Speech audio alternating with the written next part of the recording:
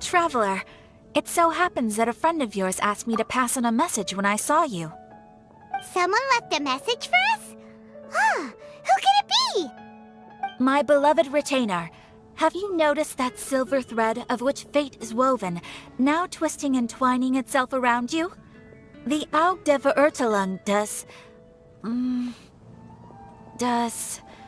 Großen Kaleido-Phantasmus will be watching you.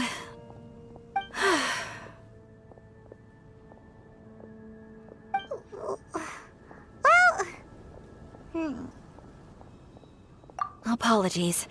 This message is unusually difficult to recite. Would you like to hear more? Definitely sounds like Fischl's note. What should we do?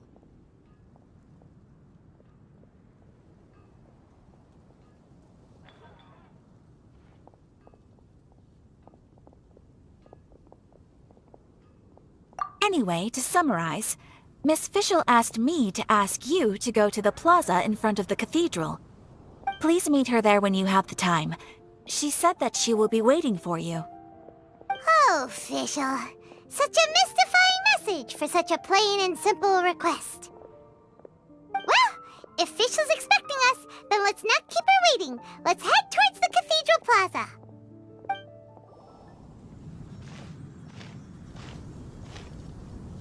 There she is! And Mona, too!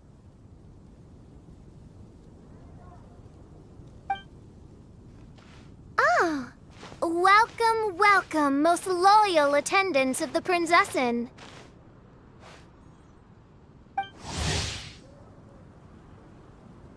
Which one is it, retainer or attendant? Make up your mind. My apologies. Mein Fräulein tends to use exaggerated expressions when she's in good spirits. Hey, Fischl! You were looking for us, right? Sounds like the fun started without us. What's got you in such a good mood? And so, the whisper of eternal night summons you back to my side. Splendid. What a blessed reunion. A boon from beyond the eventide. Come, partake of this joy with me, my subjects. Traveler, Paimon, it's a pleasure to see you again. Mein Fräulein and I extend to you our most sincere greetings. Paimon wants to say a proper hello too, but Paimon has no idea how to, partake. A normal person in this situation would simply say, "Hi, traveler, how have you been?" The traveler and I are like intertwined stars in the vast galaxy. You of all people should very well know the fate foretold by this meeting. Precisely. Lady Magistus, please refrain from such unimaginative utterances. What now? Lady Magistus has long since become a citizen of the Immonachreich. She has been serving as court archmage under one's command for some time now. That's just my surname. Don't mind that. This is so embarrassing. You're here because Fischl asked Catherine to ask you to come, right? Indeed so, my archmage. Did even this appear in thy divination? Why, your powers are truly dangerous. Oh, for the love... No, of course not. You told me yourself that you'd left a message with Catherine. Excuse me. Anyway, in my case, she practically beat the door down to get me to come along. Whatever she says, please, don't be too astonished. Don't worry. We've been around the block. You can't faze us. Oh, faithful servants, one's homeland, the Immonachreich, which bears the darkest of all fates, draws near to this world once more. Stand with me in anticipation, for the glory of our kingdom is nigh. Wait, what? Indeed. Only one's most faithful envoys are fortunate enough to be privy to this great revelation. Immernachtreich is near Mondstadt. No, please. That will be most unnecessary. I know it sounds absurd, but there's actually something behind this, I promise. Basically, what Fischl means is... Lady Magistus! All right. Honestly, look at me. A genius astrologist forced into a juvenile role-playing game. The truth is that yesterday, Her Highness encountered the Spark Knight Klee outside of the city. Both being of great fame, they recognized one another instantly and began to converse. It was already getting dark, so, in that spirit of great compassion and care for which she is known, Her Highness personally accompanied Klee back to Mondstadt. On the way, Her Highness relayed to Klee the story of her origins. Upon hearing the tragic tale of the fall of Her Highness's homeworld, the tender-hearted Spark Knight inquired, with tears welling up in her eyes. Oh no! Is the Immernachtreich really gone? Won't it grow back? Oh, mortal, your sovereign's heart is touched by thy sincerity and sympathy. But nay, the Immernachtreich is an everlasting realm, and one day, it shall make its reappearance. Really? So how do we make your homeland grow back again? Oh, please tell me. Please, please. Since you inquire so earnestly, give unto me a tranquil haven. Promise me eternal admiration. Lend me both time and wind, and one shall revive one's homeworld. Could you cut the reenactment and just get to the point? In short, Klee gave Fischl an island to serve as the promised land where the Immernachtreich will appear. I didn't believe it either at first, but then I saw this letter.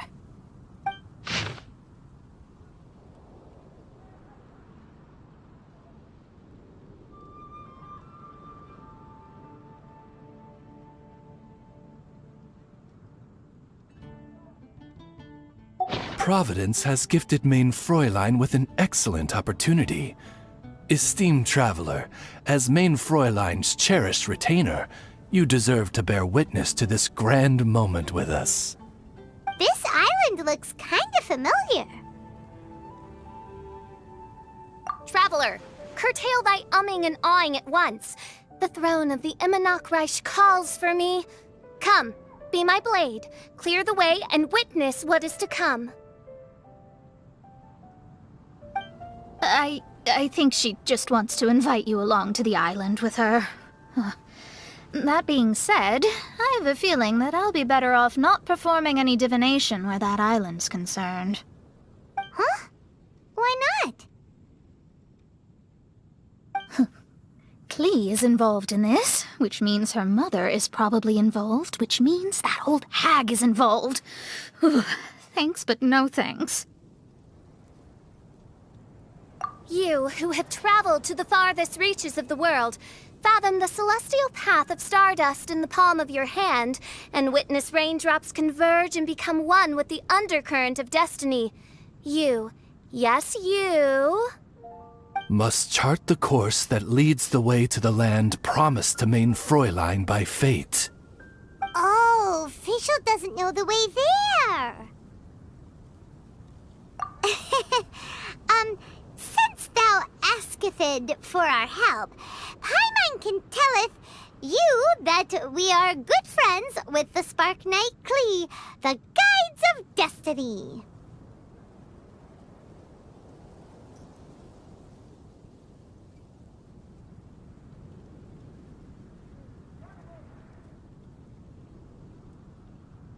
Come on, just play along.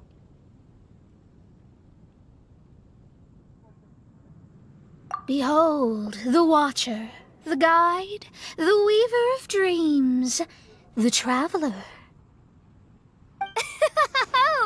Excellent, most excellent!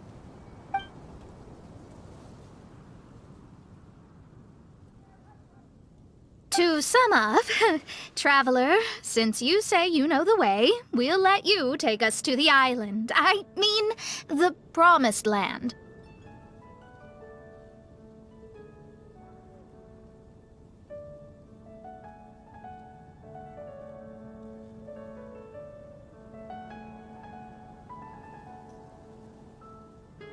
Oh, good, fine, done. Right now, Lady Magistus needs to go home to pack her things and catch up on some sleep. Your Highness, your other distinguished selves, let's meet at the city gate at 9 o'clock tomorrow morning. Very well. Then it is settled. One blesses you with an undisturbed slumber, Lady Magistus. You too, Traveler. Main Fräulein means to say, good night. See you all tomorrow. About darn time! Good night!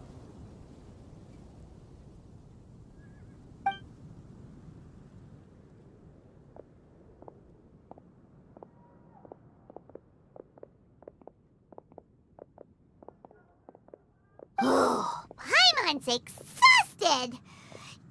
You all have proper rules. How come Paimon has to be a clock on the wall in the royal palace? Cuckoo! It's 12 o'clock sharp in the Immernachtreich.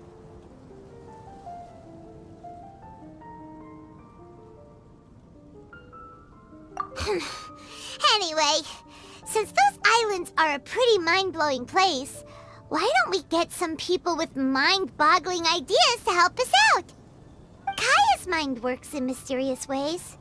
But no one in Mondstadt has ideas that boggle the mind quite like a certain somebody who's definitely going to be in the tavern at this hour. Come on, let's go rope him into helping us.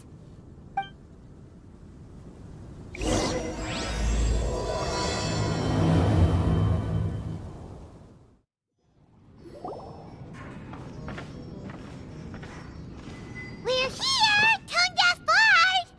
Uh-huh.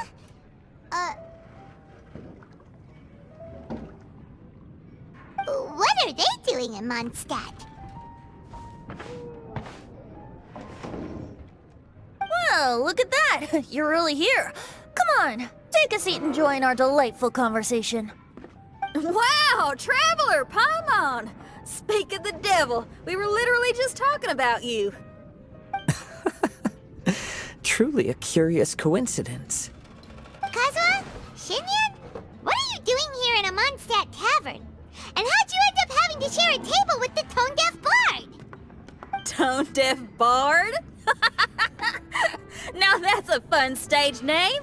It seems like you're a pretty well-known singer, fella. Though sadly not a rock and roll singer, or we could perform a duet. So, you all know each other. My newfound friends are my old friends' friends from afar. How fantastic.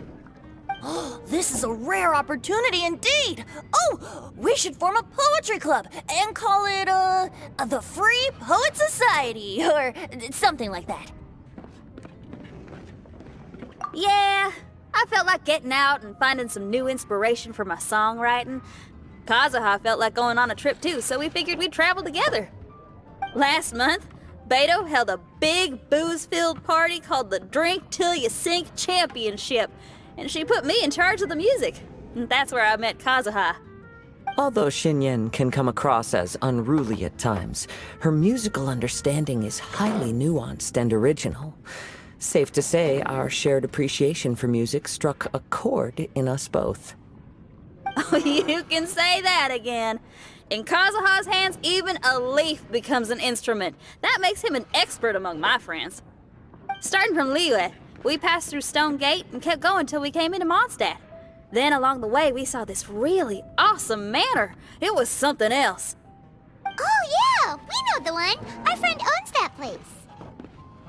Really? Y'all sure have a lot of friends. Well, whoever it is that lives in that fine place must be really loving life, huh? Guess so. Similar souls tend to attract each other. Traveler and Paimon, you must have exceptional taste, just like that friend of yours. Wow, you're too nice. Unlike some people who only ever seem to poke fun at Paimon. Ahem. By the way, do you know anything about the Iridescence Tour? It's supposed to be huge. Rumor has it that all 7 nations of Teyvat are gonna be involved.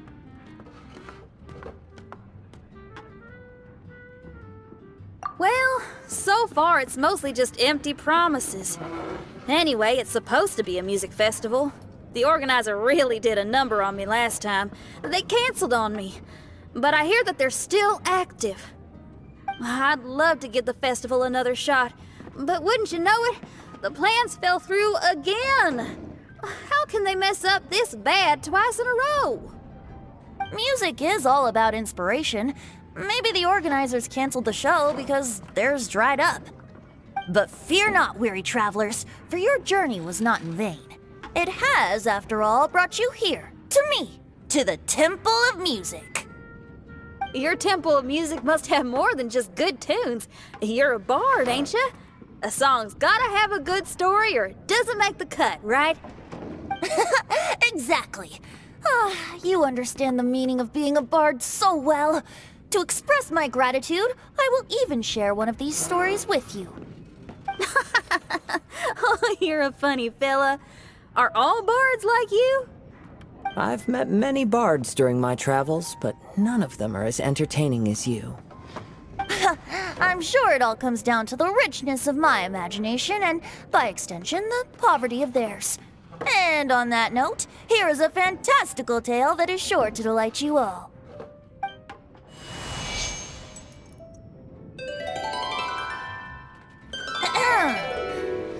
Legends tell of an emerald isle in the middle of the ocean. There, the Dodo King and his people live a blissful existence.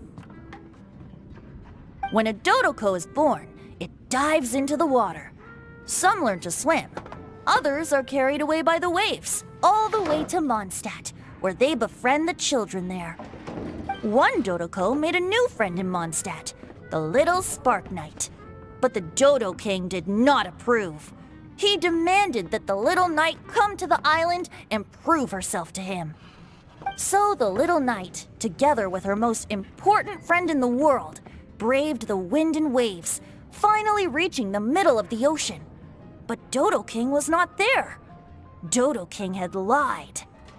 There was no trial by fire or interrogation. The little knight's mother, who was a mage, had built an entire summer city there as a gift to her daughter, along with this message.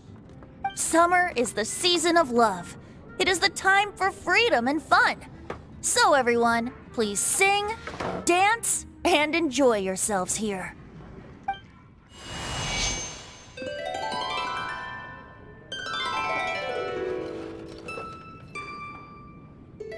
The end.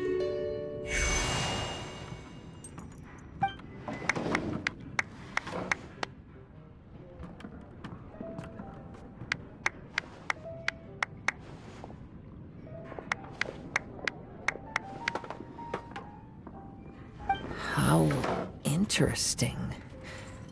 I now have the urge to visit that island myself. This is the thing about traveling. You can't plan ahead. Better to leave when the mood takes you and go where the heart leads. I'm glad you liked it. Well, there's wine on the table, and I have stories to tell. Seems like fate is feeling kind today. Here's to music. Come on, traveler. Don't worry, if you don't like wine, there's juice as well. In that case, I'll have a glass of juice. This one. I like the color.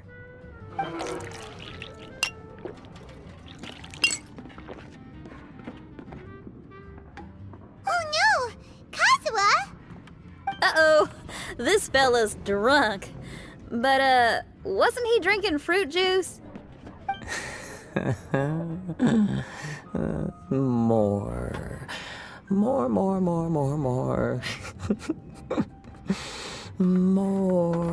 More, please.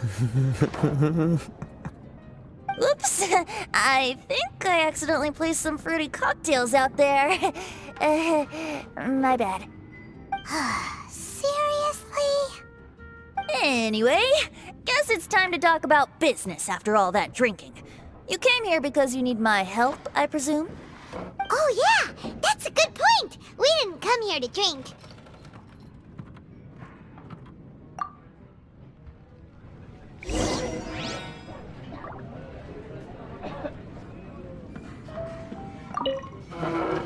Kazuha? Kazuha! Oh, he just won't wake up.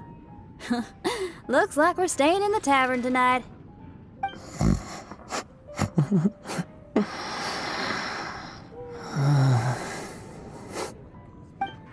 Even if you are a close friend, Kazuha?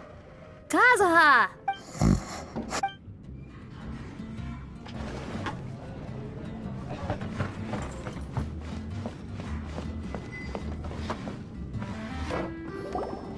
Look where we are. Yup, I can sense that you're about to tell me something very interesting. Klee gave a special gift from her mother to an adventurer friend? Oh, she's such a kind-hearted child. As I'm sure you've already guessed, that letter is most definitely written by Alice. Yeah, that's so. Speaking of, guess which two people I ran into on my way to the tavern today? Master Jean? Or Lisa? A mother and daughter, both with long elf ears and the most amazingly adorable personalities. Alice and Klee? Ding ding ding! Correct answer! The unaging mage was taking her teeny tiny knight on a vacation, and I happened to run into them. As a friendly greeting, the mysterious woman gave me a gift. She also said that if I meet any fun friends, I should share this gift with them. So now it's yours to keep.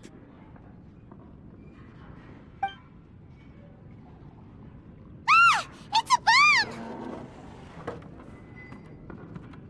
Minus the fuse, so don't worry, it's not going to explode.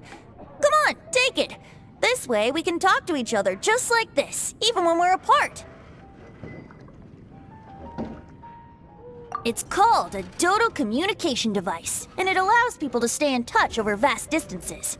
However, you can't just use it anytime you want, and there's also a limit on the number of times you can use it.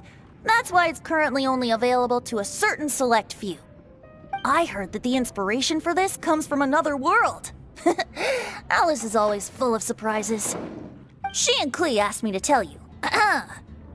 Please take this with you when you depart for the island. No, wait, the Promised Land with your friends. And have fun.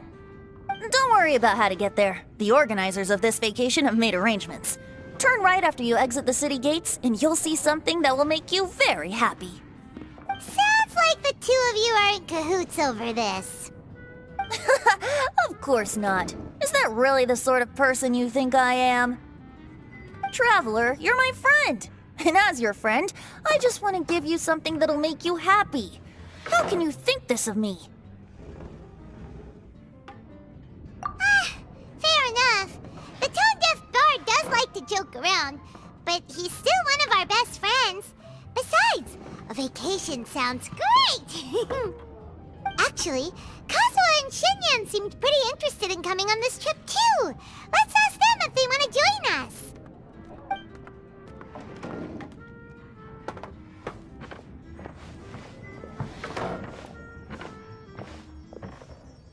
Ah, you're back. Poor Kazuha's still out for the count. Seems like he can't handle alcohol so well. Shinyan, do you want to come to the islands with us?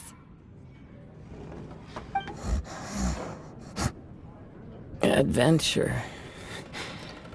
Can't. Huh? He doesn't want to go anymore. He seemed really interested just a moment ago. Can't miss the adventure. Ah, Kazuha might act mature, but deep down he's just another youngster eager for new experiences. That must be why he didn't think anything of the fruit juice earlier. Well, all the more reason for you to join the island trip. You know, a lot of people have praised the beautiful scenery there, even bards. Okay, sounds like a plan. How do we get there? Someone's got it covered, apparently. There'll be a few others joining us on this trip, and we're meeting at the city gate tomorrow morning. We'll wait for you.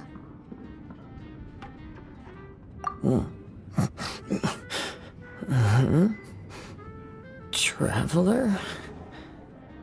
Oh, yeah. They don't know Fischl yet, do they? Okay, so here's the deal. There's a princess from a faraway land and her retinue, who are also coming on this trip. Huh?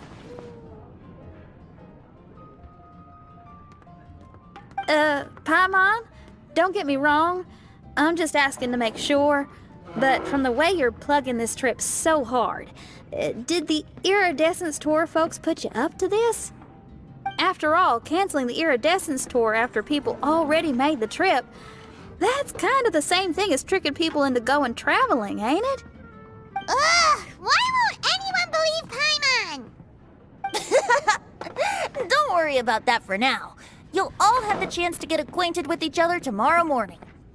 Whether you're a princess, a retainer, a talking raven, a samurai, or a musician, you're all VIP guests of the island on your summer vacation. And that's what counts, right?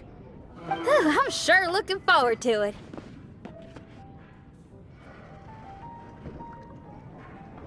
I'll have to pass. I have some work to take care of. You serious? The tone-deaf bard actually has plans to do some work? I promised a young lady with cat ears and a cattail that I'd sing at her tavern to boost business and beat the competition. Ah, yes, the competition being this place, which has six-fingered Jose. Aren't you allergic to cats? Yup, I can always sing on their roof. She told me that as long as their sales surpass their competitor, there's a whole month's worth of wine in it for me. Oh, what a fine employment opportunity, virtually tailor-made for me. So have fun, and don't worry about me.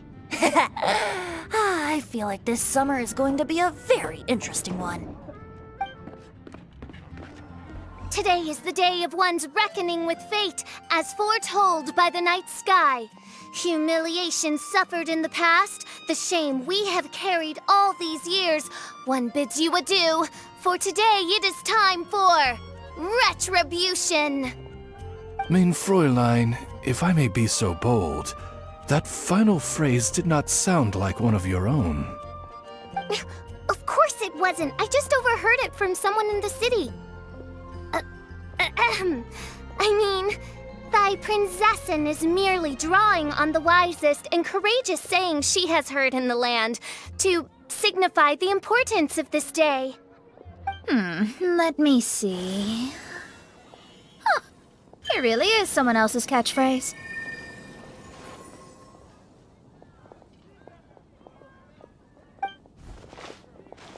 Wow, you're here early.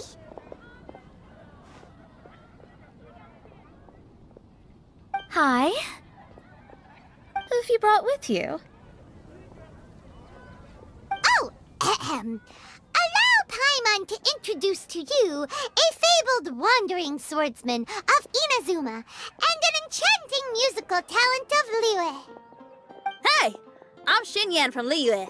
I like rock and roll, sunny days, and good times. You must be the princess Paimon told us about. You sure do look the part. I hear you're from a faraway land. It's an honor to be in the company of dignitaries. And this lady over here, my family tells me that only the wisest scholars wear pointed hats like this one. Guessing that applies to you too? Oh, I like her. She can stay. Xinyan, your gaze pierces the dark veil of night to arrive at the truth beyond. I am in need of one such as yourself. Very well. You shall be one's musician laureate. She's trying to say thanks. You say all the right things. And the same goes for me too. Pleasure to meet you. I'm Mona, an astrologist. Oh, well, it's nice to meet you too. Mona is amazing. She can find out everything about you by divination. A princess? an astrologist, and an articulate raven retainer. In the company of giants, my humble self hardly deserves mention. I am Kaedehara Kazuha from Inazuma. It is an honor to meet you all. What ho, Kazuha? Divulge thy epithets and thy vocation. Oh, Main Fräulein would like to know where you work and what your field of expertise is. I'm afraid I'm just another wanderer. This guy is an expert in the sword arts. He parries blades that none have ever parried before, and strikes like lightning mere mortals could not hope to comprehend. What? Is he really that powerful? Let me take a look. Huh? Oh my. Hi, Kazuha. I'm absolutely delighted to meet a great swordmaster like you. Could we ask you to be our guard while we're on the island? One hereby declares you Captain of the Royal Guard of the Immanokreich. For even Lady Magistus to praise your skills, you are surely one of rare talent. Okay, Lady Lady Majig... What? Oh, just call me Mona. Stop calling me that weird name. By the way, Lady Magistus, we found out how to get to the Promised Land. A legendary great mage gave us a big hint. Come on, everyone! Follow Paimon!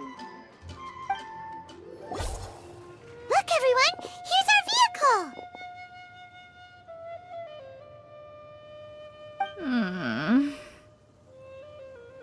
Somehow, I suddenly don't feel like going anymore. What a, unique little thing. Looks kinda like Guoba, doesn't it? Guoba. Is he the magical creature at Wanmin Restaurant? Now that you mention it, it does look quite similar. To be honest, even Paimon isn't so sure this can take us to the island after all. I see. Only by meeting the lowliest of ends can we arrive at the Immanokreich born anew. Ho, behold, the doorway cloven by thundering retribution. By such means as I once descended into this realm to bring retribution, do I now venture into the next. Come, Oz, lead the way. I will enter first. Main Fräulein need not worry. He's in! And now he's gone! Why, this truly is the path of retribution that leads to the Promised Land. Maybe I should just do a quick reading for safety. Lady Magistus, it's fine! This is Alice's creation. It's totally safe. Spare yourself the trouble. Just come with us. Oh, right, I completely forgot. All right.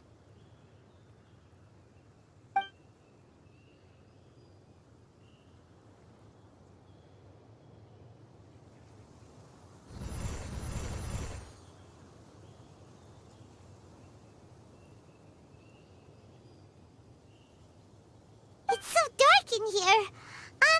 Can someone turn on a light? Ugh. Hey, quit pushing! Come on now, let's all try and stay. Ow! Fischl, you're treading on my hair! I thought it was a snake. Ah! We're flying! Everyone, be careful.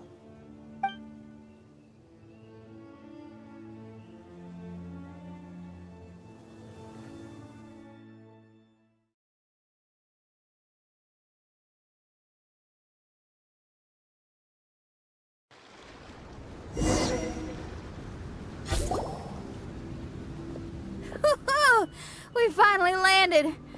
What was that all about?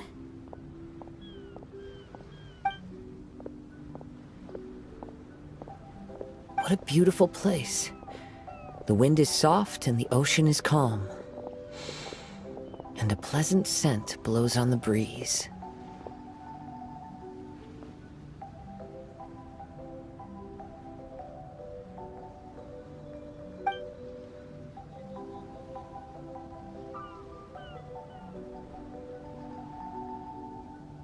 Yep, Paimon's feeling way better already now that we can see the ocean.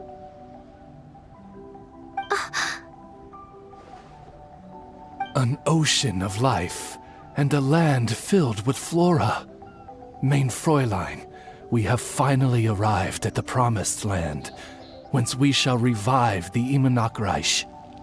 Oh, faithful retainers, this is the blessed paradise that one has been searching for. Here is where we shall witness the culmination of all things. I, who command the darkness, shall lead you to yonder gate of dreams. Shall lead you to yonder gate of dreams.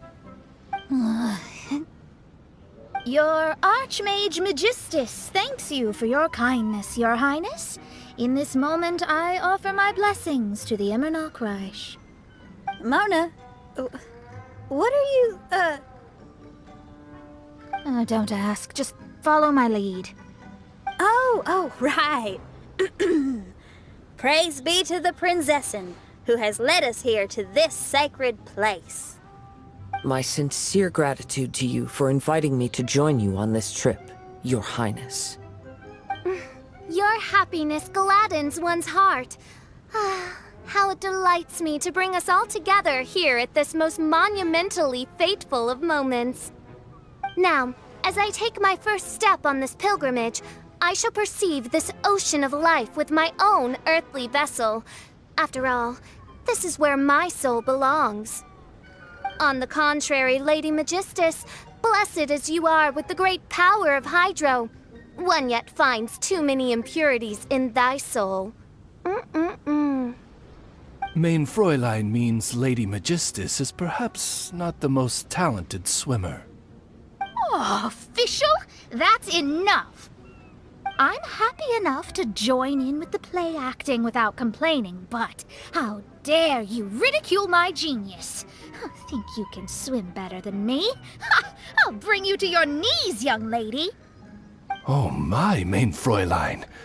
Steel yourself, Mein Fräulein. Oh yeah! Swimming race, swimming race! Whoever comes in last is a rotten egg!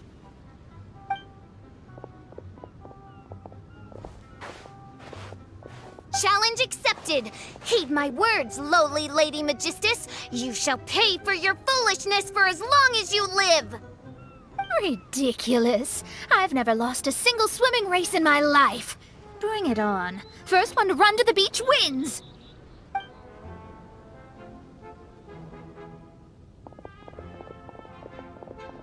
Are they serious? Running? I thought they were gonna swim. I take it you have no present plans. I want to start by surveying the area first. Want to come along? Xinyan, are you coming? Seems like everyone's got things to do. I'll stay here and hold down the fort for now. Mona and Fischl have gone swimming, and someone's got to set up camp. Don't worry, I got this. You're gonna take a look around, right? Well, make sure you let me know if there are any good views. Thanks, will do! Hey, what's that huge weird thing over there? It appears to be some sort of machine. And an army cap with traces of Hydro next to it. It seems that we are not the first to set foot on this island. Also, there are footprints here. Fresh ones. Likely no more than a few days old. Really? Paimon didn't notice them at all.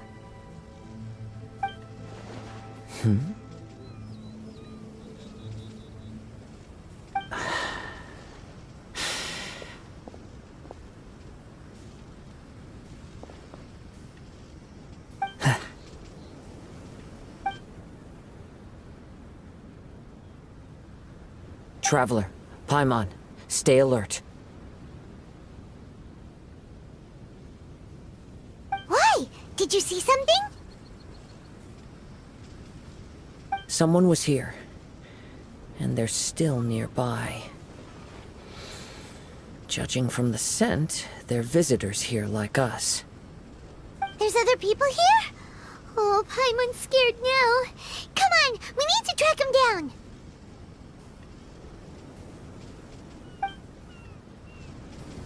You said the cap had traces of hydro on it? Then let's follow the traces of elemental energy.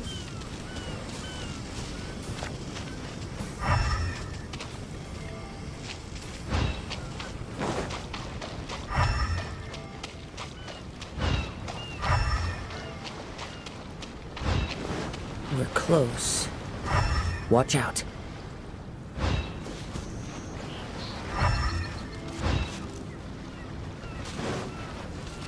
It's the Fatui! Why are there Fatui on this island? Isn't there a single place in this world without mint, sweet flowers, and Fatui? Interesting observation.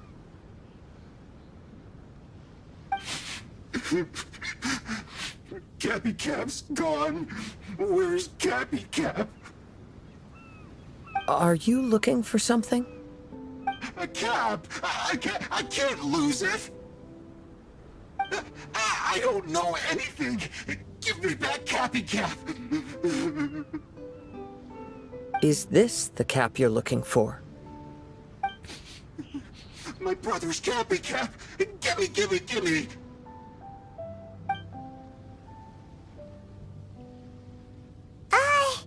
This guy is not the sharpest sword in the sheath. Don't bully me or I'll punch you in the... Ah! Monster! Monster! Stop right there! What are you doing here? Another Fatus!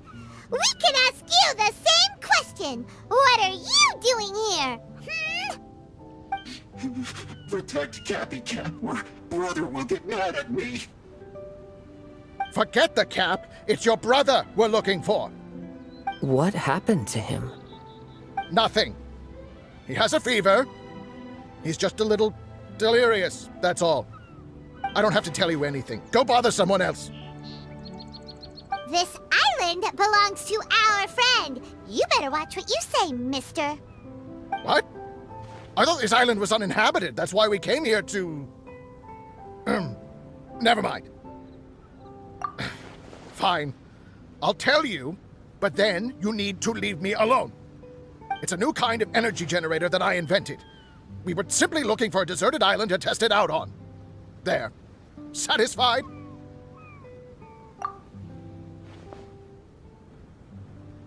Yeah, and if you don't do as you're told, we'll take his cap! Please don't! Hey, stop crying! All right, I promise we'll stay within this area. Okay? By the way, why is there smoke coming out of your machine? Because the cursed thing is broken. As much as I hate to say it, our tests did not go to plan. We were getting ready to leave anyway. Oh, well, just see yourselves out whenever you're ready. Bye! Come on, let's go.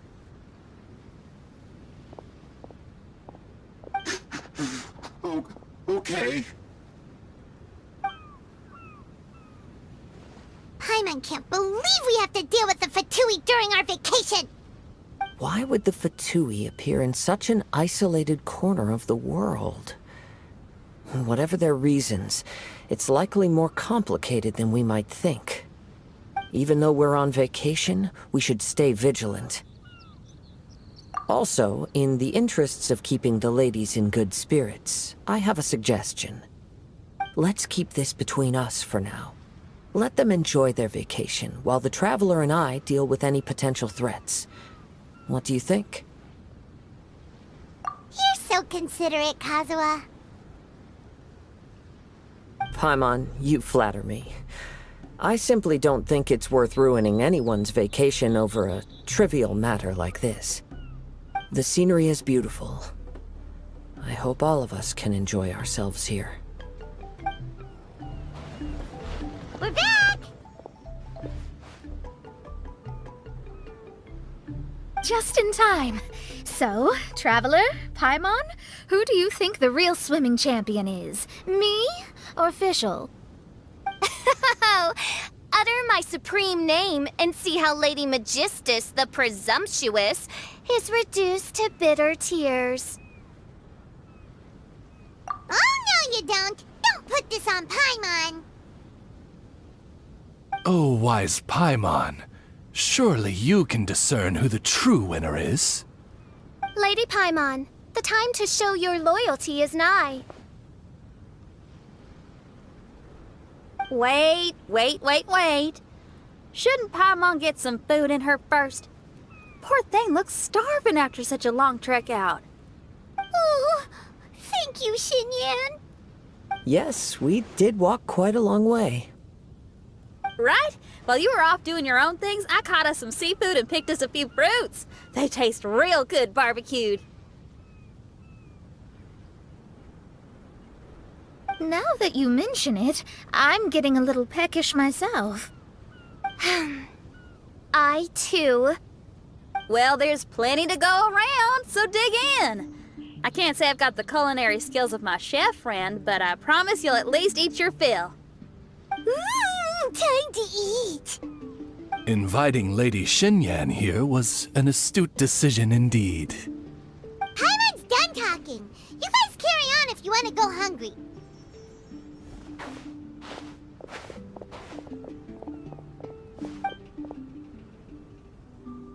I love that barbecue smell.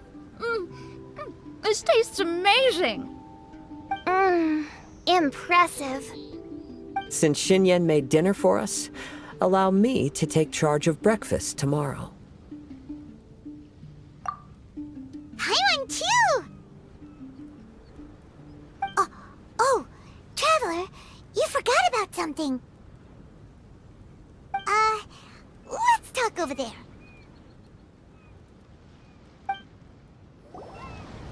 That whole thing with the Fatui is bothering you too, right? Well, remember the bomb thing that Venti gave us? We can contact him using that.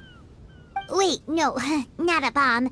Venti said it's called a Dodo communication device. Yeah, let's ask Venti if he knows anything. He always seems clued in on everything, so if there's any intel floating around, he'll definitely know about it.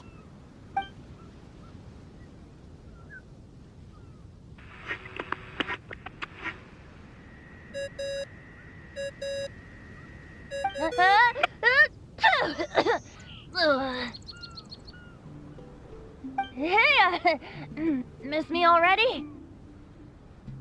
I know that. You're the only person who can contact me on this thing. How come you're sneezing? I'm at the cat's tail. So many cats. They gave me some allergy medicine, but it's not working. Okay, go on then. What are you calling about? Could you be any lazier? Alright, well, Venti, there's some strange things going on this island. We ran into the Fatui. The Fatui?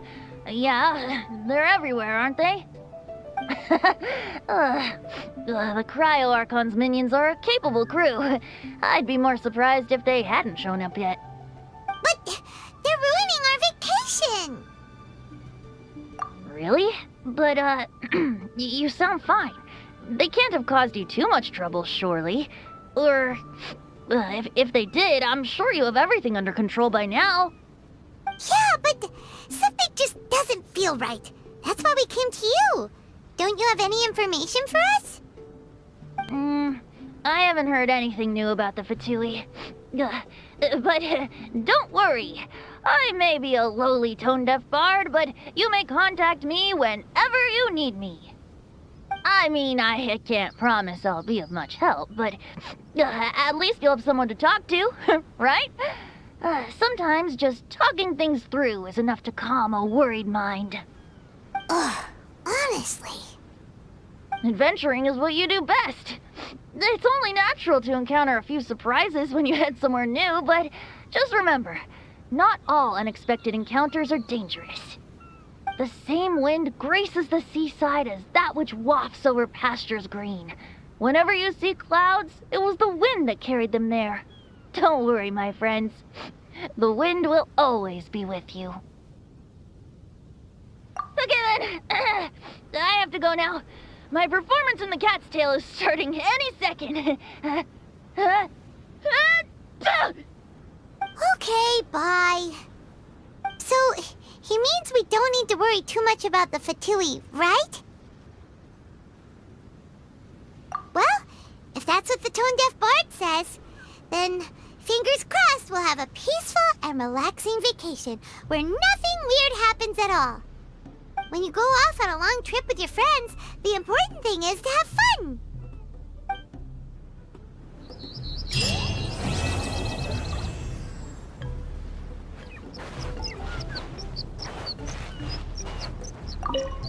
The mortal temptation stopped the truth in its tracks, denying the verdict of my victory the chance to be announced in my presence.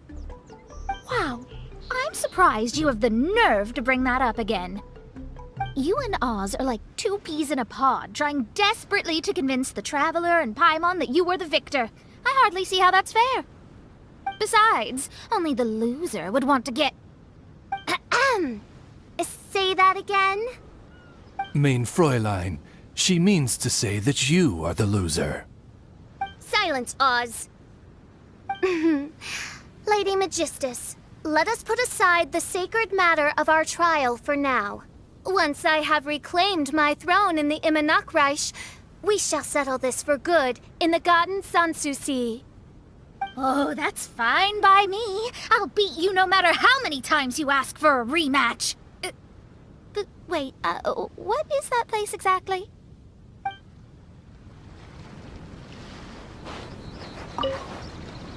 It was a great pleasure to enjoy a delicious meal to the gentle whisper of the sea breeze. Thank you for making dinner for everyone, Xinyan. Y'all, no problem. I'm just glad y'all enjoyed it.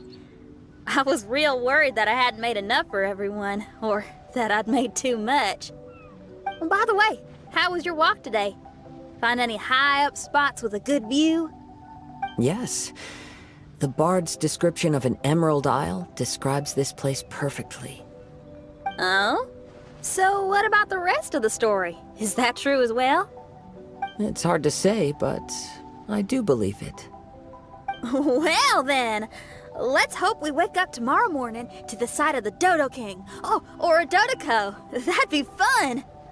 Of course, I don't mind if that doesn't happen. It's amazing to just be here on the island from the story, and to get to make some new friends from Mondstadt.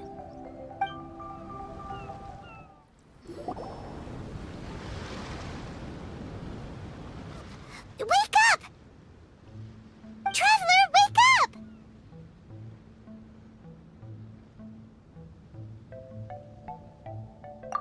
Oh, thank goodness you're awake.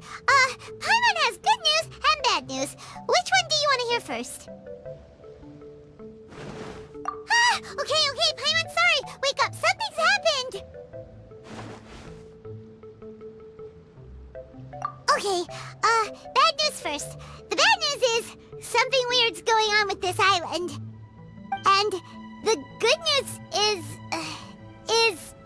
it seems like it has nothing to do with what we came across yesterday. Today is a different issue entirely. Ah, look, she's awake. Careful not to frighten her. She's probably just like the others. Ah, humans. Such delicate little things. How are you doing, mate? Feeling a little fragile? So, as you can see, the boat can talk. No! Avoidance isn't gonna solve anything! Poor soul. Imagine being scared of talking squirrels and boats. Ha! Well, we can't blame her. After all, humans aren't quite accustomed to hearing things like us talk. Wait, have you guys always been able to talk? Of course! Otherwise, how would we communicate with others of our kind? So in other words, we suddenly gained the ability to understand you? Huh. How strange. Maybe you've gained some intelligence. Congratulations. So you're finally awake. Time to rise and shine. Oh, you're back. Yes, we went for a little walk. The enchanting scenery and pleasant weather here soothes the body and mind. Everything is fine, except that some places are a little peculiar. Oh, the servants of darkness have descended. Rejoice, for the return of the Reich is nigh. Mein Fräulein means that this is an unexpected development, and she has never seen anything like this before. No, that's not even close to what she said. Oh, my apologies. Please take that as my own opinion. After last night, there have been some unusual spectacles on this island. Yes, swimming birds, flying squirrels, the sun and moon in the sky together. Some of these sights only lasted for a moment, but that doesn't make it any less bizarre. I heard a strange flapping sound on the island, but didn't see a single flying creature around. There was also a peculiar floral scent on the wind. Though there are many flowers on this island, that scent did not resemble any of them. Seems to me like whatever these things are, they aren't visible to the naked eye. I tried to perform a divination, but my scryglass showed only a chaotic mess that was impossible to decipher. Oh, Paimon has a bad feeling about this. What have we gotten ourselves into? I had resolved to summon the Reich in this land, but now we observe these puzzling phenomena. Could this be the spawn of the condemned, trying to thwart my sacred endeavor? Wait, you don't think Alice could be behind all this, do you? But if it really was her, it wouldn't make sense to do all this. Look at them, old chap. Seems we scared the pants off them. Aye, well, they've never seen anything like this before. This old boat sailed all over the briny seas in its time, and tried talking to many a sailor too. But in all that time, not a single person has ever spoken back. Exactly! If it weren't for this environment, who would have thought humans would be able to chat with us? This environment? What do you mean by that? Oh, the environment. Could it be that the environment is what's interfering with my divinations? Even if you were...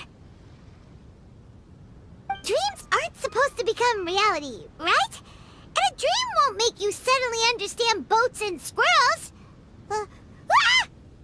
What's wrong? Look! Over there!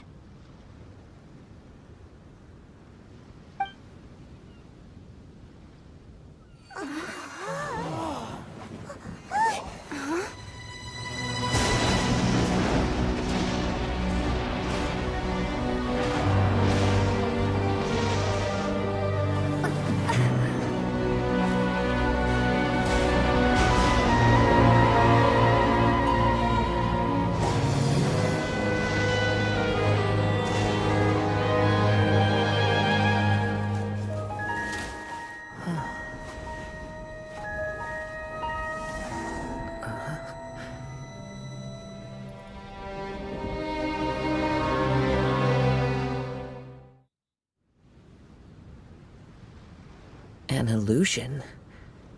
No, it felt too real to be an illusion. Those things we saw flickering in and out. That's exactly what I saw earlier this morning. this mean? The Imanakrish is real? Wait, what?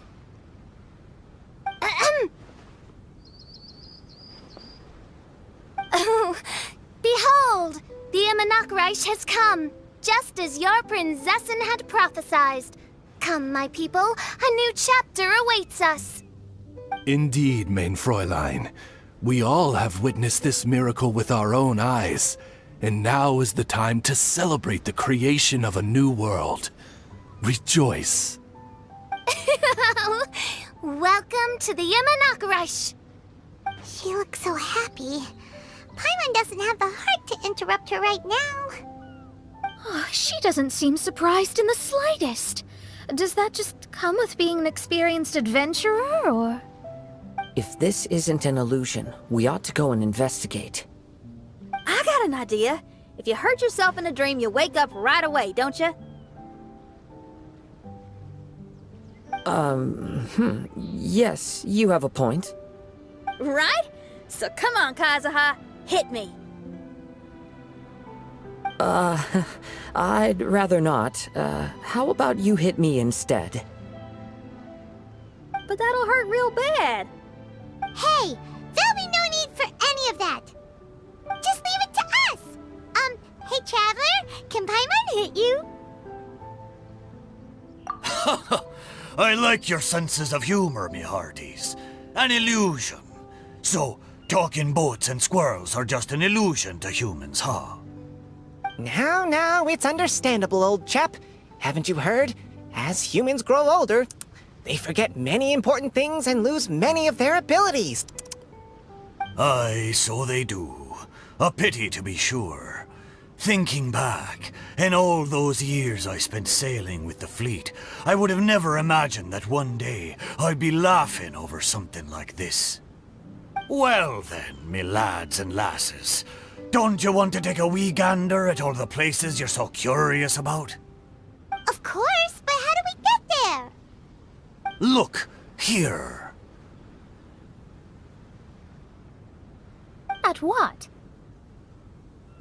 Blimey, at me, of course. Oh, that's right. I forgot to introduce myself. I'm the smartest chip you'll find in all these parts.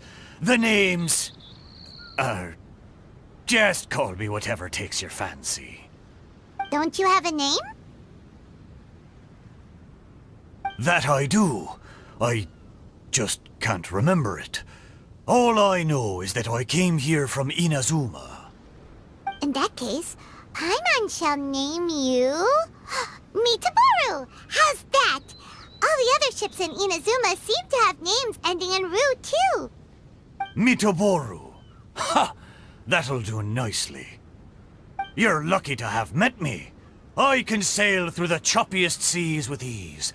There isn't a wave out there that can capsize me. So, come aboard, and I'll take you wherever you'd like to go. Ah, how very kind of you, old chap. Unlike that Animo Archon who abandoned us here.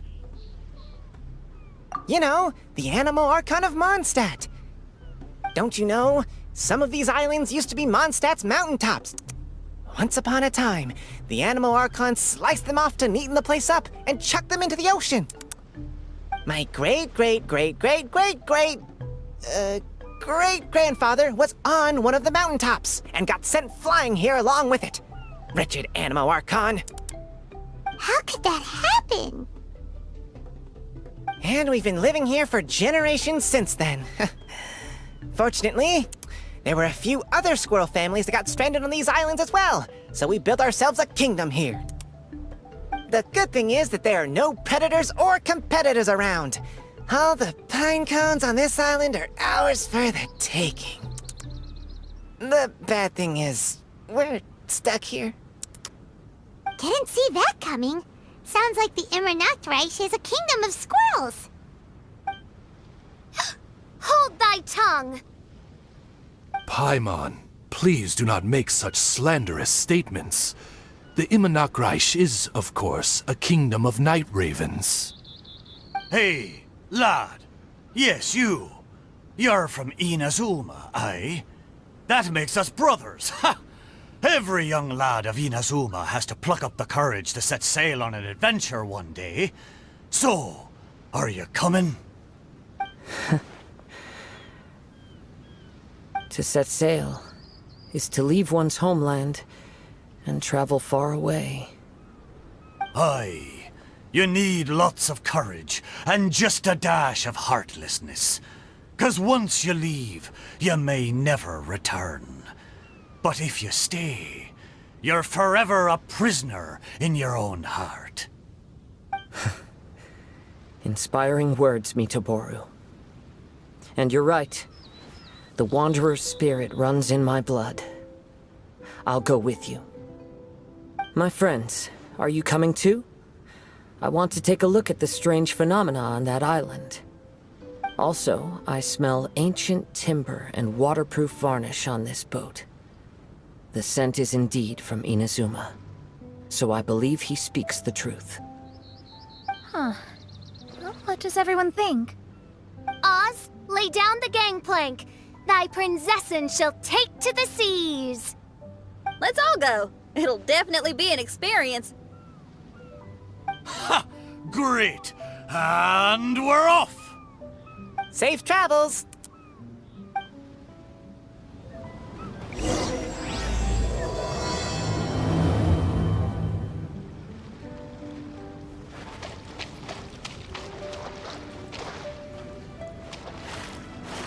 Good going, lads and lassies. Mitoboru admires your bravery.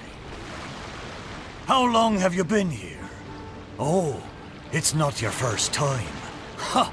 Well, I never. We're almost there. Please take all your personal belongings with you, and mind your step as you disembark.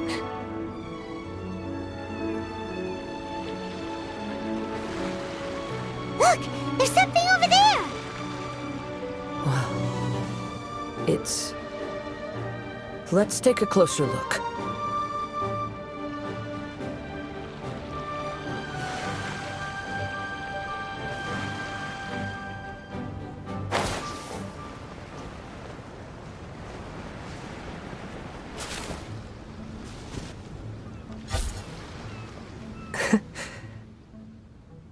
Well, I certainly didn't expect to see you here. This is a bonsai pot, right? It's nice, but it looks like it's been a little neglected. This bonsai was in my family for many generations. I saw it once in a Tenryo Commission warehouse, but it looked quite different from how it does now. At that time, there was a withered tree inside. Why would someone keep the plant in there if it's dead? It's a way of sending a secret message. It indicated that there was something hidden inside the flower pot. There was a letter buried down at the bottom, which told of an ancient secret in my clan. I did not take the bonsai with me after reading the letter, which means it should still be in the warehouse now. I wonder who removed the plant and placed the pot here. So the bonsai pot belonged to your ancestors? Seems a shame to leave it empty like this. Huh. Kazuha, what do you think about maybe putting a little something inside it? All right.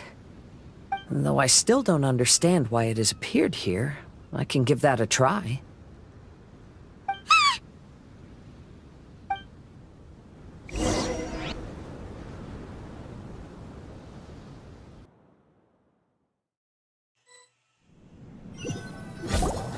I knew it wasn't gonna be that simple! Huh?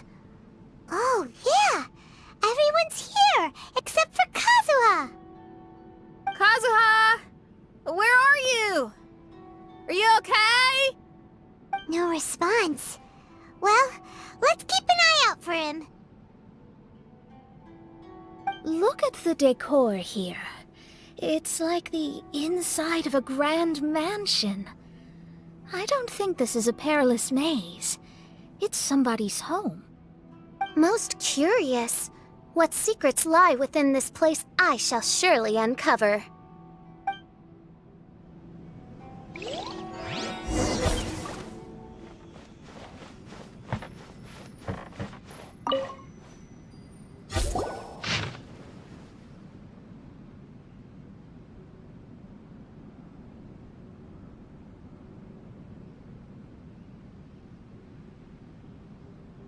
It looks like this letter was written by Kazuha's father.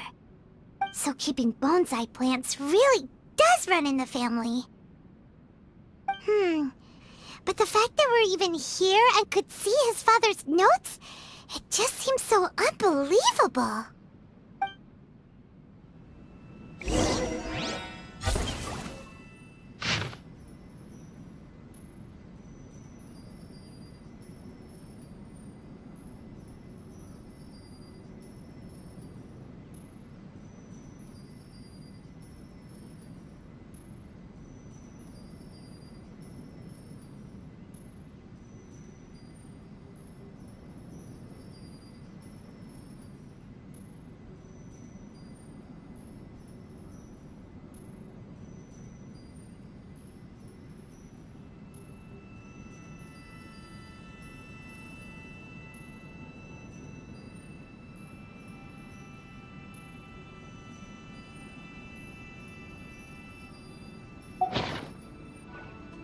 Looks like a letter Kazuha wrote while he was traveling. Oh, what a sad letter. Lord Kazuha.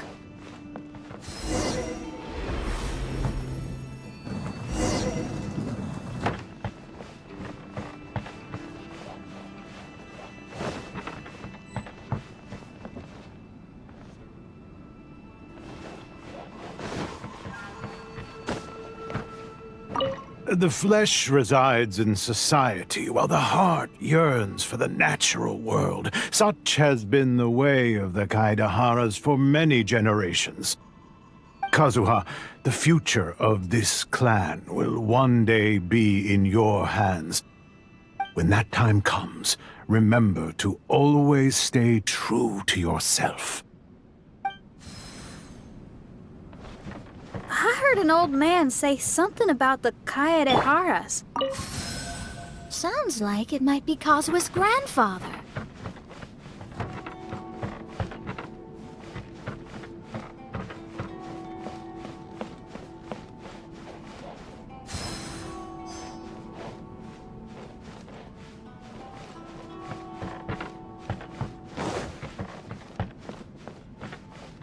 Listen carefully, Kazuha. A Kaidahara blade is not forged for the purpose of harming people.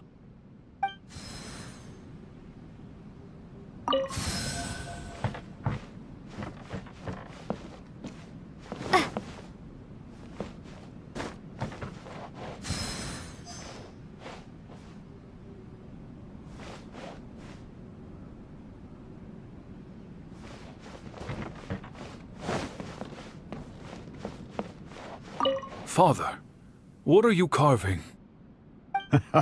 It's a rock garden. I'm modeling it after the scenery I saw on my travels abroad. It'll go in my bonsai later.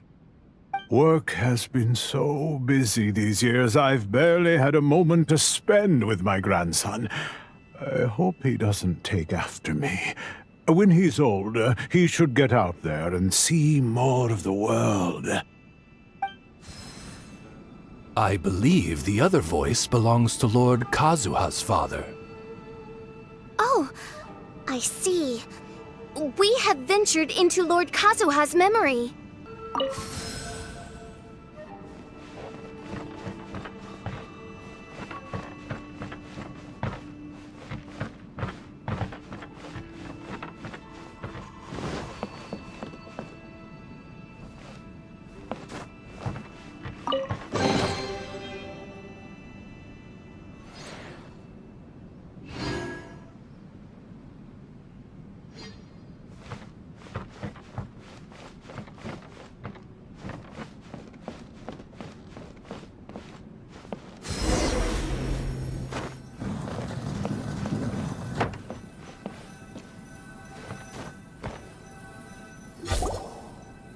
Oh, there you are. Huh? Where did you all go? This place is a maze. We all got trapped inside except for you. I've been stuck in this room the whole time and can't seem to find a way out. I have to say, this place looks a lot like my childhood bedroom. If this is your home, why would you be trapped here? Is the maze trying to keep you out?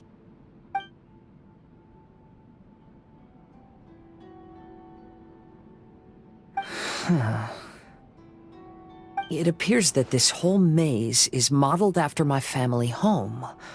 And all the conversations you heard in there are in fact words once spoken by my father and grandfather. You said that the maze is trying to keep me out.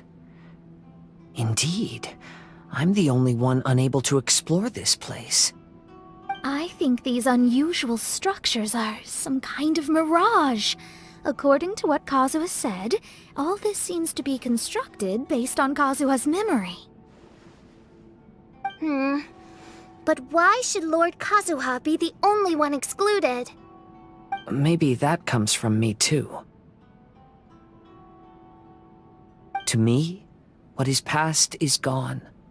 Everything in the world is guided by its own rules, and as for people, we can never relive the past.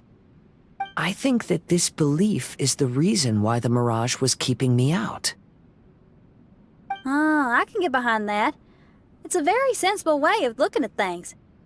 All our thoughts have consequences. I don't consider it strange, and I don't think it's anything you should be worried about. We got in here by touching the bonsai, didn't we? So perhaps, if we touch it again...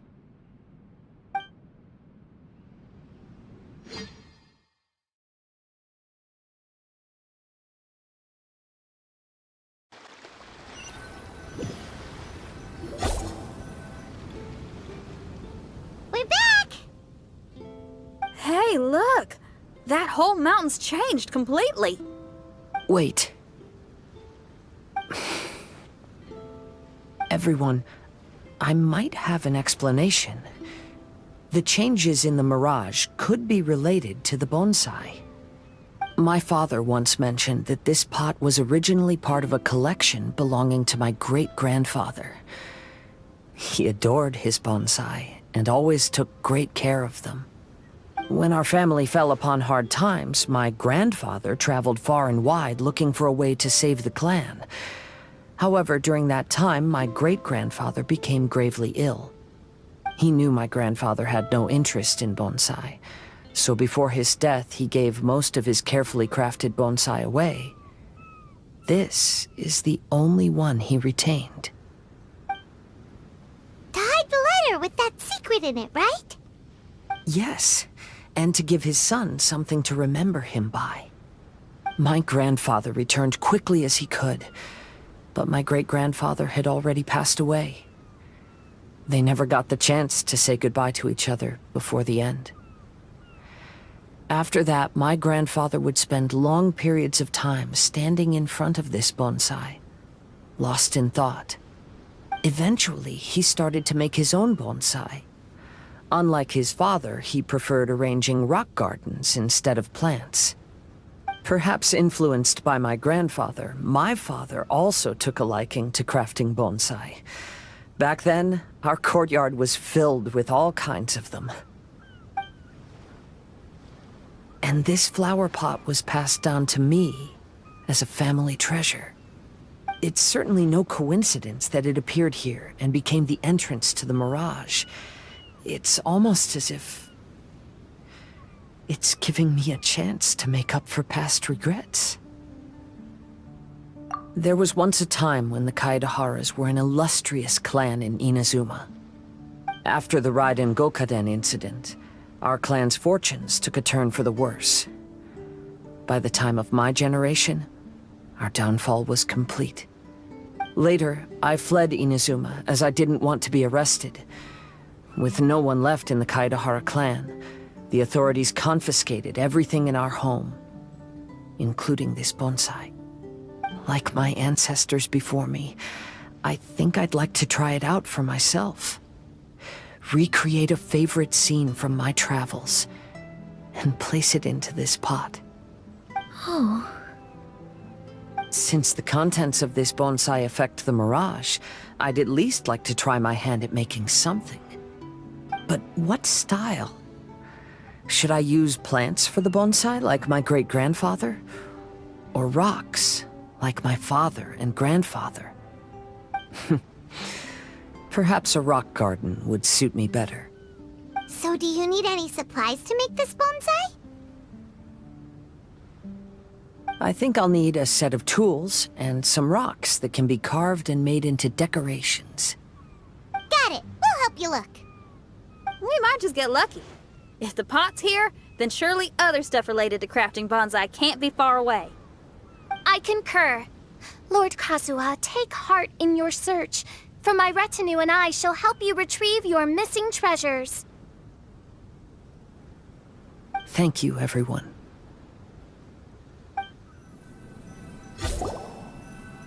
Wow, it's a new place. As was the case last time, only Lord Kazuha is missing. Don't worry, leave it to us. This will do. Ah, Kazuha. You've come just at the right moment. What do you think of this rock carving?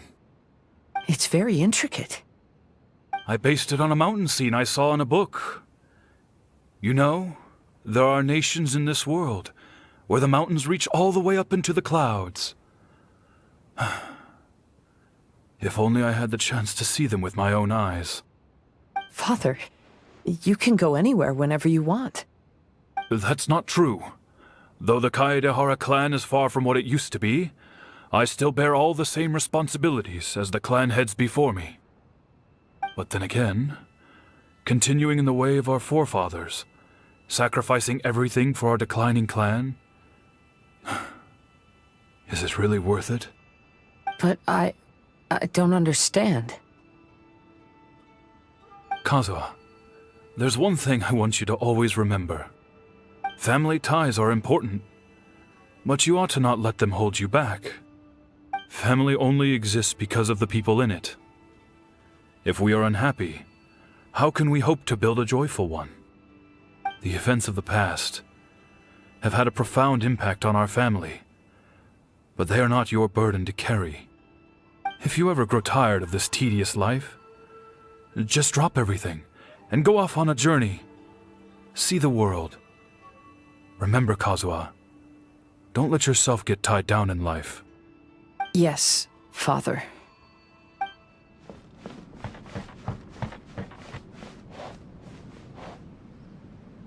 I'm sorry, but I just don't understand. Kazuha, have you forgotten our promise? You really want to give it all up? But even if we're having a rough time, you still have me by your side. Can't I be of any help? When you were my age, you were already helping Grandfather out. Am I so incompetent that I'm a disappointment to you? Or... Kazuha! Now you're blaming yourself for all of this? That's why I failed you as a father. The Kaedehara clan has been paying the price for our past mistakes ever since your great-grandfather's generation. To this day, we have never fully recovered from it. Though we are a family of bladesmiths, you don't have to devote your life to the family craft. If a wounded animal wants to escape from a trap, it has to sacrifice the hind leg that was caught. You might think of this as a loss, but staying in the trap has far more deadly consequences. Enough now, Kazuha.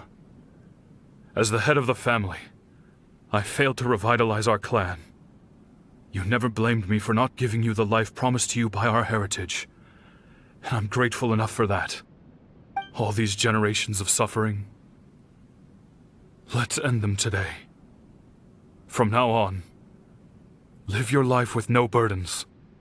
Don't worry. I'll carry the blame for abandoning our family business. Father, please don't. You should not be to blame for not upholding our family name. Even if that day comes, let me share the burden with you. Let's just wait and see. Sooner or later, I will have to lead the Kaidahara clan.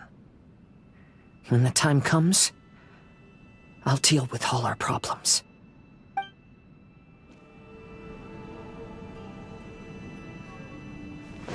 Hey, think you're tough enough to go against me? Ha! No response! What's wrong? You scared? Did you really think it would be wise to pick a fight with the Kaidahara clan? The Kaidahara clan is no longer what it used to be. That's Kazuha's voice!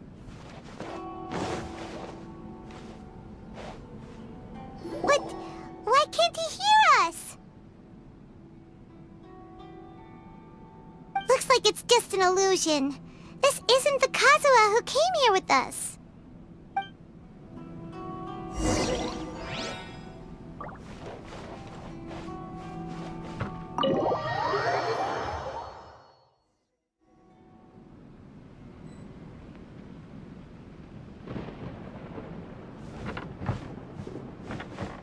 Maybe if I were more adept in the sword arts, I'd be able to share my father's burdens.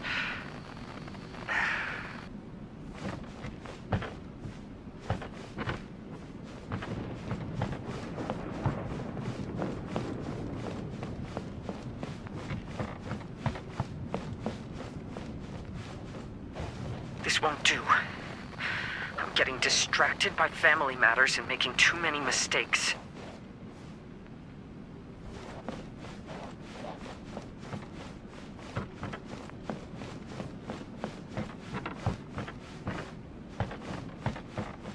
I yearn to hear the song of Nightingale.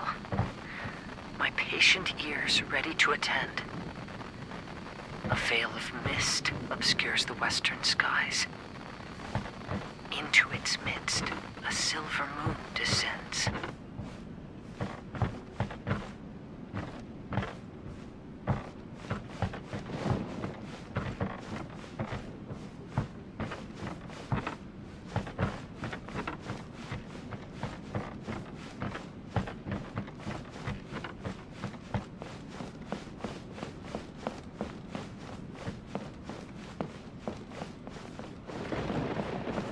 No one is fighting a losing battle, and yet never once falter. This shall be my father's legacy.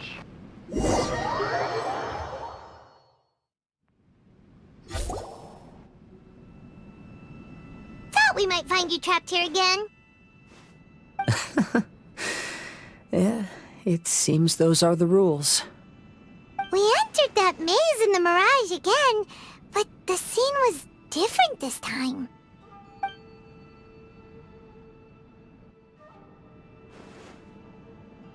The mood was more deflated, and the place more humbly furnished. Yes, that makes sense. What you saw was the Kaidahara clan in decline. We saw you in the Mirage too, but you looked a little different than now. Indeed, I most certainly agree. Compared to the Lord Kazuha before us now, the mirage we saw appeared lost, with the burden of fate weighing heavily upon him. I can confirm that. His fate was a heavy burden indeed. That means I am older and wiser now. I'm sorry you had to see my less mature former self. For a long time after leaving Inazuma, I've lived the life of a drifter. But this is no bad thing, because I learned much from the experience. I wish that I could have met my past self too. If he saw me, I know that he would understand. Life is a long journey, and that's why I must travel far and wide.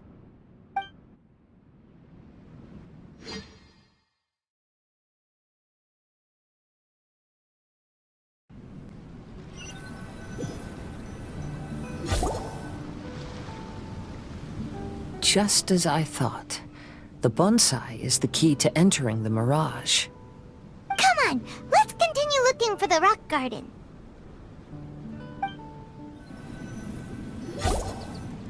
What's happened here? Everything is broken. Alas, the loftier the clan, the more devastating the fall. Broken into pieces and not a single soul around. This must be the way things ended. Come on, let's get moving.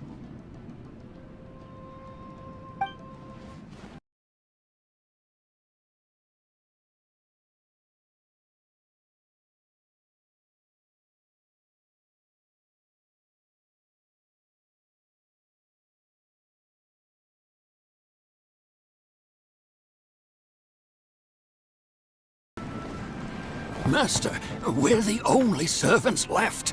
Are you sure about this? After we're gone, who's going to... Don't worry.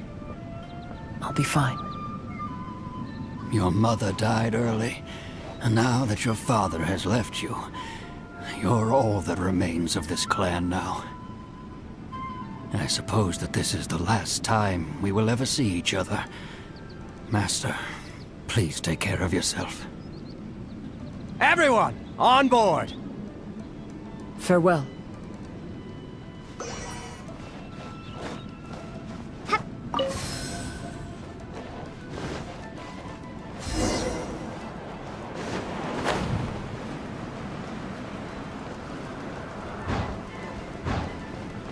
The Kaidahara clan has ultimately disbanded in my hands. But as my father said, I should not let life imprison me. Perhaps living the Wanderer's life is what was meant for me after all.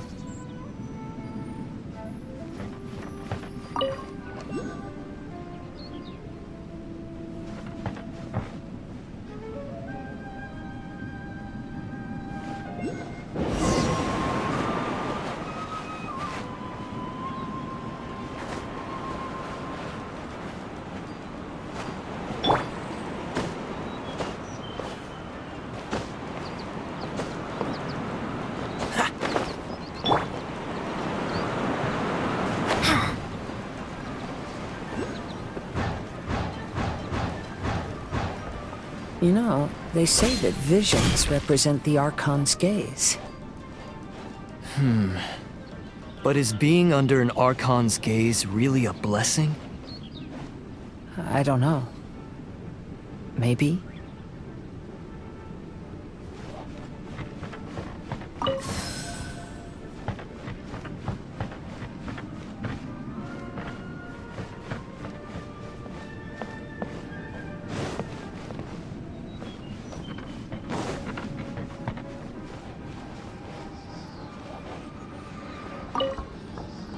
I have traveled far and wide in Inazuma since leaving home, and seen many new things along the way. Though material luxuries have not been a feature of my journey, it has yet been a rich and rewarding one, with the boundless earth and sky to call my abode, and all the wonders of nature as my partners in poetry.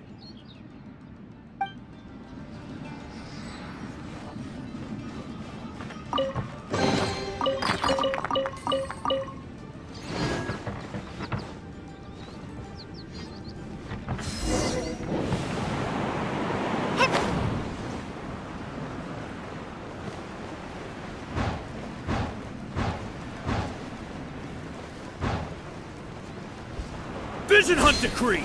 Hand over your visions! This way! Hurry!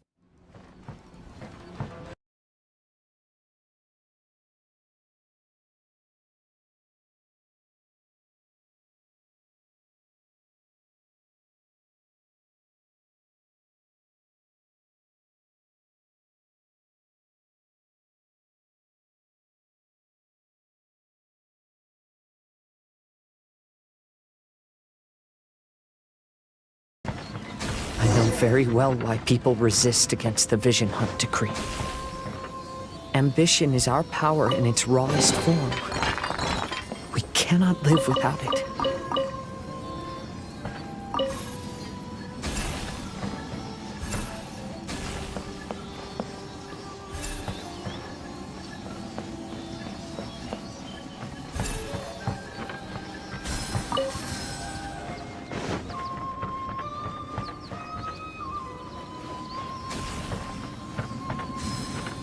When no other option remains, I will leave.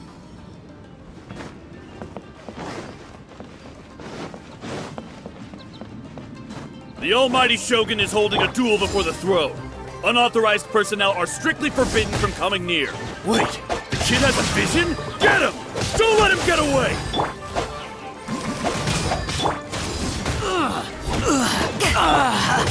Freeze! I must withdraw. Cool it!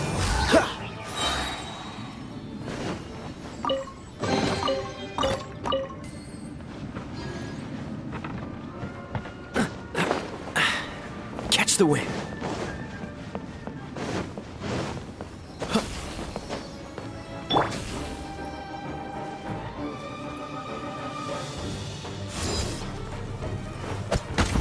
Take this! Rain outlines your fate.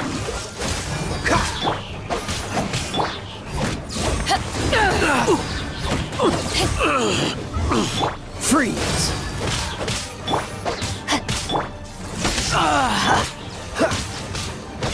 Dodge this!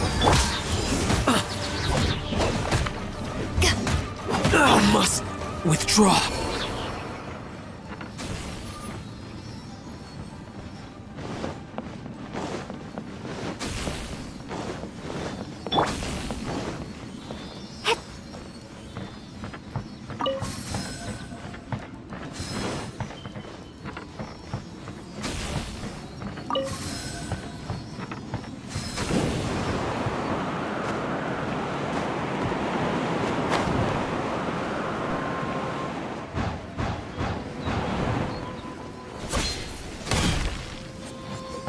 Battle formation!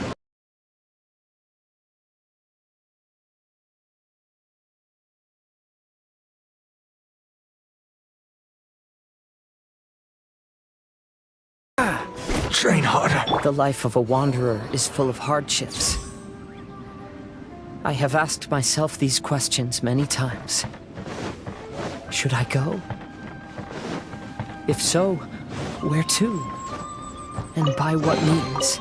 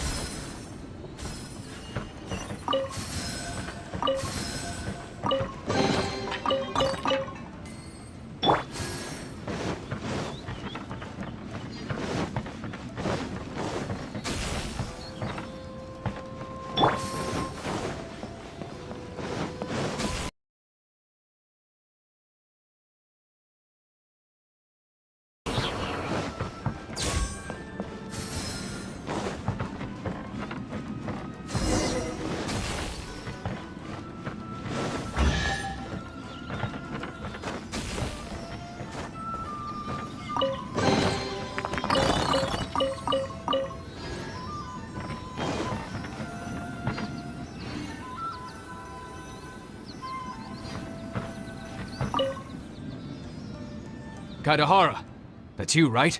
Get on board, I'll get you out. But why are you helping me? I'm a wanted fugitive. Obviously the Yashiroka... An anonymous financial sponsor wants you to get out safely. But there's only so much they can do. After this, you'll be on your own. My grandfather once traveled to Liyue, while my father read about Mondstadt.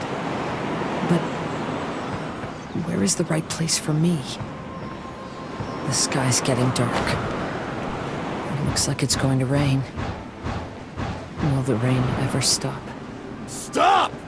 I'm warning you, do not attempt to resist! Oh, really?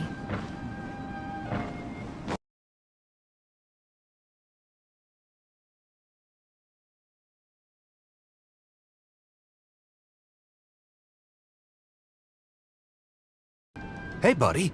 You okay? Need a ride or something? Pirates? You could call us that.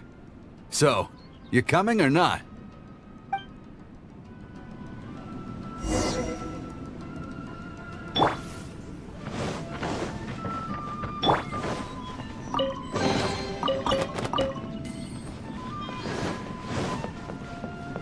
What's the hurry? It's the Alcor! Oh, and look, Kazuha's over there.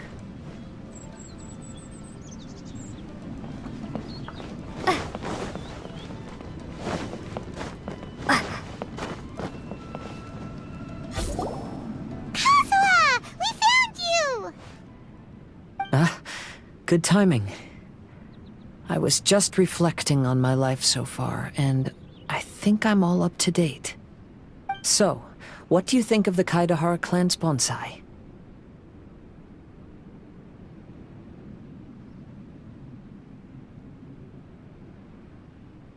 Old things often carry around some form of regret. The Kaidahara clan is no exception. But that's okay. Partings produce reunions. If not at home, then in a distant land. Oh, this mirage is quite fascinating. It presents life like a stage play, with each scene more captivating than the last. They say that astrologists have seen it all. So if this mirage intrigued you, that says it was a worthwhile encounter. How fares thy mood? Main Fräulein inquires as to your present well-being, Lord Kazuha, hoping your heart is not too filled with sorrow. There's no way anyone could be cheerful after reliving all that! You have a point. Thank you all for your concern. Fortunately, all those things are past and gone now. When I first saw this bonsai, I thought of the possibility that I needed to wait for you. Perhaps that was why I had to be here on my own. There was supposed to be a dead plant in that flower pot. However, there was nothing there. While we were separated, I had a lot of time to reflect. I think I finally understand now. The mirage is me. The empty flower pot represents the state of my heart. When the heart is clear, the world is too. And when the heart is unladen, the same is true. Clear and unladen. That describes how I feel right now. Although I would not say there are no regrets in this. To be unladen is also to be empty. That's why this bonsai appeared as part of my mirage. It gave me a chance to fulfill my wishes. I never realized that deep down in my heart, I also wanted to make my own bonsai. Perhaps this is what it really means to keep Kaidahara traditions alive. Have you finished doing what you wanted to do, Kazuha? Yes, you could say that. You saw my past self and said goodbye to him. Only when you witness my whole story does it become truly consigned to history. What really matters in life is not how strict we are with ourselves, but the connections we make along the way. There's no future for those who linger on the past. So please believe me when I say that I've already come a long way, and I intend to go further still. I will always treasure your support. I often travel during storms, which means my eyes are often blinded by the rain.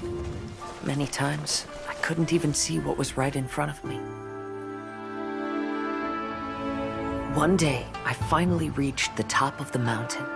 I looked out with the clouds beneath my feet and only the gentle breeze murmuring in my ears. The highest mountain is a clear and enlightened heart. Here, there is no self, no hatred, no regrets, and no desires. Let's embark on a journey, for I am the breeze. We will meet again, no matter how far along the road. Life has just begun, and maybe the whole world can be my home.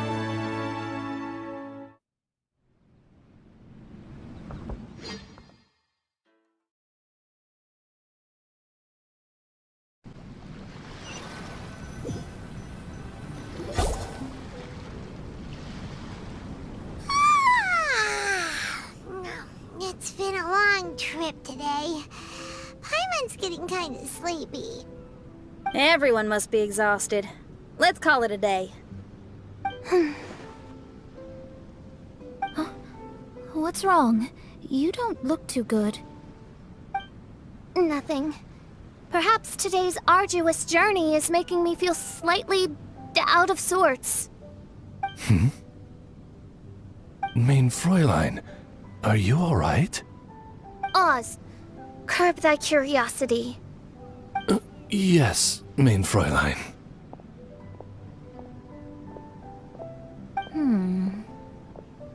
I'll see if I can find something for us to eat. Go ahead and rest if you're feeling tired. But anyone who's up to it is welcome to help out. I'll help.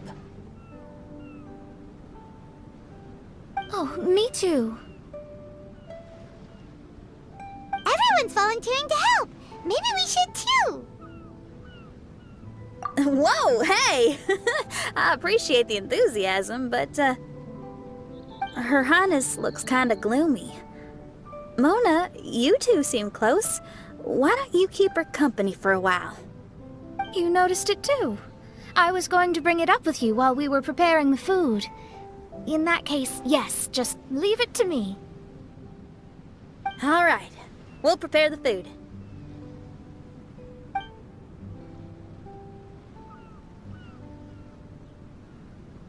Yep, this should be enough. We can grill these. Next time we pass by one of those abandoned campsites, I'll see if they have a cooking pot. We'd have some more variety then. Wow! That's such a nice idea! You might not be a chef, Xinyan, but you sure do know how to keep the diners happy. Oh, shucks, Paimon. It's no big deal. Just doing what I can. Even the crewmates of the Alcor consider Xinyan someone they can rely on. We feel the same way about you too, Kazuha. We sure do.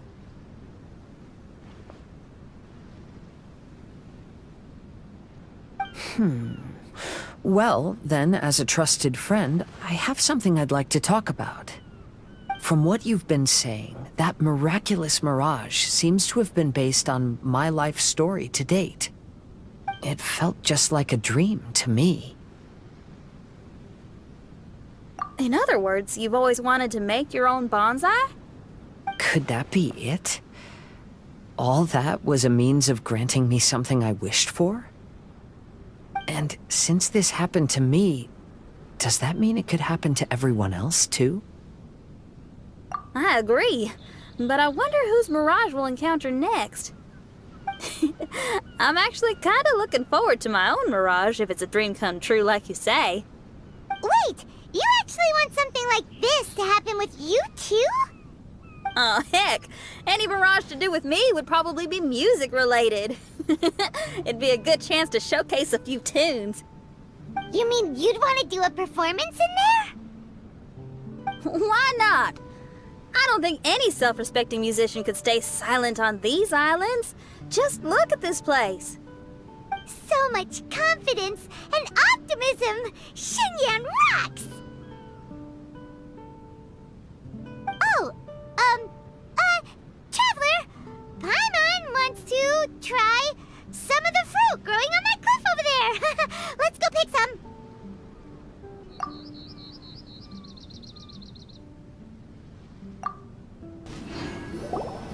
So, those strange houses today, huh? bonsai?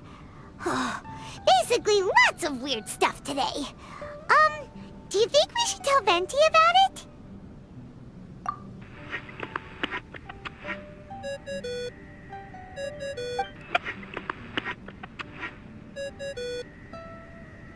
There's no answer. That's weird. Why is he ignoring us? Maybe he got distracted. Or he forgot to bring the bomb to his performance. Or he got drunk and fell asleep under that huge tree. Maybe we should try contacting him tomorrow. Traveler, Paimon. So here you are. Mona! Are you all done chatting with Fischl? Close enough. She was a little downcast. I think it has something to do with the mirage we saw today. Fischl has been very excited about this trip from the start, but I have a feeling she doesn't want to see her own mirage. Why? It seems like this would be the kind of thing she really enjoys. I'm not sure at this stage, but I'll keep an eye on her. There's something else I wanted to tell you. I tried performing a divination again on the beach. My scryglass was still blurry, but I felt a force coming from within. I couldn't see its exact position, but I knew that it was changing. How could you tell that if you couldn't see it clearly? How can I explain this concept to non-experts? Oh, I know. It's like we're sitting in a room and there's a crack in the walls. We don't know where it is, but everyone can feel the wind rushing in. Not only that, but the room is getting colder. Oh, Paimon gets it now. So you want to find where that crack is, right? You could say that. I need to see the crack first before deciding what to do next. When we set foot in this picture-perfect place, I never would have imagined we'd be dealing with such a mystifying occurrence. Well, fine, I suppose. I could use some help, though. What do you need us to do?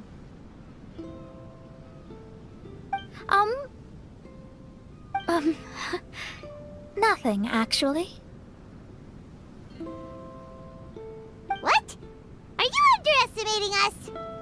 Oh, no, I just realized that although you never talk much, you do so much for us all, quietly in the background. You're the companion everyone needs. I think we're all very relieved to have you here. Well, I know putting high expectations on you might give you some unwelcome pressure, but I like to think an astrologist's observations can yield insights outside the night sky alone. And noticing other people's strengths is a kind of observation, too. So, you just wanted to compliment us? Oh, I was simply stating facts, not complimenting anyone. That you're actually complimenting someone? Oh, stop smirking at me. I told you, it was an objective evaluation, not a compliment. Not a compliment!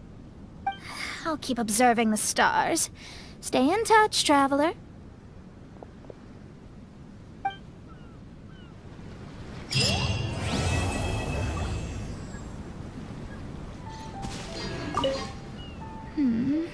I wonder what's really going on with my scryglass. Oh, leave all further observations to the expert. I'll inform you if anything comes up. Nice working with you.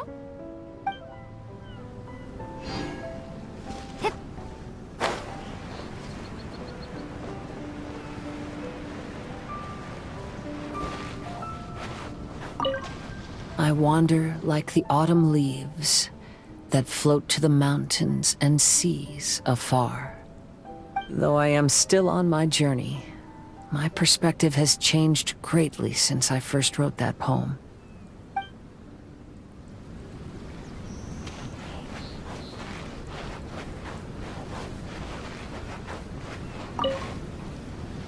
Kazuha seems pretty chill. And Her Highness has Mona to watch out for her, so we don't need to worry too much. As for you, traveler, you're rocking it as always, just like I am.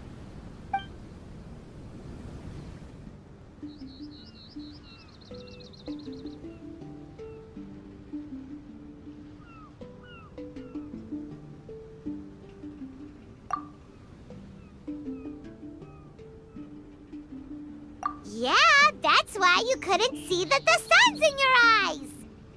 I trust you slept well? Sounds like the same story for everyone.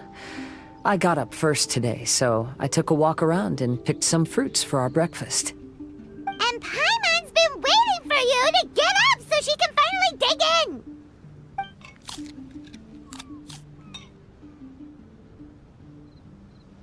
Huh? Fischl left? First thing in the morning? Yeah, she seemed unwilling to stay with us. She said she had some other work to do for the Adventurers Guild. A likely story.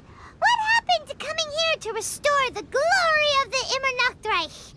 Now she has guild work to do all of a sudden? Judging by that look on her face, there was probably something on her mind. We tried sending Mona to comfort her like before, but she said Mona doesn't understand the work of the Adventurers Guild and can't go with her. She didn't even make up some excuse about the Immernachtreich to get some time alone? Huh.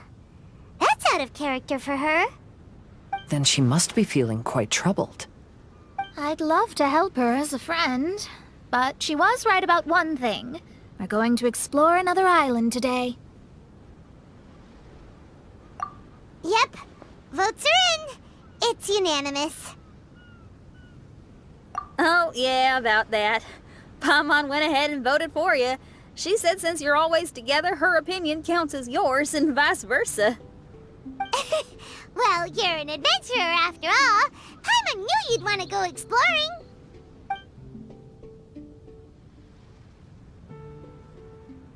Fischl said there's something she wants to investigate and suggested that we all go ahead in the meantime. She told me not to worry. She'll catch up with us when she's done. Despite her quirks, she's still an experienced adventurer. I think we should trust her. I haven't known her for long, so this is just an observation, but it seems like she's struggling with some internal conflict. That seems about right. In conflict with others, you either resolve it or let it be. But when the conflict is within yourself, it's much harder to do either. I've also had a time like that in my life, so I understand what she's going through. It may be best to give her some space. I agree. Still, it's a pity for today's adventure.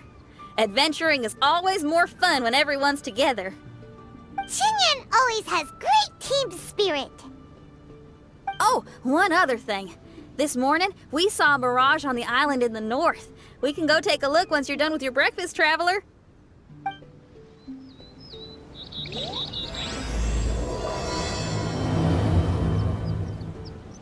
This island looks pretty normal. I smell something burning on the wind. My scry glass is getting clearer, but I still can't see much. Hey, look what I found. It's a... Well, is it a drum or a plant? An instrument made of a plant?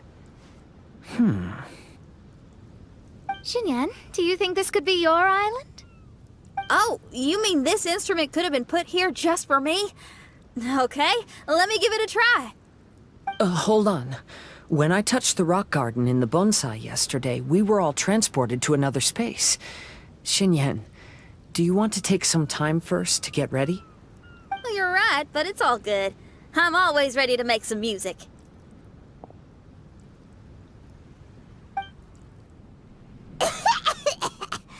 Paimon just got a mouthful of dirt. Paimon, are you okay? Just as we thought. We've been sent to another place. Oh, why does this place feel so bleak? Xinyan, are you sure this is your mirage? I think so, yeah, but you're right. Why is it so bleak here? Look, there's something really bright over there. It's almost like it's inviting us to go check it out. Okay. Let's go have a look. Wait! This is too obvious! Surely it's gotta be a trap! That well may be, but there's also nowhere else for us to go. If this mirage belongs to Xinyan, I don't think we'll find any traps here. Now you're talking. You know that wouldn't be my style. That makes sense. Alright, let's go then. But let's also make sure to be careful.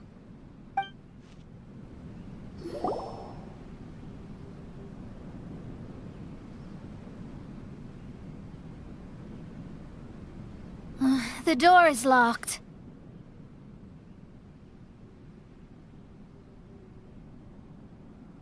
Keep your nonsense to yourself, thank you very much. Xinyan, why did you lock the door? You'd think I'd know this. Oh, actually, I usually put my key under the flower pot next to the door, so maybe the key is nearby. Oh, is there a flower pot around here?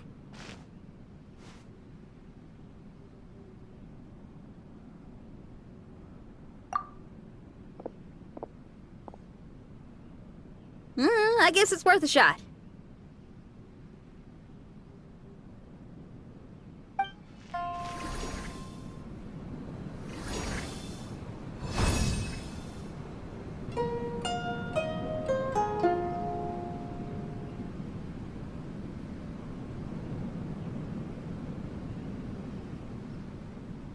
Oh, I hear music. This place really is dedicated to music.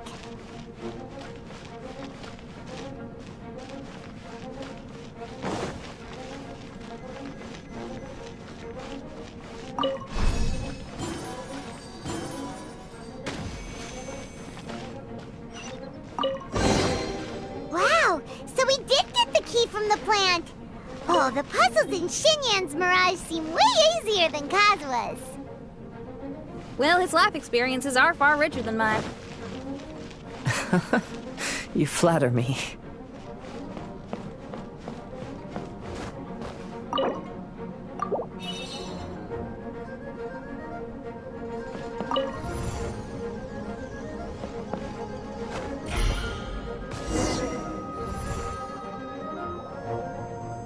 Wow, that flower is huge! It's so odd here. Is it because of that flower? Heck yeah! I wasn't expecting visitors. It talks!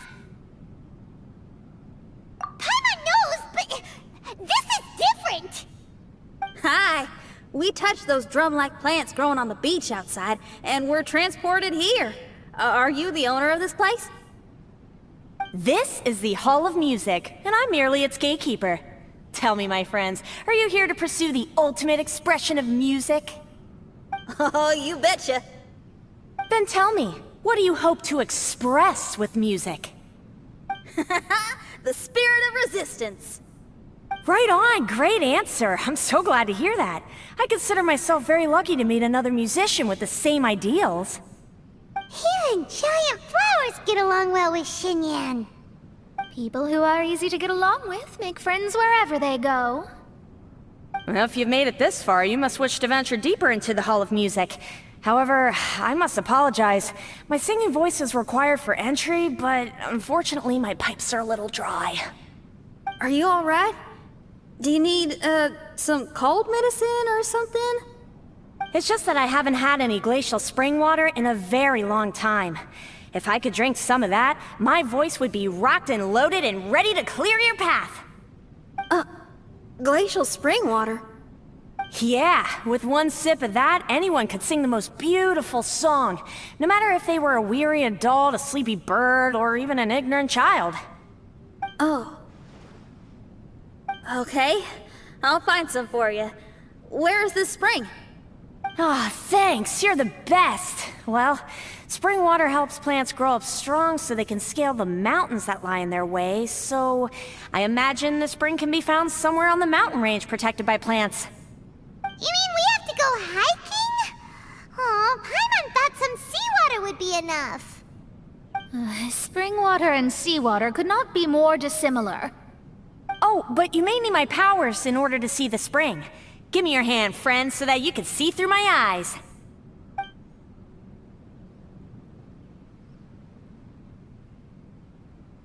Thanks.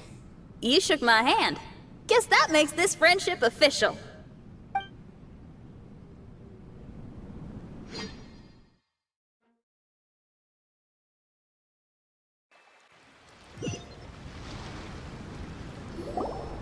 Ooh, we're out! Ooh, it's much brighter here.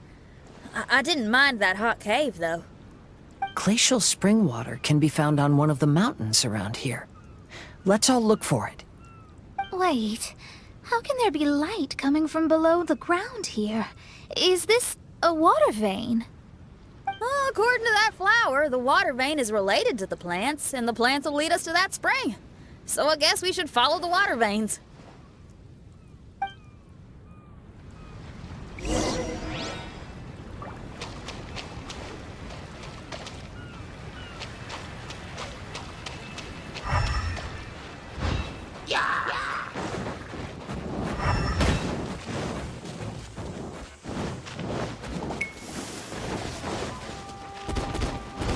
The flow of water is blocked here. Is it because of that pile of rocks? Let's remove them. Done!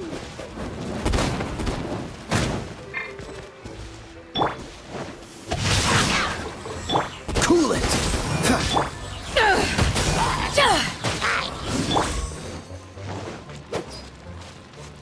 Freeze!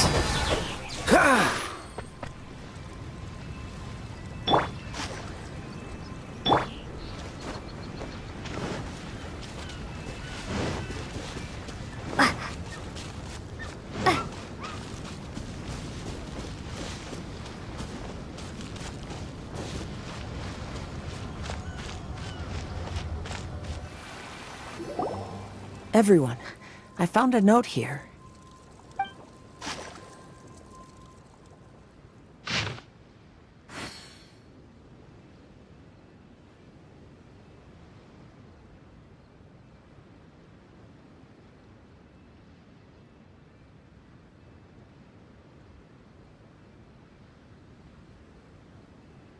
Oh, so that's how it is. What an interesting island. Look at this style and signature. It's from Albedo. He's one of our friends from Mondstadt. He's an amazing alchemist who's visited this island before. He left this note here for future adventurers. Oh, so it's him. He's saying this whole island has been turned into an instrument? Amazing!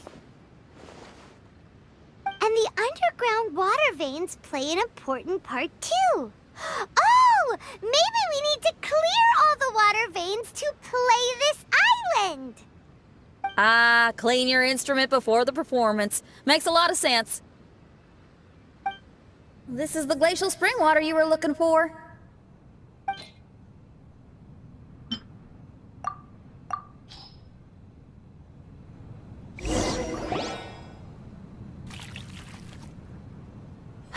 I'm feeling a lot better now.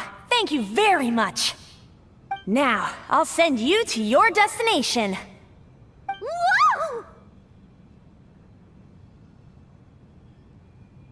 I'm going to lose my hat! This scent. I think we've arrived at a mountain near Liyue. But it's so dark here. Wait, listen. There's a voice. Can you hear that?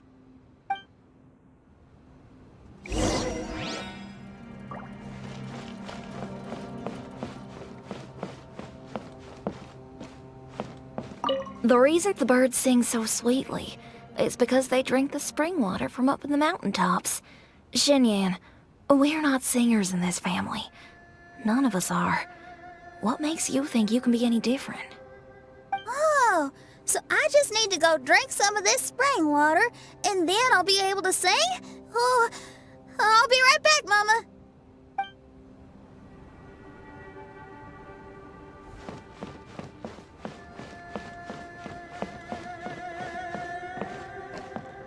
You mustn't stay out so late in the mountains by yourself, child. You scared the bejesus out of me. Here, this is the spring water you were looking for. Really? Oh, you're the best, Daddy!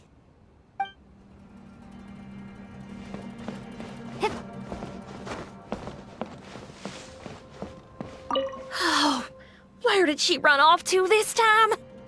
To find somewhere she could sing, no doubt. She can't be persuaded, and we can't stop her from walking out the door. Did you really have to lie to her like that? How was I supposed to know she'd go running off looking for spring water? Oh, when is she gonna come to her senses?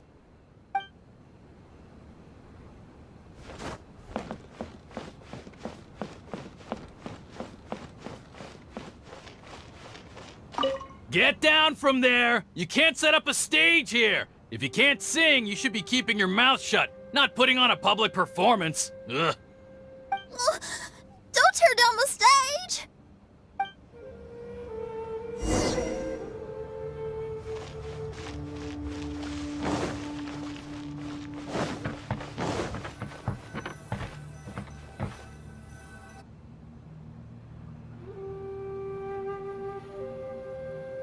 Shen, my dear child, why are you playing that crass instrument again? It's not ladylike. Oh, Shen, your mother has asked me to teach you some embroidery when I can find the time. Oh, it's an elegant and enjoyable craft. Just come to Annie's house whenever you're free. Quit making that racket by the side of the road. If you have to play something classy. Why are they being so mean? Oh, these people. That's it! Why are you not yelling back? What happened to your rock and roll spirit? And now you're laughing? Aren't you mad? Sometimes it's hard to get mad when you hear the same thing 100 times. Still, thanks, Paimon. What? Auntie Jishang, how are you doing? Oh, dear child, I've been waiting to hear from you for a long time. This weekend, I'll be free. Auntie, stop thinking about me for a hot sec. Your stove is still on and you're cooking soup, right? Oh, you see, it's all burnt. Oh, how did this happen? Oh, my. Uncle Jew, little Jew is playing in the mud by the river again. Didn't you tell him not to do that? What? That rascal is up to his old shenanigans behind my back again, is he? Oh, well, we'll see about that. Oh, sorry, Uncle High. I'll move my stage someplace else. But your musical taste needs to evolve if you want to keep up with the times. Maybe you didn't know, but even the most famous opera singer Leo likes listening to my boorish music. What did you say? Is that true? You're not making this up, are you? I'll have to look into this. They're all gone. See? Knowing the right words to say and when to smile can solve almost any problem. If that's the case, then what's your rock and roll spirit for? My rock and roll spirit isn't something I just use to win an argument. That'd be a real waste. Rock and roll is a revolution. Transforming your identity and destiny, saying goodbye to concessions and cowardice, it does them all.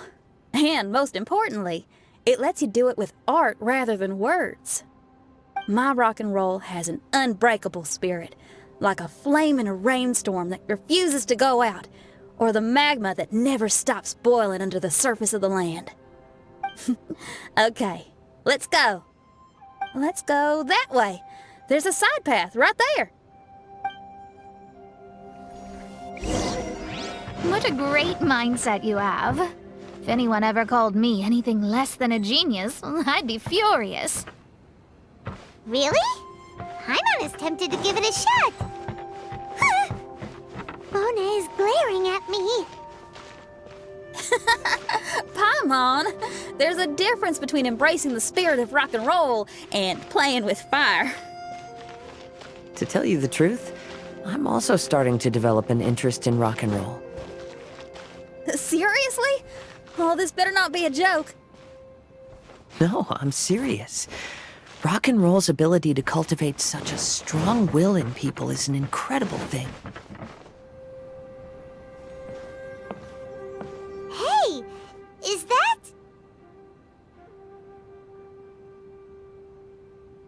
Another door. More delightful individuals await us on the other side, I assume. Let me handle it. Piece of cake.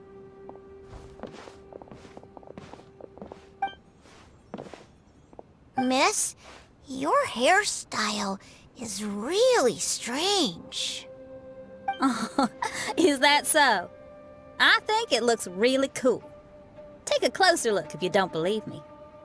Your hair sticks out from your head, and you wear spiky things in it.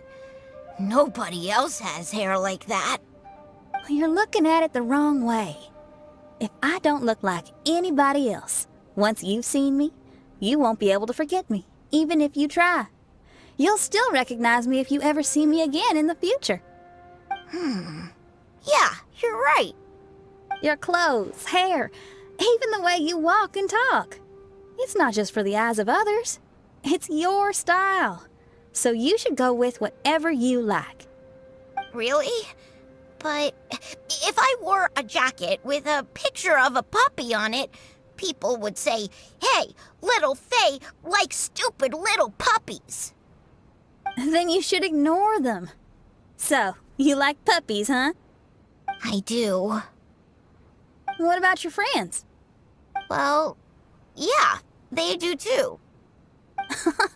Well, then your friends are gonna love that jacket. Okay. Miss, how come you don't do your hair in a nice braid? People would love that. No, I can't help myself. I just like the styles with personality. Plus, I had no idea how so many people would dislike it before I started wearing my hair like this. So, why don't you change it now? Well, this hairstyle suits my music and my lifestyle. The regular ones are boring. They're so uninspired. Plus, they get in the way when I'm head bobbing away on stage. If people don't like it, that's up to them. I ain't gonna change it. What about your friends? Do they not like it too? Of course they like it. They all say that they think it looks amazing. Your friends are nice to you. That's cool. Not like my friends. They left me here on my own. Oh, hey now. Why are you crying? What's wrong? You can talk to me. Little Lulu and little Mung, they're ignoring me. We were gonna meet at the docks today, but they still haven't shown up. These kids are way too young to be standing each other up like this. No. Stay right here. I'll go take a look around. I'll bring them to you once I find them. Oh, okay. Thanks, miss. I'll never say anything bad about your hair again. See, now you're talking sense. I'll see you later. Excuse me, are you Little Mung? Little Faye is waiting for you at the docks. He's been waiting so long now that he's in tears about it. Oh, why is he so dumb? He could have just come here and found us. Oh, never mind. I'll go find him instead.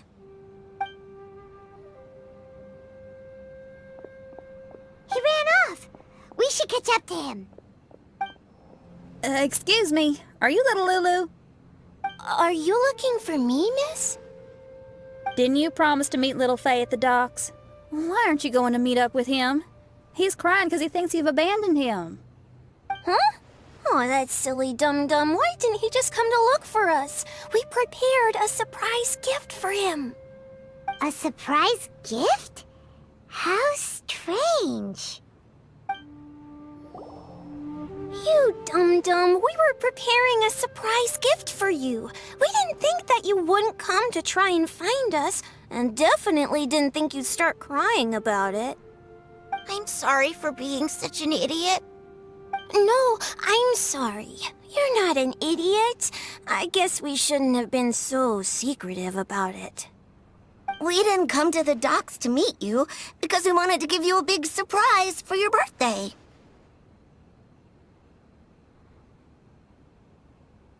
Huh? This is... We brought you loads of yummy lotus heads! And here's a handwritten birthday letter from me and Lulu, too. Please don't call our handwriting ugly, okay?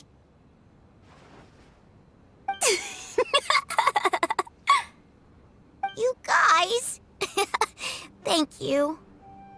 And all's well that ends well. It was all just a misunderstanding. Well, sometimes that's just what friends do. If my friends had ditched me to plan a surprise, I'd have gotten upset too. Is that a hint for us to prepare a surprise for you too? Very clever. No! I was just speaking my mind. I know. I was just joking, seeing if I could give you a fright. Everyone? Paimon's hungry. It's almost lunchtime, so how about we have lunch at my house? It's not far from here. So, even your house is in this mirage? Yep, I just noticed. There's the same road in here as the one that leads to my house in real life. Even though we're in a mirage, I reckon some things will always remain the same. In real life, after a bad quarrel with the neighbors or a disappointing show, the one place I'll always go is my house, because, well, everyone has to go home eventually. Here we are. Please, come in. Make yourselves at home. No need to take off your shoes. Thank you for your hospitality. Oh, chairs. We can finally unwind for a bit. Huh? Did you guys hear a sound coming from the other room? Oh, you all keep resting here. I'll go have a look.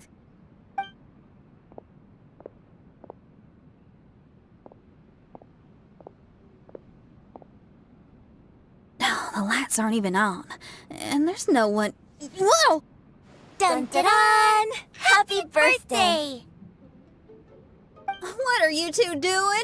Why are you sitting in the dark inside my house? You scared the bejesus out of me. Yunjin, you were totally right. She does get spooked.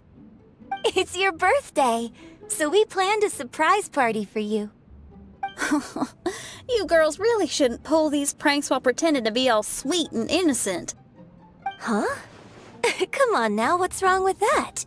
Who says that being cute and innocent means you can't pull pranks? Back me up, Xiangling. Totally, Yunjin. Guoba pulls pranks on me all the time, too.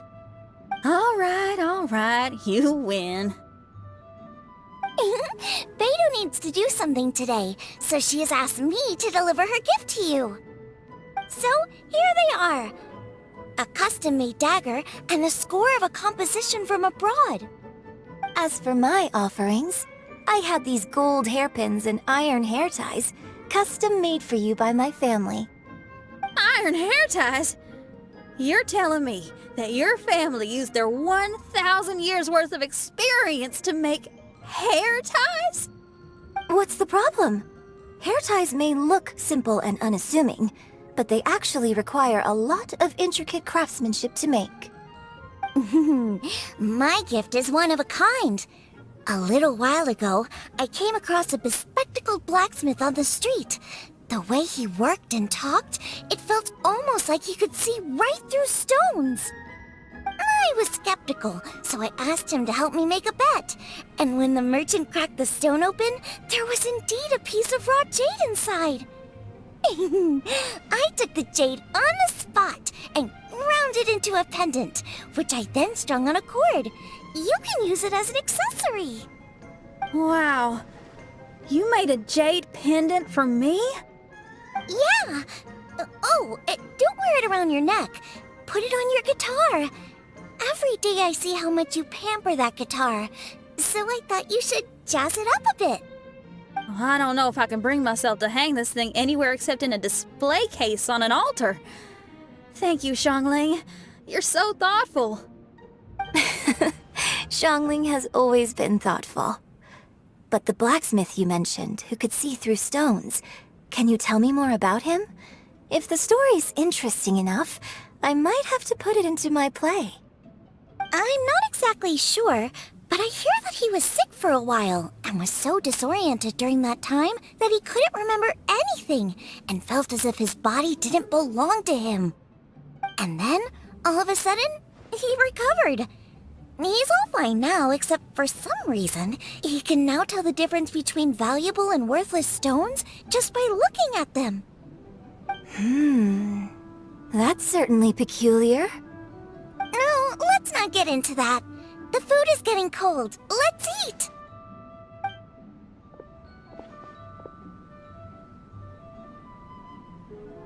Wait, Xinyan, didn't you pick up a trick from an Outlander merchant? The one you taught me on my last birthday. Huh? Oh, you mean making a birthday wish? Yes, that's the one. They also light candles and cut cakes in other regions. But we didn't have time for that, because we were too busy bringing the food over. It's fine. I can just use my imagination. Okay, let's count to 3 and you can make a wish. 1, 2, 3.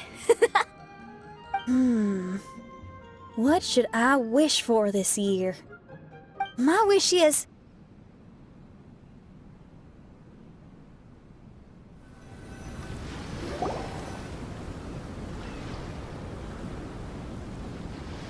Oh, I'm back. What happened? Paimon was just peering through the crack in the door. Given that we are in a mirage, Xinyan, did anything significant happen inside the house? Paimon knows! Paimon knows! She ran into some of her friends who were throwing her a birthday party. Yes, I heard all that. I mean, something she did herself. Oh, I made a wish. It's pretty interesting now that I think about it. When I entered the room, I found Xiangling and Yunjin, 2 of my best friends. That actually happened in real life. They paid me a surprise visit on my birthday, set a table with delicious food, and persuaded me to make a birthday wish. Xinyan, what was your wish? My wish was to perform with someone completely unexpected. I wonder who this unexpected person might be. I've just figured it out. Oh, you already know the answer? However, before I tell you the answer, I'd like to clear the water veins that flow through the mountains. We've done everything we can, but how do we deal with the last 2 mountains? Let's stick to it. There's gotta be a way. After taking a closer look, it seems to me that most of the island mountains contain water veins and plants in their interior. Those together form a system that connects the mountains with one another. However, now that much of the mountains have collapsed, the connection of plants and water veins is blocked.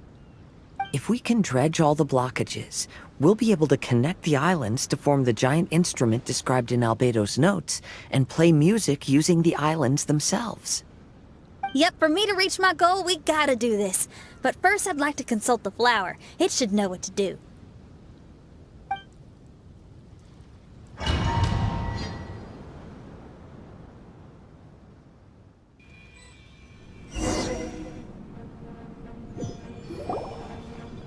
Some of the plants and water veins on the island mountains have been lost. Do you happen to know another way to dredge the blockages? I know someone who can help you with that. Go ask my companion, Frozen Soul, who lives upstairs. Who are you? And what brings you to me? Nice to meet you. We were wondering if you could use your power to dredge the mountains on the island? Mountains. Oh, I see. You want to become great musicians too, right? Oh, is that what this is about? correct.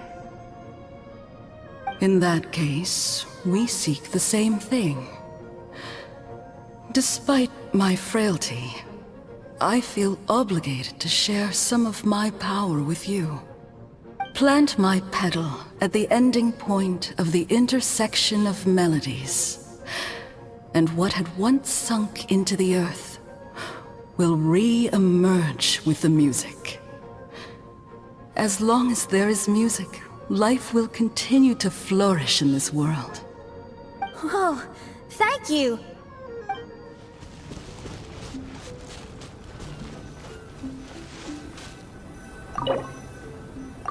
Okay, this ought to do the trick. Oh, there's a sound coming from the island.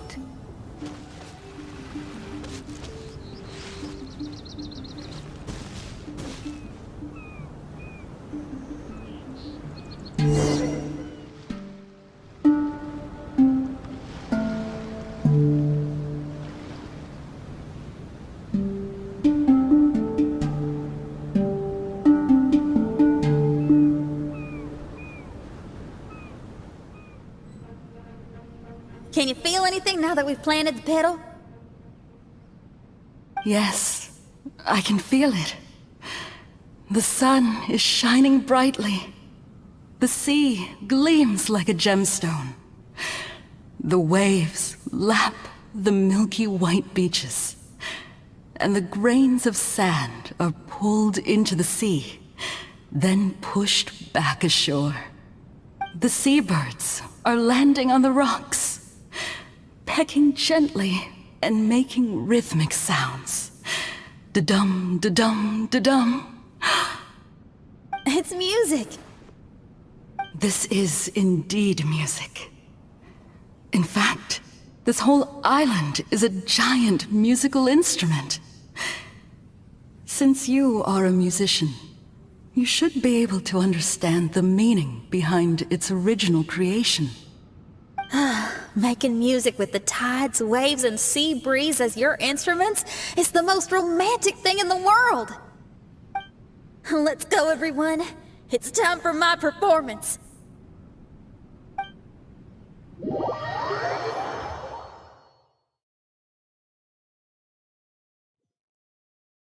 Kazuha, can you feel the wind?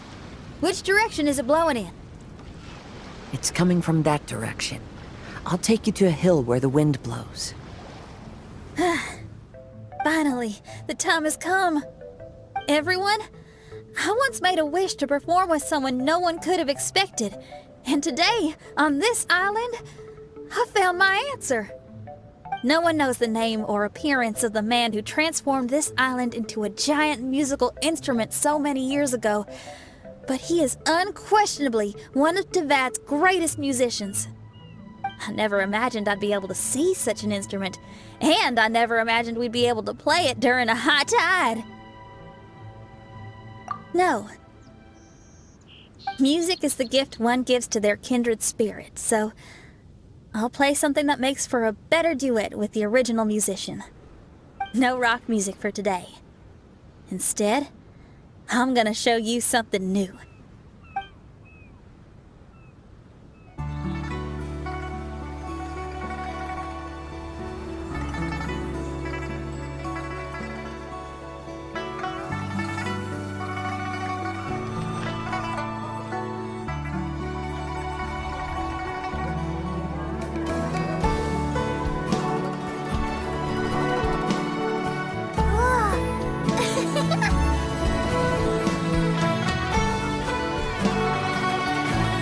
To you who lived here in the past, I hope you liked this song.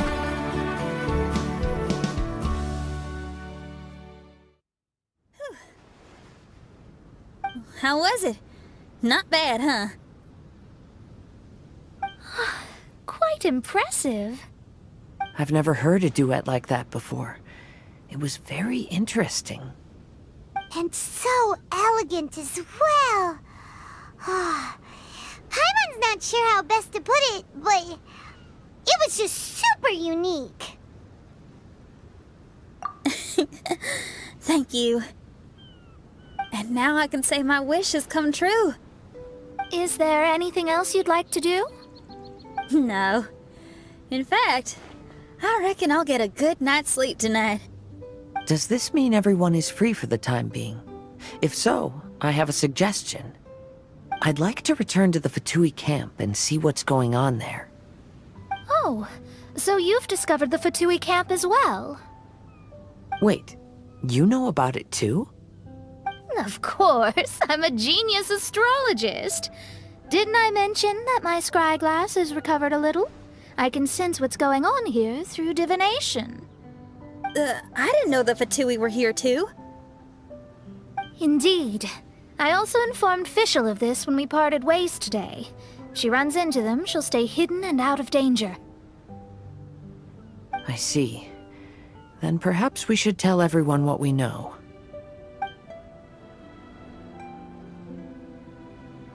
A strange machine and delirious Fatui? Are you suggesting these are connected to the Mirage? I can't say I'm certain, but I don't believe they're completely unrelated. Fair enough. Let's go check out the camp. It's strange that on our way here, we've only run into local monsters and no Fatui. How bizarre. There are still signs of the camp, and the machine is still here, but all the people have vanished.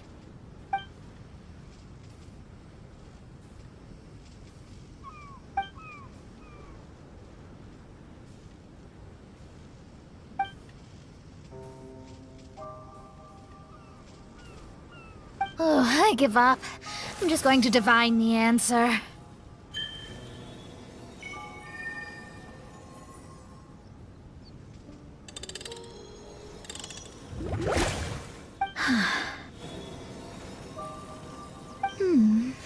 What's this? Some kind of energy flow? Sorry, everyone. I can't seem to find any trace of the Fatui.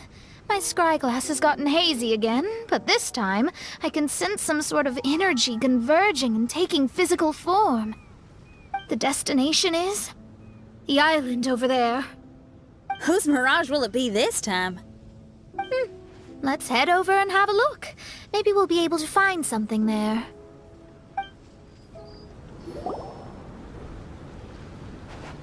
Here we are. Huh? Fischl? It's really her! Hey, Fischl! My imprudent retainers. You finally arrived. Oh, my. Long time no see. It hasn't been that long, has it? Main Fräulein and I sensed a peculiar aura and came here ahead of time to reunite with everyone. We weren't expecting you. Well, what I mean to say is, you arrived sooner than we expected.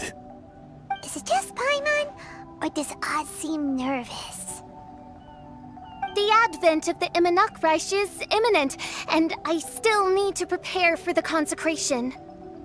Main Fräulein, are you sure you... I am quite capable of acting on my own, Oz. If you're weary of the encroaching darkness of the night, you're quite welcome to return to the blinding brightness of the day. Please, Main Fräulein, do not say such things. I am your loyal attendant, your eyes, and I will never leave your side. Stop staring at me like that! Anyway, the time of explanation is not yet upon us. Oh, Main Fräulein. I do apologize, everyone.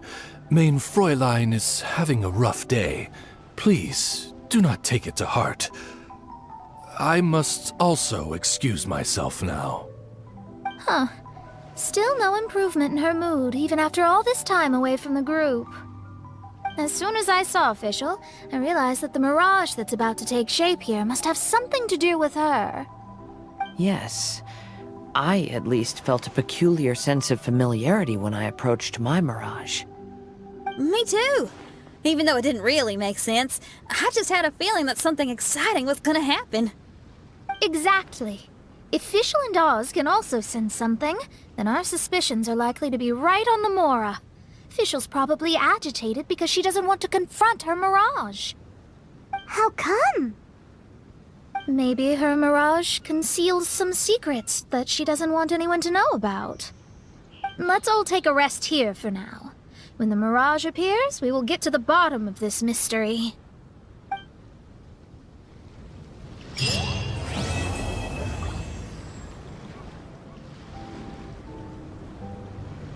Are you awake?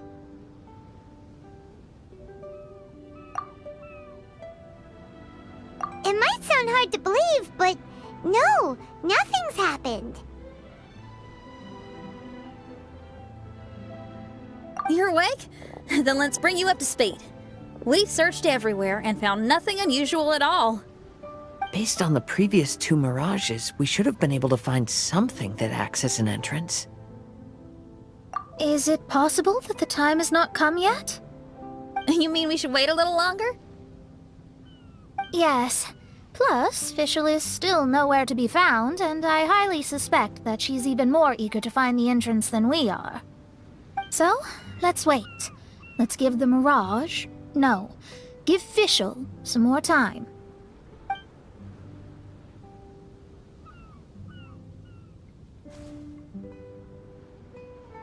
There's something on the beach! A book. And next to it is... A raven statue? This statue looks a lot like Oz. Why did these 2 items appear together?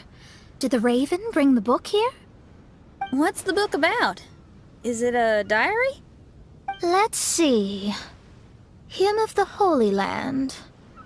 I've never heard of a book by that title. From the cover, it looks like it was written by Fischl herself? That would certainly fit her personality. Hymn of the Holy Land. Interesting. I like it.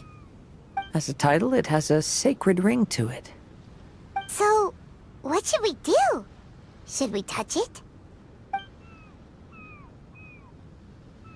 Fischl's still not back. Never mind. Let's head inside first. Once Fischl finds the book, I'm sure she'll be able to catch up with us. Paimon agrees! It's like we're peeping into her diary, so Paimon's sure she'll want to come in and stop us.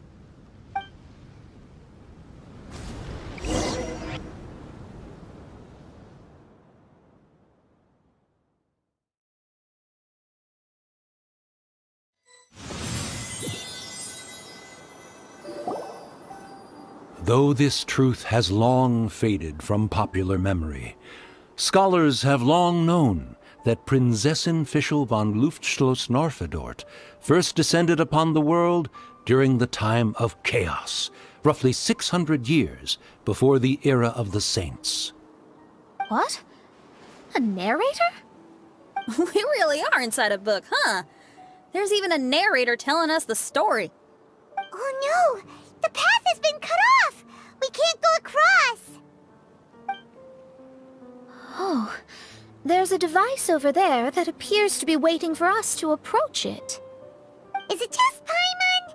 Or does everything in this place seem just a little bit over-deliberate? Well, it is the Holy Land. What did you expect? Yeah, everything's so blatant. It's clearly begging to be noticed. That's our Fischl for you. The Prinzessin harbored much sympathy for all living things and wished to never see them in pain. She harnessed the power of darkness and dreams to weave the night and gave it the task to safeguard all living things.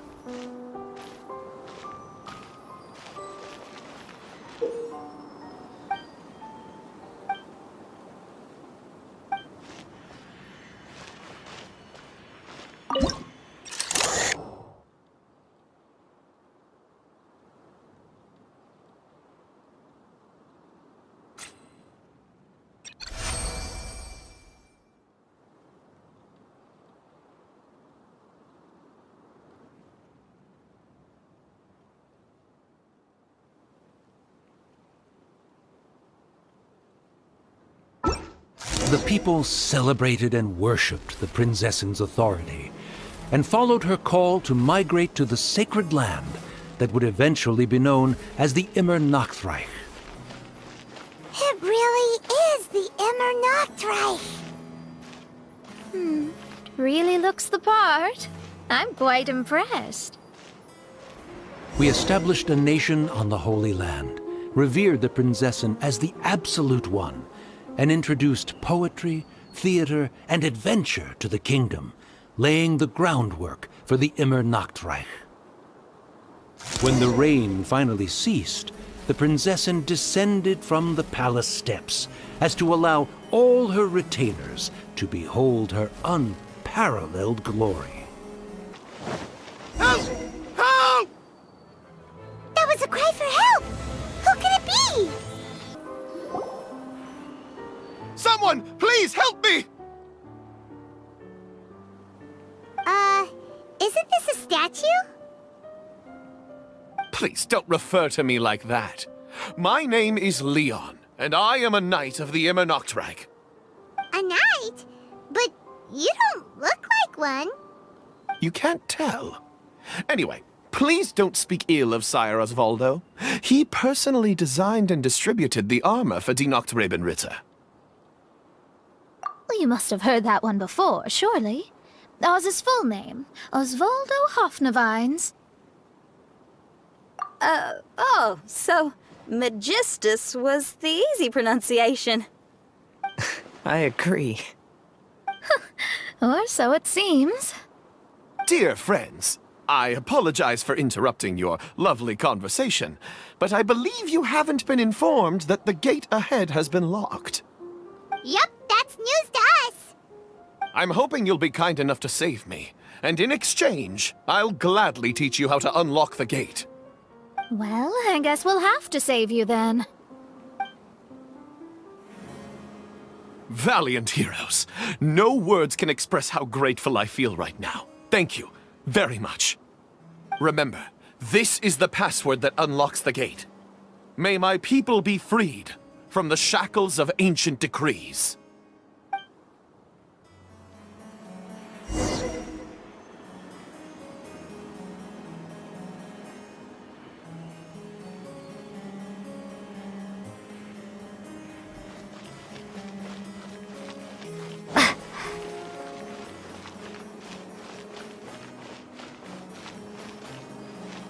May my people be freed from the shackles of ancient decrees.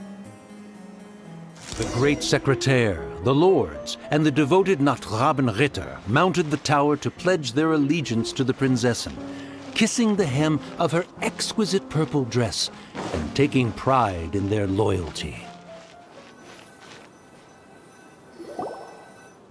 Looks like it's a dead end ahead. There's only a book. Do you think what we just heard is the story from the book? So the Holy Land in the book's title refers to the Immer Nachtreich. This book sings the praises of the Prinzessin from the perspective of the people in her kingdom. We're on the last page of the book, but the story doesn't seem to have ended. What happens next? Paimon wants to know what happens next.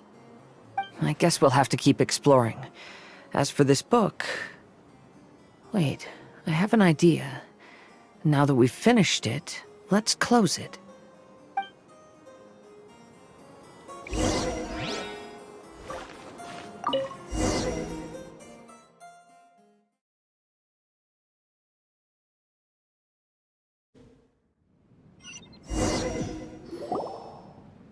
Huh? We've been transported again, but we're not back on the beach. We are somewhere in Mondstadt. Greetings, Honorable Kaiserin Derver Ertelang. Amy, dear, I've made steak and fisherman's toast. Come on, eat up before they go cold. Mother... Oh, look at me being so forgetful. Ahem. Dost thou knowest, Prinzessin der Verurteilung, that the hour of luncheon encroaches? Of course, Mother. Ah, behold the view from the window, a delight to the senses. Prinzessin, Kaiserin, would you care to join the Kaiser der Verurteilung for a grand royal picnic? We shall enjoy the scenic view and partake of the delicacies granted to us by the heavens. Yes, I shall gladly join you. Oh. Does anyone want to say anything about that? Okay, I'll bite. So, Amy, that's Fischl's real name? Seems like it. The other two voices were probably her mom and dad. Why are you all giving me that look? Forgive me if this comes across as rude, but is your surname truly Magistus? Huh, you think I was bluffing? My full title is and always has been Mona Magistus the Astrologist. Oh, my apologies. Don't you think that's a bit long? Well, it's a special case. Only geniuses get titles like this. Well, that makes no sense. What are your thoughts on the scenes we just witnessed? Well, it seems that closing the book is one way of affecting change in this mirage. Well, I think it's sweet that Fischl's parents are willing to play along with her. Well, they probably didn't indulge her forever. Based on the voice, this was surely a memory from her childhood. It's a different story now she's grown up. You know a lot about Fischl, Mona. After all, we've been friends for quite a while. Speaking of, I wonder where Fischl is now. That voice mentioned that she was heading out. We may as well go outside and see if we can find anything.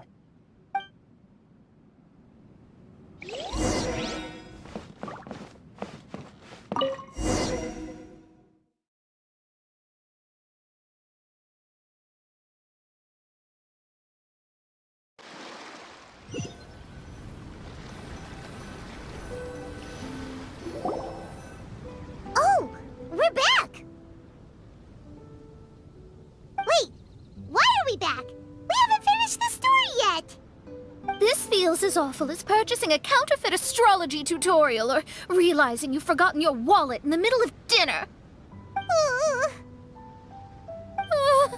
This is torture. I think they're a little bit upset. To be honest, I also don't like to read books that end on an unexpected cliffhanger. No one likes that.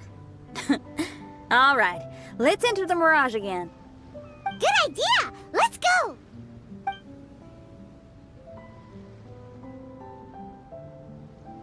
Huh?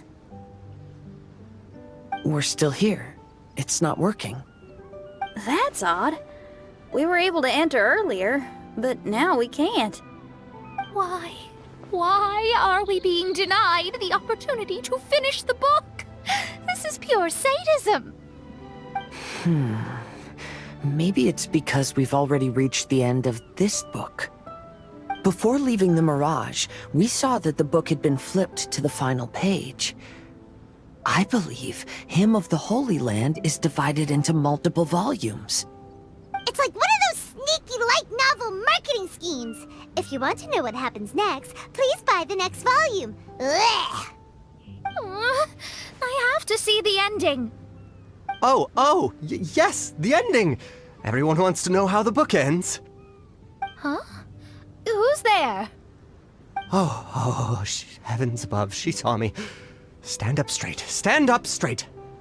You're... I'm Ask Me for Directions, Arnold. That name's a little on the nose.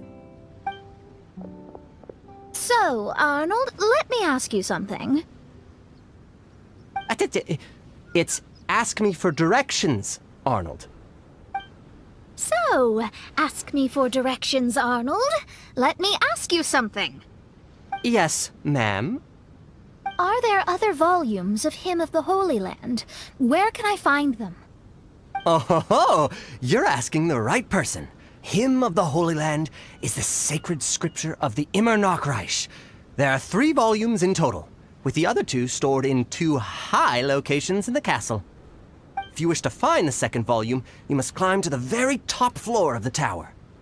Tower? You mean that tower over there? That is, indeed, the tower where the sacred scripture is stored. If you look closely to the cave right over there, you'll find a secret passage that will swiftly take you to the tower. Okay. Thank you, Arnold. It's ask me for directions, Arnold. Do you have any other questions for me, fair maiden? Concerning, perhaps, my relationship status or monthly income? No. Goodbye. Let's ignore that, Raven, and proceed. There's a secret passage in the cave ahead that leads directly to the top of the tower. But, ma'am, are you sure you're not interested in me? I only shared with you the secrets of the Immernachtreich because of your great beauty. Ma'am, wait. Hey, stop! Who are you? You don't look like citizens of the Immernachtreich. Explain yourselves. What's your purpose here? This place even comes with guards! What are you doing?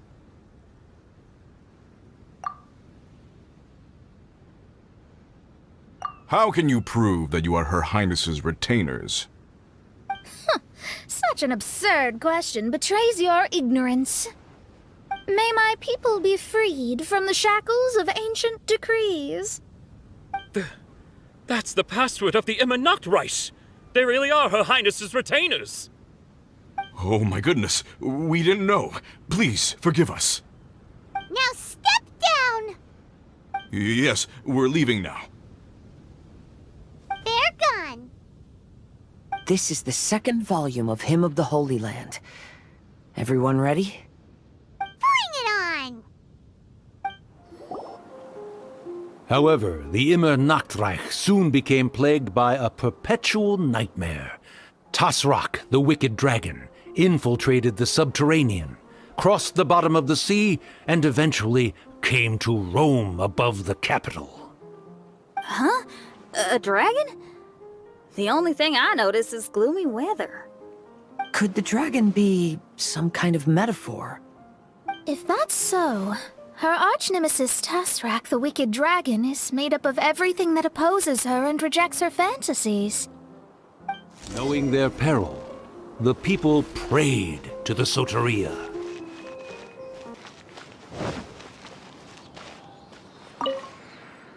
Oz, my faithful escort through the darkness, pave the way for thy princessen with the truth thine eyes behold. All that is lowly escapes my gaze. It is but a mere illusion. Is this to say that a flaw unseen is a flaw that does not exist, mein Fräulein?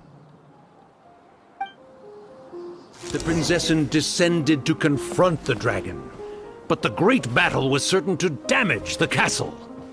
Finally, she pierced through the dragon's scales with thundering retribution, and spoke to all amid a downpour of the dragon's blood. She said, Help me! Somebody, please! Ah! We just got to the interesting part! What did the princessen say? That voice sounds familiar. Is it that Nachtravin Ritter fella again? Oh, thank goodness. Huh? What are you guys doing here?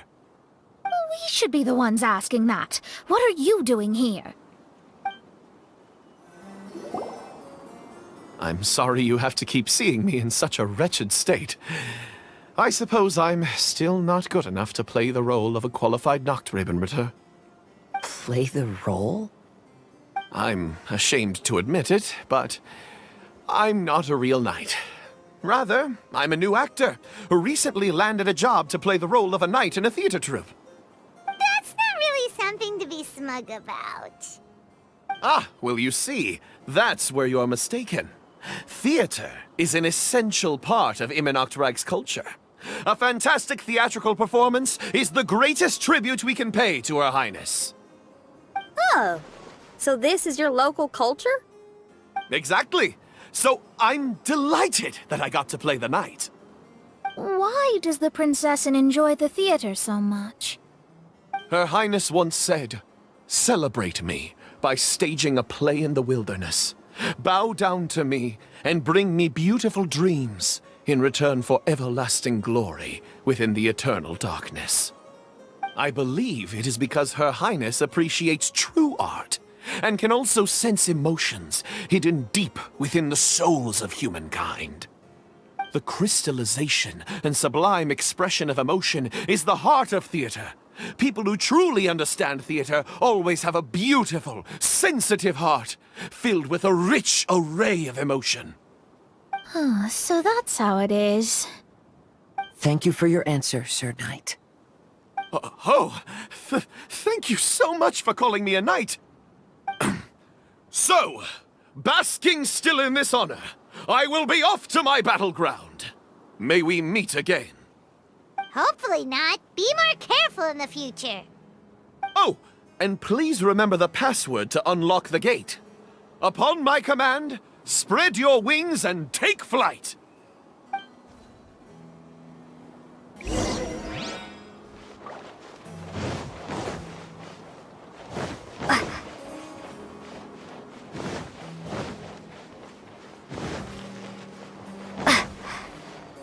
Upon my command, spread your wings and take flight.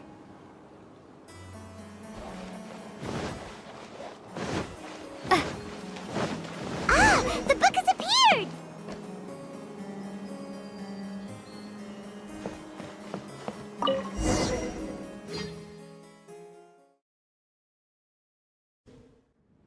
Greetings, my most esteemed father and mother. Today is celebrated as a festival in the Immernachtreich, and I hope you can both spare some time. Amy, come on now, darling. You can't be carrying on like that at this age.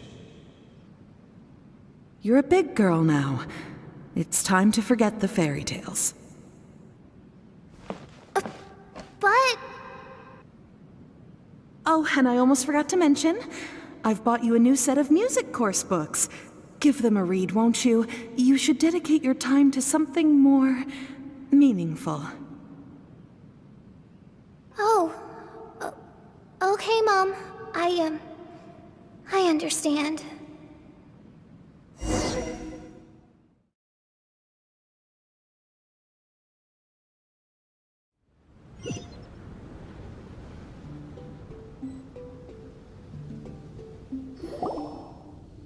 We're back again.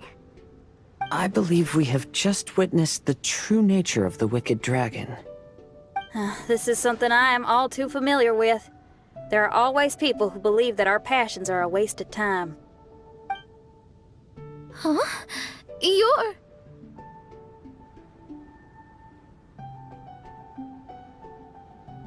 Ask me for directions, Arnold. I mean, you're back. Why? Oh, but I came because I bet you'd be looking for the third volume of Hymn of the Holy Land. Well, you bet right on that front. You need not do anything for me, my dear lady. The opportunity to behold your beauty is the finest reward I could ask for. I shall give you the answer you seek. The third volume of Hymn of the Holy Land can be found on the top floor of the royal castle. Is it guarded by anyone? Oh, but of course, sir. What sort of question is that? No nation would treat its most treasured books as if they were just cast out into the wilderness. That means we will still find Nachthreben guard stationed there. It is a citizen's utmost honor to guard the sacred scriptures. But it matters not. I'm quite sure the fine lady merely seeks to peruse them and has no malicious intentions. Your face is captivating and full of wisdom, and the company you keep appears to be heroes of some renown. I have the utmost faith that you will be able to comprehend the meaning behind the stories in our sacred scriptures. Her Highness's accomplishments were documented by Oz, the great secretaire, and became great treasures of the Immernachtreich. I wish Her Highness joy and happiness every time I read those books.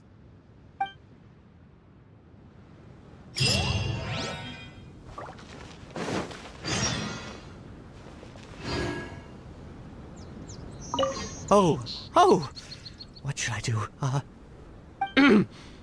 Would you care to join me for a cup of coffee, good lady? If coffee is not to your taste, we can have black tea, milk tea, or hot chocolate instead. If you don't want to, that's perfectly okay. I'll keep my distance and be with you in spirit as you enjoy a drink on your own. Your joy is my joy. Stop! It's you guys again. What's your problem? We're the princess's personal retainers. Cut the lies! Her Highness doesn't keep company with nobodies like you. Oh, really? Are you prepared to take responsibility for what you just said? I'll say it again. Her Highness doesn't keep company with... Who are these nobodies you speak of? Her Highness and Sir Oz! I must say, guards, it's immensely disrespectful of you to make such remarks to the retainers of the Immernachtreich. How dare you treat one's hand-picked retainers with such disdain? Begone! But... Don't you butt me! Yes, Your Highness. Fischl! Oz! You're back in the crew! You may consider that the case for the time being. What Mein Fräulein means is that it took us a long time to reach this place. She couldn't bear to leave you all here, even though she did not wish to confront this mirage. Didn't want to confront it, huh? Sounds like Mona was right. It felt like we were peeking into your diary. Nonsense. Despite the existing threats, the unrivaled glory of the Immernachtreich would not exist in this world if I, the Prinzessin, were the sort of person who could be easily swayed. What Mein Fräulein means to say is that there are other troubles in this area. Troubles? Have you run into anything dangerous? This matter can be revisited later. For now, let us proceed with more important work. Let's get this show on the road. The book's right in front of us. Let's not just stand here.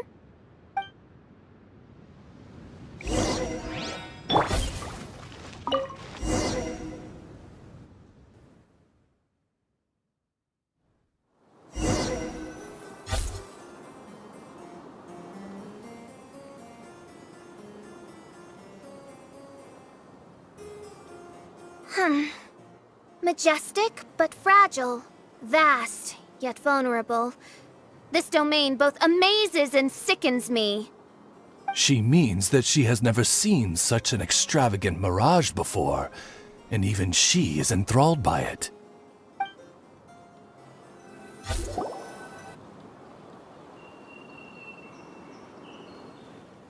There's a castle here, but some parts seem to be missing. Fischl, is this yours? Allow me a moment to reminisce. Mein Fräulein, you may recall that this is the toy castle you accidentally destroyed in a moment of deep distress. Oz, don't say it out loud. I suddenly recollect that 2 pieces are currently missing from my royal domain. So we have to find 2 missing pieces. Spoke amid a downpour of the dragon's blood. She said, "May my people be freed from the shackles of ancient decrees." Such wise and compassionate words could only come from your own writing, Mein Fräulein. Yet this kingdom appears to be anything but what I've described. The shadows lurking behind the scenes are disconcerting. Prinzessin Fischl again continued her song. and the interwoven chords of her sacred words became the Immernachtreich's hymn. When the people worshipped her, she replied, "Celebrate me by staging a play in the wilderness. Bow down to me and bring me beautiful dreams in return for everlasting glory within the eternal darkness."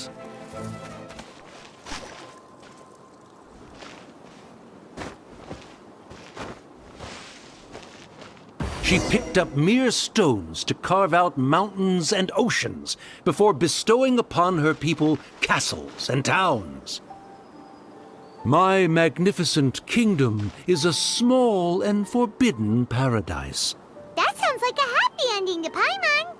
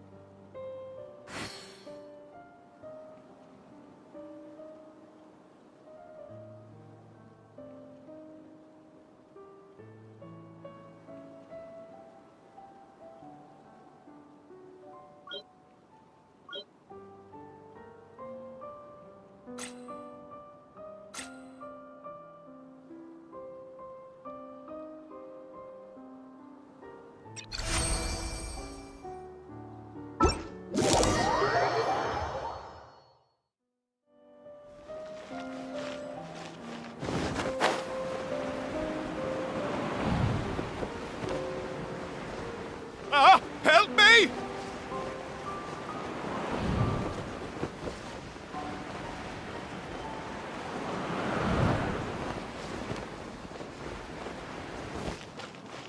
Paimon had a feeling he'd show up. Again? Please don't say that. I can assure you that this will definitely be the last time.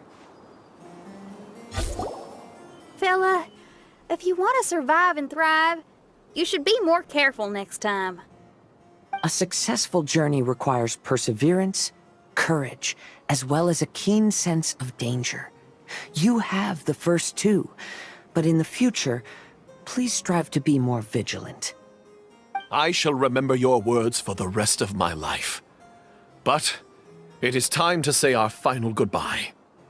You may not have noticed, but the weather has improved, and the sea has become pleasant and calm. We have awaited this day for a long time. You may be amazed that someone as reckless as me could become an actor, but please believe me when I say it's not by chance. Every Nachtraben is looking for a way to contribute to the world. We just want to find our place, our destiny. We were born to seek the roles that fate has assigned us to play. You may not be aware that Hymn of the Holy Land is also a book of prophecies. Prophecy? But Paimon thought it was a sacred scripture. Yes, it is. Hundreds of years ago, the Immernachtreich was engulfed by a menacing shadow. But our ruler stood by and did nothing, as if she had lost interest in ruling the kingdom. Soon after, Oz, the great secretaire, appeared among us. He brought us the sacred scriptures and a most encouraging prophecy. That prophecy is just as it's described in the book, and predicts a blessed future for the Immernachtreich. As a result, we became convinced that the gloomy skies would eventually clear, and we have been eagerly awaiting for that blessed day. The Soteria, the Prinzessin der Verurteilung, she will eventually remember the paradise of the Immernachtreich, and on that day, we will devote to her the plays that were promised in the prophecy. That is why I have stepped forward to take on the role of a warrior. I'd do whatever it takes to prove my devotion to her. Your Highness!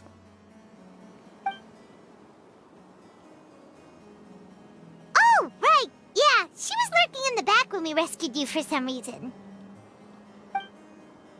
My citizen, thy will is strong enough to sunder the wicked dragon's wings. I shall now receive thy blessing. It is my utmost honor. Thou hast done well. 'Tis almost most evident that thou dost possess the virtues of a knight. Go, take thy position, and wait for the performance to begin. We commend your unfaltering loyalty to Her Highness.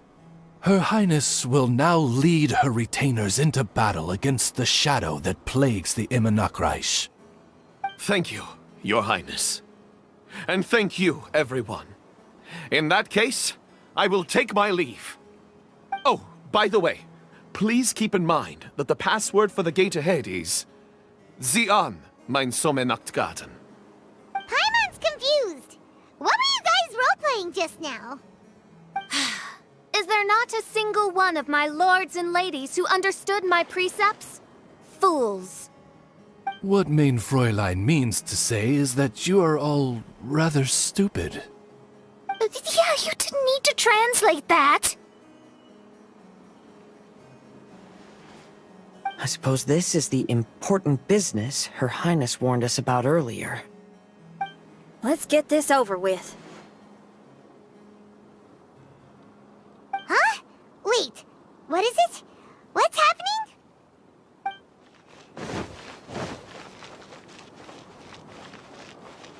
Zian, mein Sommernachtgarten. There's the book. Let's go and close it. Let's hope we won't get transported to another strange place this time.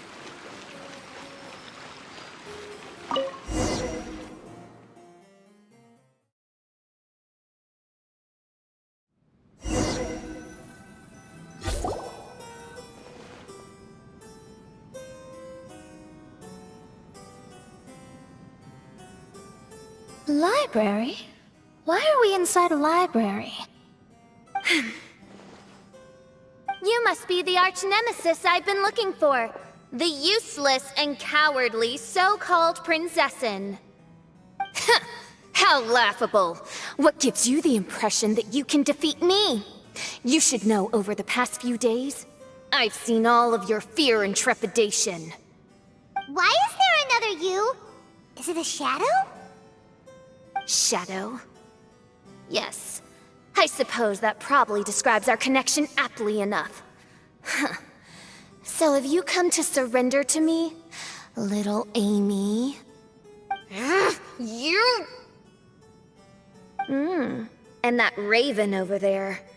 You must be Oz? Excellent. I have been waiting for you for a long time. I heard that a great secretary named Oz brought the Hymn of the Holy Land into the Immonachreich. I suppose that was you? At your service, Mein Fräulein. Why did you call her Mein Fräulein? As you can see, that's also Mein Fräulein over there.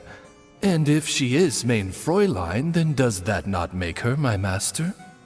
Seems logical enough.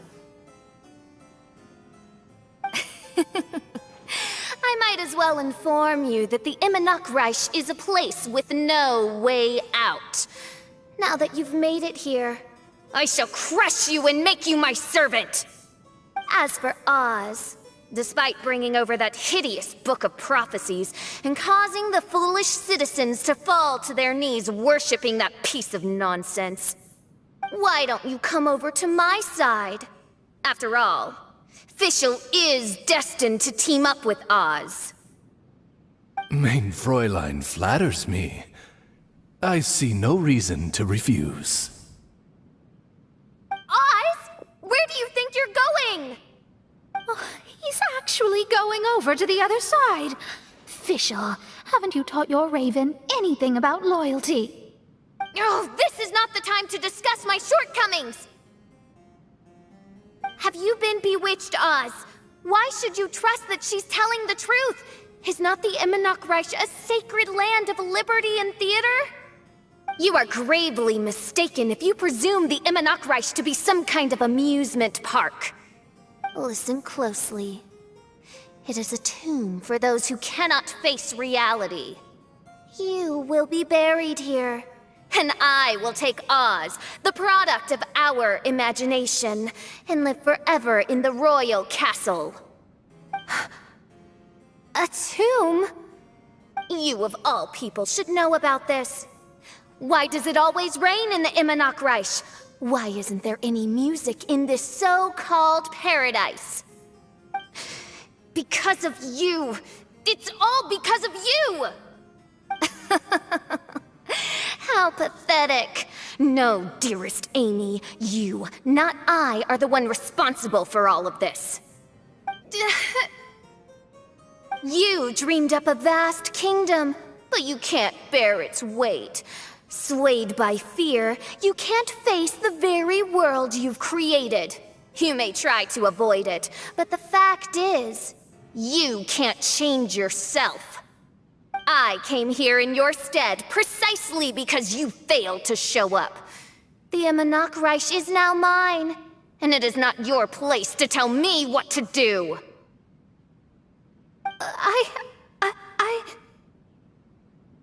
Amy, you are but a weak fool who does not deserve this world. Be gone. Hey, are you done? For you to give yourself such a piece of your mind, it must have been bothering you for a long time. Luna...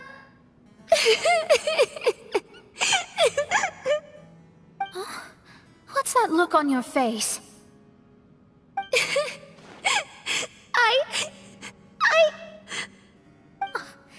You're not going to admit defeat, are you? I hate to admit it, but... she might be right. No. Please, do not think that. Your Highness, do you still remember why we came here? Kazuha... I am a samurai from Inazuma who's been entrusted with your safety. These individuals also responded to your call. Having your own tomb does sound pretty cool, but the Immernoch Reich is not a tomb. Xinyan! Oh, so you've made some friends. But do you really think that's enough for you to defeat me? I am your fear, your dark side. I am the nightmare from which you have never escaped in all these years. Standing before me, you are nothing!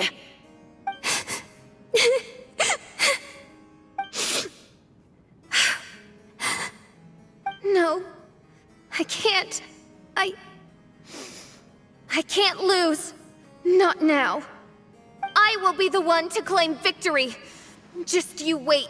I will make you regret everything you said.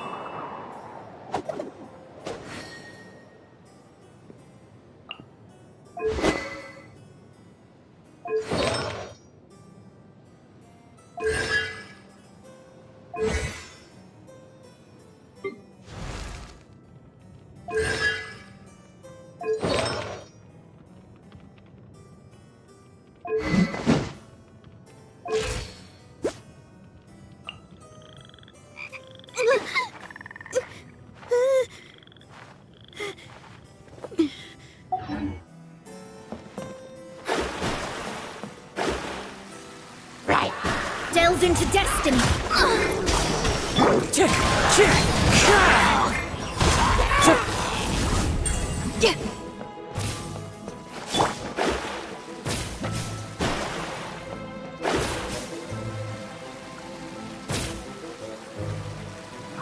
Take it one step at a time and don't rush.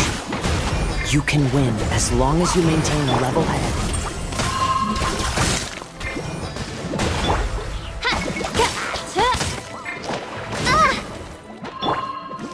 Into the wind! Let me scry. Pyrotechnics!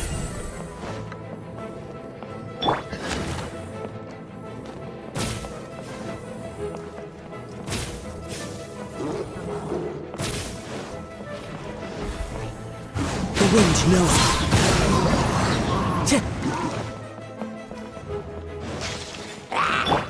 Power core!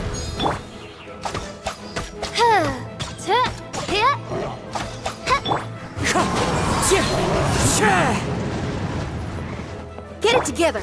Don't lose to anyone, and definitely don't lose to yourself. You ain't weak. That's not true at all. Shadows of fate. Yeah!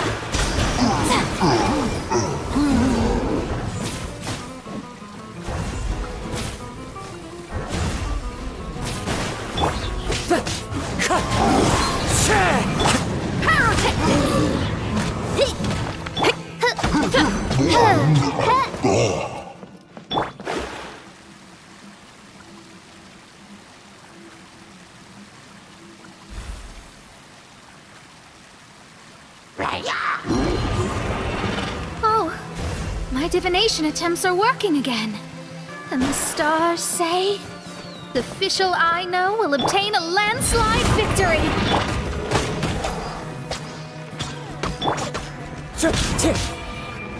One with nature.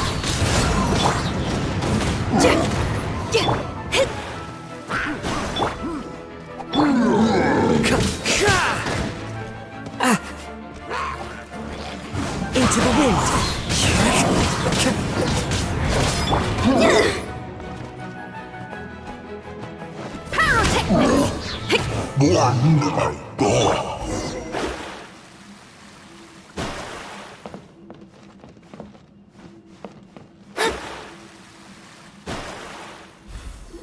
Impossible! How did you make it through that nightmarish library? Stand down! Do you still think I'm going to lose?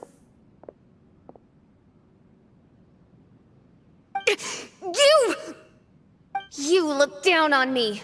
You thought I was a worthless coward. And yes, I did used to be like that, because I am someone who can't face reality, who spends all day daydreaming, and can't cope with setbacks or criticisms. But now I understand. I understood as soon as I first laid my eyes on this mirage. Do you see that incredible world out there? So vast, so breathtaking. That is my imagination, the source of my power. You act so arrogant under that dark cloak of self-obsession, but that's not your true nature. You're no prinzessin. You're just a narcissistic speck of dust hiding in my shadow. You are the true loser, the one who's holding me back. You hide your fear and cowardice behind a facade of thorns and self-loathing. You are far weaker than me. Now give it back! What? Return to me what is rightfully mine. The Reich, the castle, my people. And most importantly, my companion Oz. Oh, mein Fräulein, you speak with such eloquence and vigor now. You've truly matured into the Prinzessin. You've got some nerve opening your beak, traitor! No, mein Fräulein, I've come here to prove something to you all.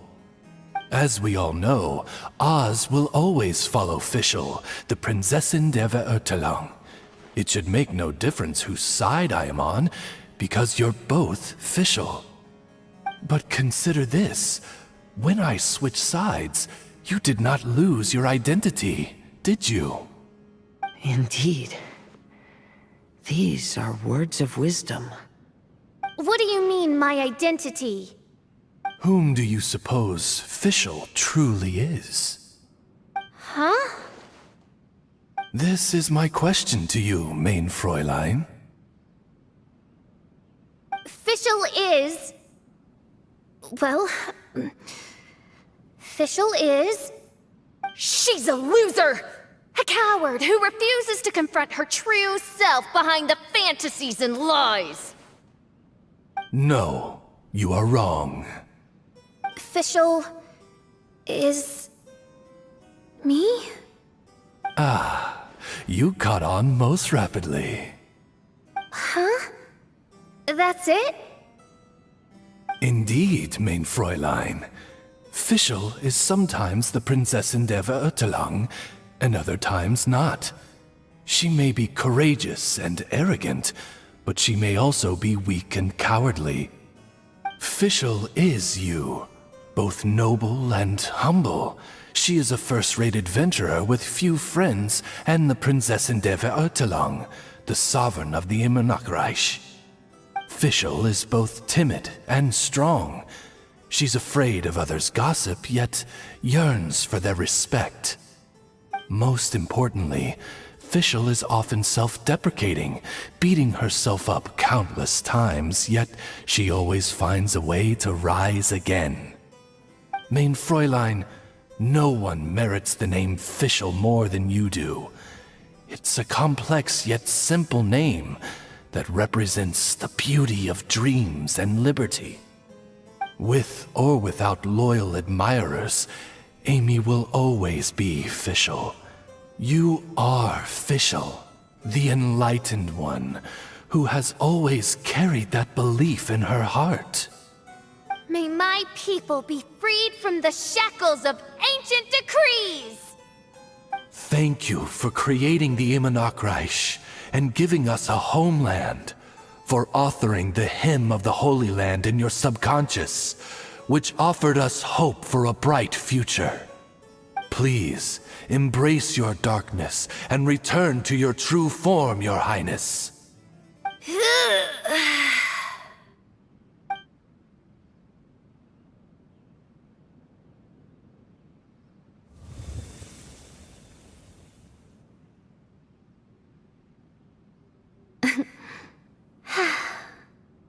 Whoa! Fancy dress Fischl vanished! Wait a minute, and now she's back? Shadow seems to have returned to Fischl's heart, where it belongs. Everyone, lend me your ears. There she is. Citizens of the Immernachtreich, do you hear my summons? Yes, Your Highness. There she goes again. I am so done with this. Oz speaks the words of truth. Today is a grand occasion, for it is the day that I seize back my heart and reclaim control of my kingdom. I hereby announce, welcome to the Immernachtreich! Yay!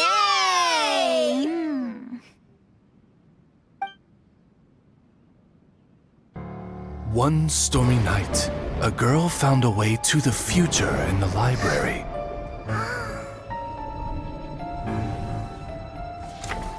She said to herself, I shall create my dream kingdom. I'll carve mountains and oceans and erect castles and towns. Then she spoke to those who shared her dream. Please be proud of all that is unreal, for we are greater than this world. For our magnificent kingdom is a small and forbidden paradise.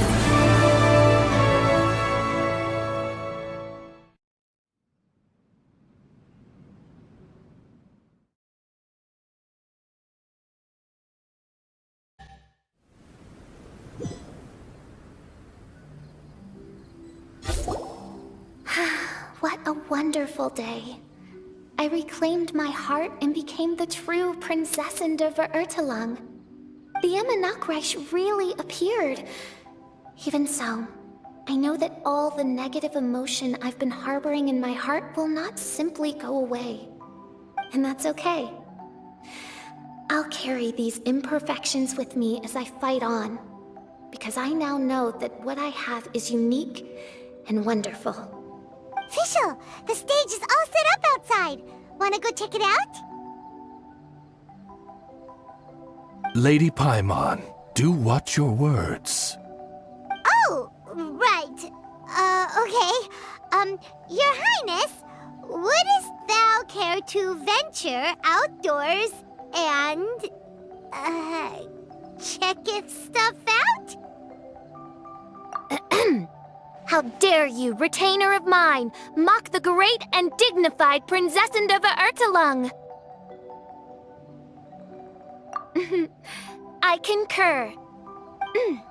Now, let us rejoice and celebrate this historic moment for the Immernachtreich. Oh, what Main Fräulein means is that she entreats you to celebrate the arrival of the Immernachtreich with utmost zeal and great joy. All right, we get it. Please don't translate her words back into Fischl speak.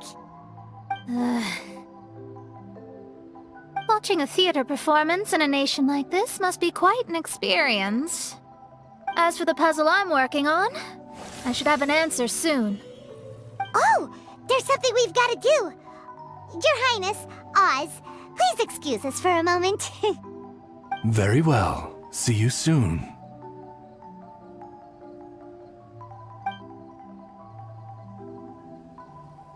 Come on, let's try to contact Venti again.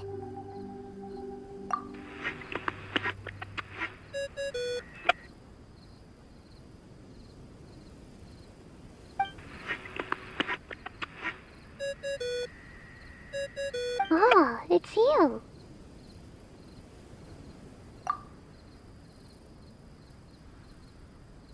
Huh? That isn't the tone-deaf bard. You're right, we've never met before. I know you want to communicate with someone beyond the islands, but you can't do that right now. So, I cut off your connection. Huh? Wouldn't you rather find out the answer for yourself than ask someone else?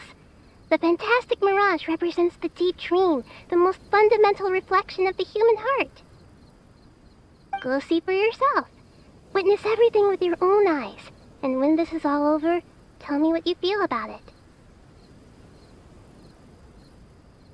Who the heck was that? Oh, this is weird. How was she able to cut off her connection to Venti? And why would she want to know what you feel? Nope, Paimon doesn't get it. It's kinda eerie, but Paimon will protect you. Paimon will be there for you no matter what.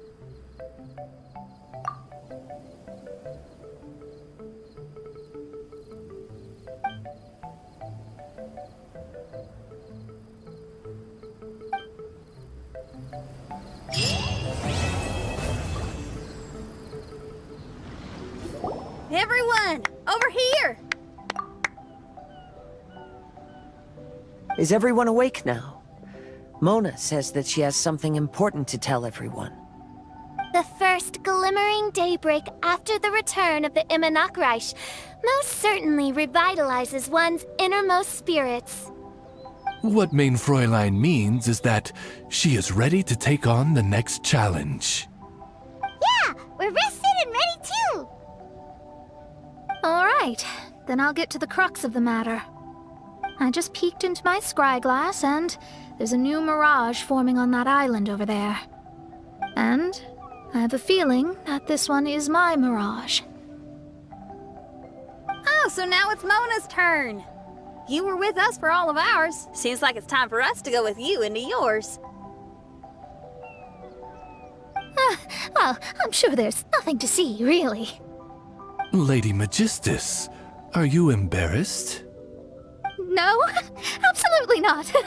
It's not like I'm worried about everyone judging me after seeing my embarrassingly pathetic mirage or anything. This emphatic no sounds rather like a thinly disguised yes.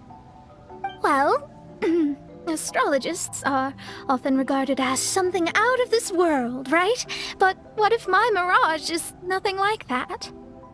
Fret not. Your Prinzessin is not so foolish as to entertain preconceived notions on how thy mirage should or should not present itself. Yeah, me neither. Not that I have low expectations of you, Mona, but personally, I think you're a kind soul, and you shouldn't feel like you have to live up to anything more than that. I'm sure Mona's mirage will stay true to her kind heart.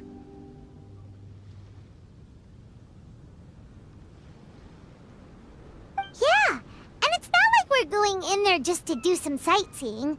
There's other reasons too, right? Really? Well, okay then.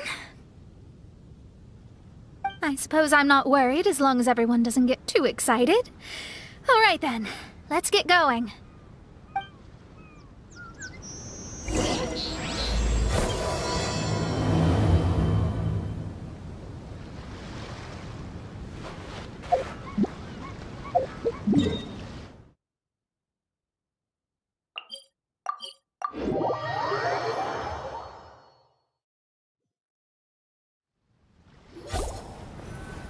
According to my scryglass, we've arrived at the Mirage.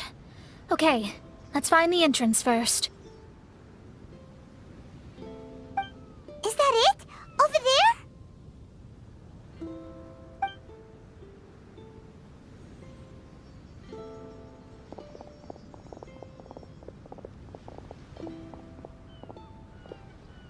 Huh. This looks like some kind of pool.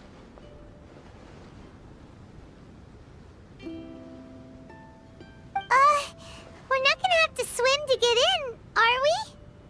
Huh? Wait, do we have a non-swimmer among us? No, I don't think that's the real problem here. Someone's scared, huh? Well then, I'll go first. And there she goes! She's gonna show off her oh-so-perfect swimming skills now. Please be mindful of your wording, Main Fräulein. Oh, right. See you later! Whoa! Mona dived right into the pool and disappeared! Let's catch up with her.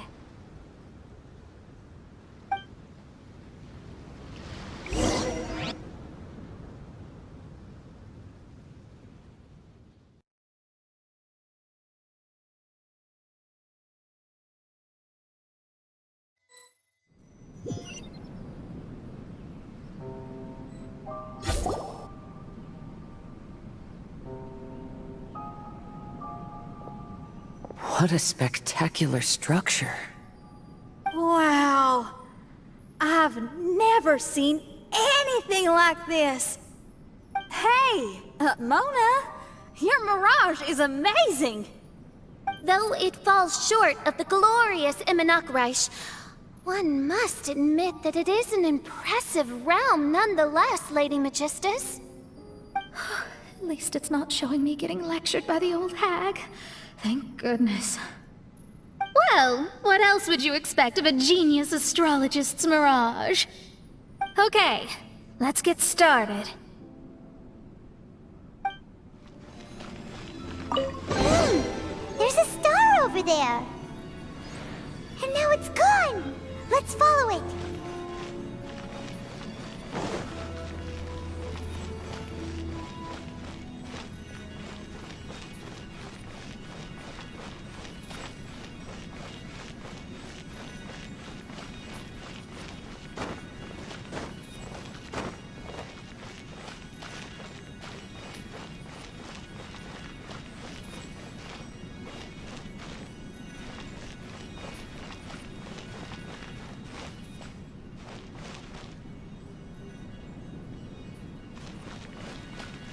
It's made its way inside.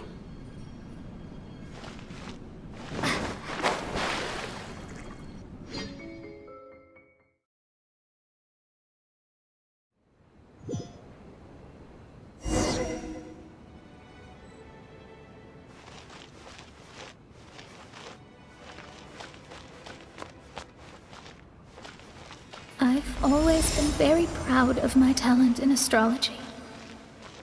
Huh? What in the... Is that my voice?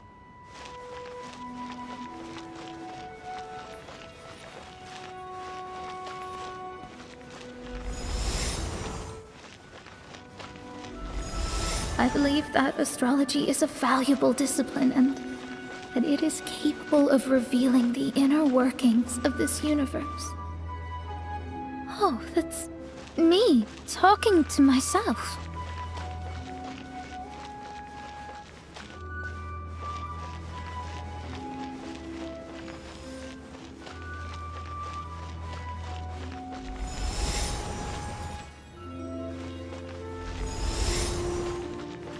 When people discovered I could perform divination, they began to bombard me with inquiries.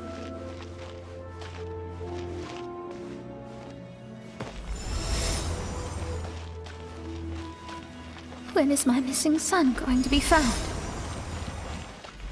Do they love me or not? Will I ever recover?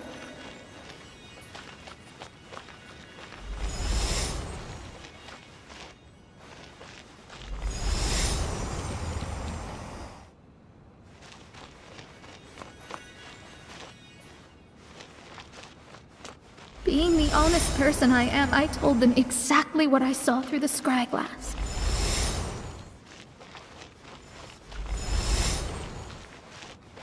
Though honesty may bring about resentment, I couldn't lie in the face of such a noble art. Astrology is a scam. That's insane. Can you please leave me alone now? I need some space.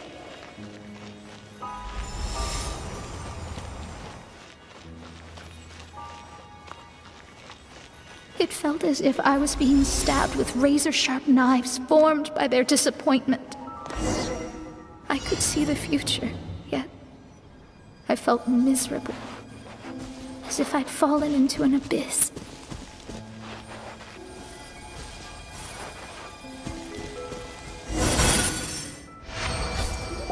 Lady Magistus, this is heartbreaking. Please don't try to comfort me. It'll only make me feel embarrassed. Come on, you don't need to pretend in front of us. You need a hug. No. That was really how I felt back when I first started out in astrology, but I've matured now. I'm no longer so easily swayed by random people's opinions. Who would have thought? Even Magistus, the court archmage, was not spared of vexatious times in her career. It must have been difficult to be misunderstood by others. I'm glad that you were able to move past that. Actually, there are many who have given up astrology due to similar circumstances. But I am a genius, so it's only fair that I'm able to accomplish what others cannot. It's pretty inspiring to hear you say all that in an amazing place like this. Yes, good. Keep going. Sorry to interrupt, but the door is that way.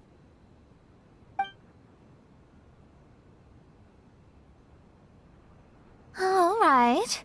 Now let you shower me with praise after all the mysteries are solved.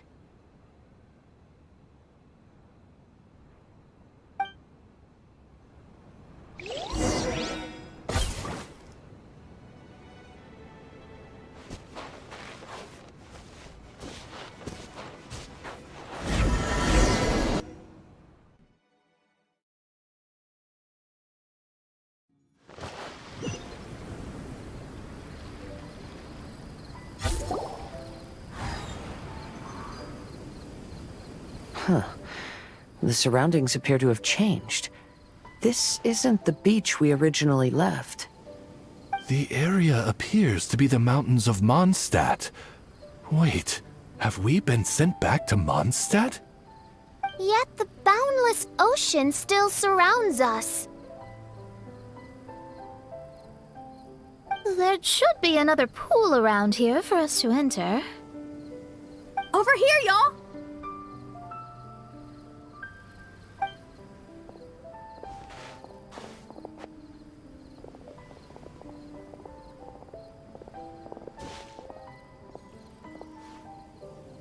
Huh?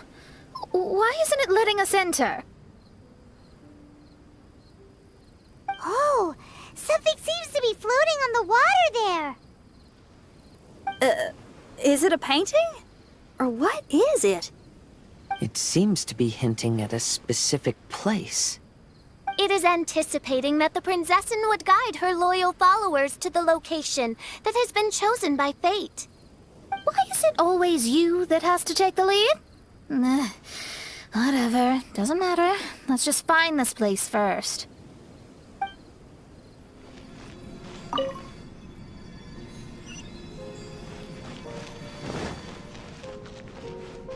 Look! There's another star! Let's follow it!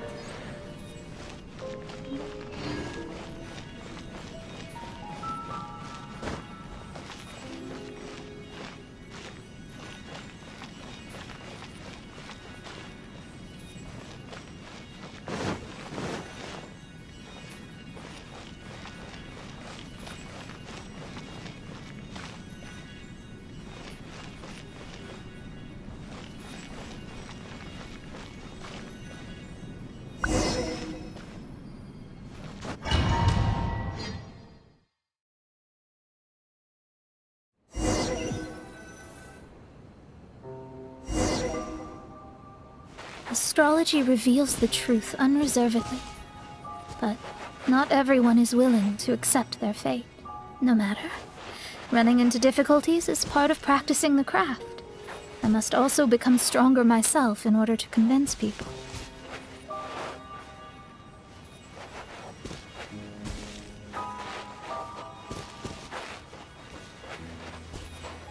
I once met an adventurer on a mountain who also happened to be picking fruits.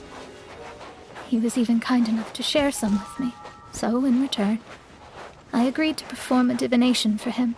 The results were terrifying. I advised him to give up adventuring as soon as possible, otherwise he could meet his end within the next 2 years.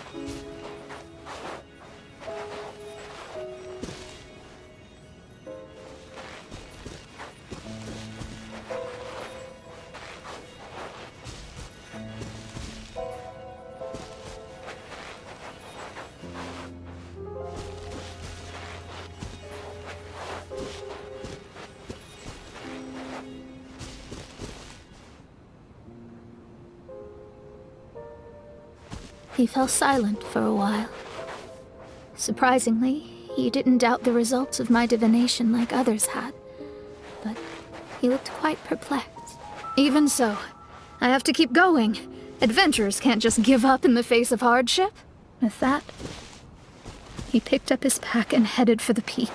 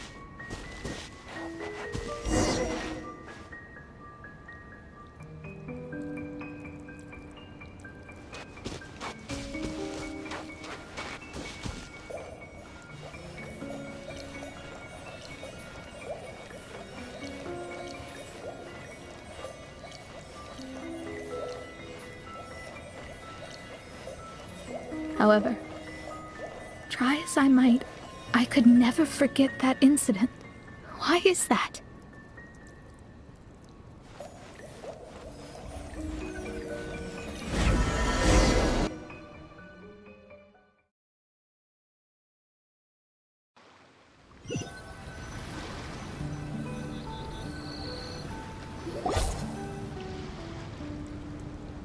Oh, we're back again. So, Mona, is that adventurer dead now? That was the only time I ever saw him. And that was more than 3 years ago, which means he's no longer alive.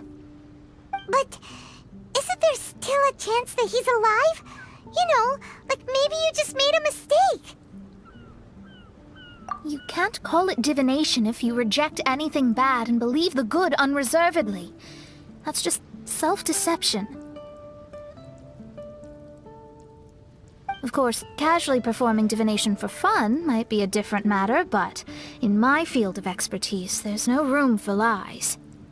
To contradict my own reading would be a blasphemy against astrology. Cruel, but truthful. Such is fate.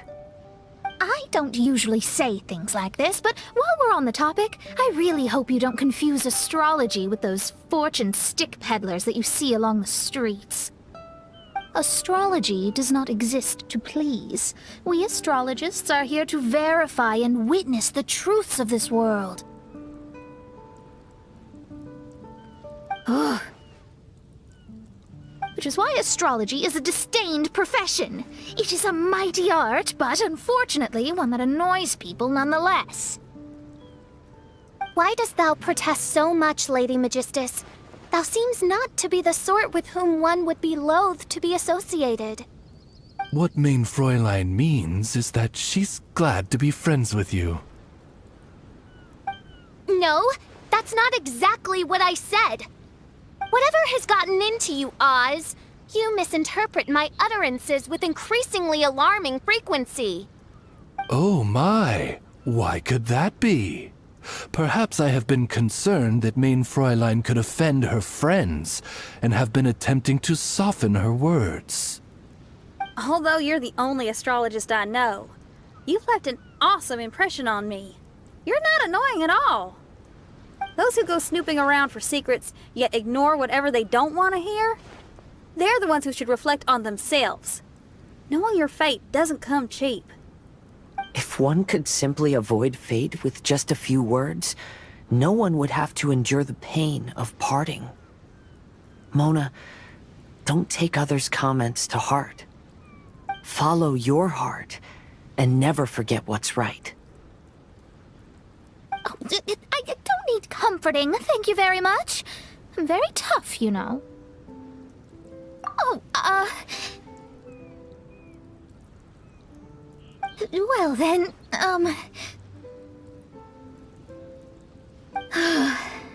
thank you.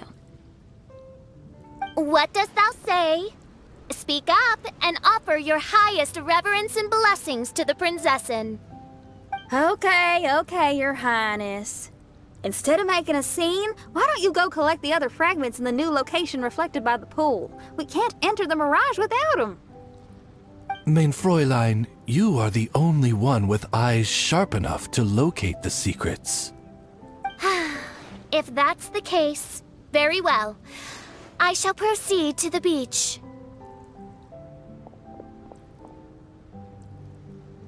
Let's go, Mona.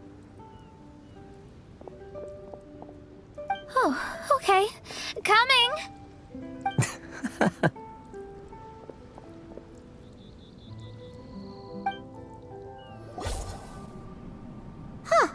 We've returned here once more. Looks like the story's not finished yet. Let the adventure continue.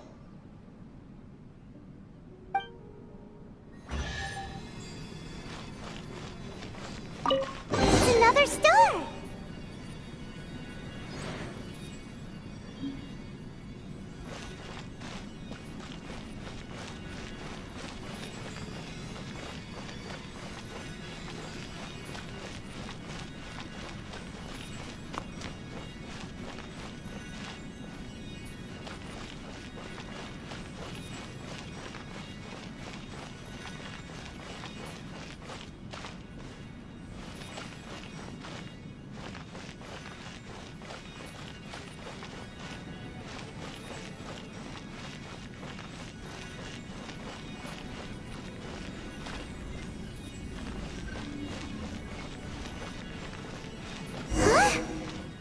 by the water but didn't go in.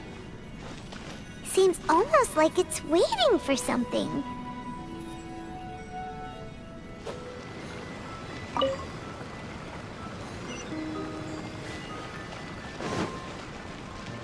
Oh! There's another star here!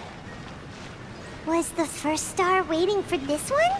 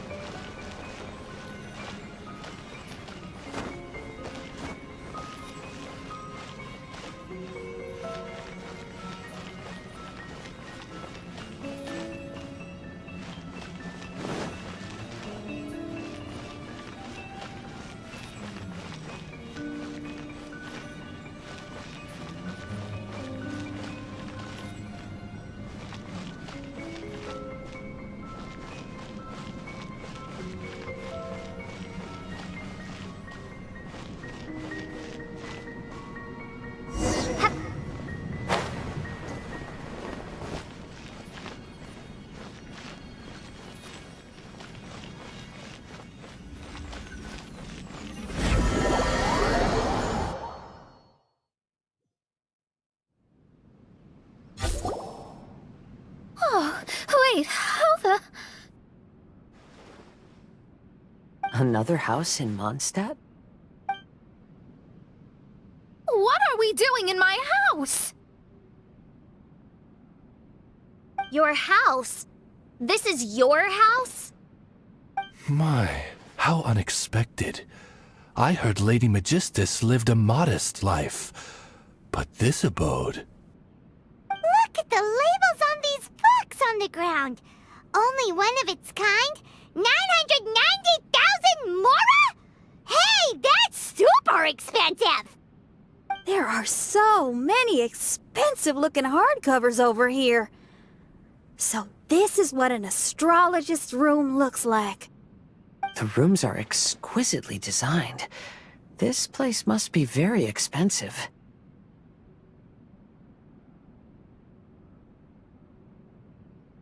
Hey, I'm just occasionally out of mora, that's all. I never said I was a pauper. You're not? Oh, so what about those times I treated you to meals and had you over to my place for dinner? Mein Fräulein, mind your phrasing. Thou wert blessed with the coveted opportunity to enter the palace of the Immenach Reich and meet with the Kaiser and Kaiserin der Verurteilung. Or hast thou conveniently forgotten this magnificent occasion? Oh, yes! The stew and cold cuts your mother made were heavenly. I could go for some more of that right now. Lady Magistus, this is not the time for such things. Is that Mondstadt cuisine? I want to try some. I heard Mondstadt has lots of local delicacies, especially meat dishes. Then I shall extend to you the honor of meeting the Kaiser and Kaiserin with me on a future occasion. Really? Hey, we should go too! Now that you mention it, it has been a while since I visited a friend's house. I shall gladly oblige. Oh, but shouldn't we bring some sort of gift? Those two are very kind and understanding, so please, don't worry about that. Just bring yourselves. You seriously have to try her mom's cold cut platter. It's her specialty or something. Anyway, it's simply delightful. Not to interrupt, but perhaps we should start working on the puzzle at hand? Ever since I entered this place, I have found myself most preoccupied with that ornament. Oh, right.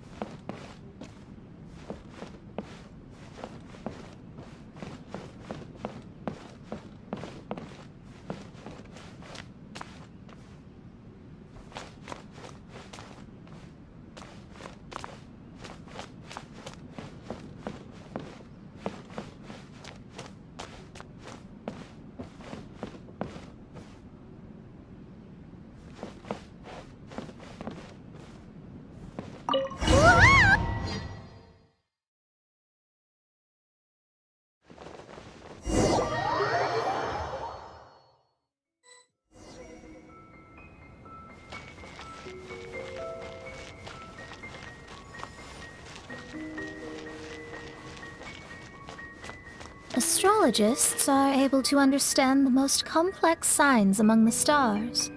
And because of this, we are not allowed to show any arrogance.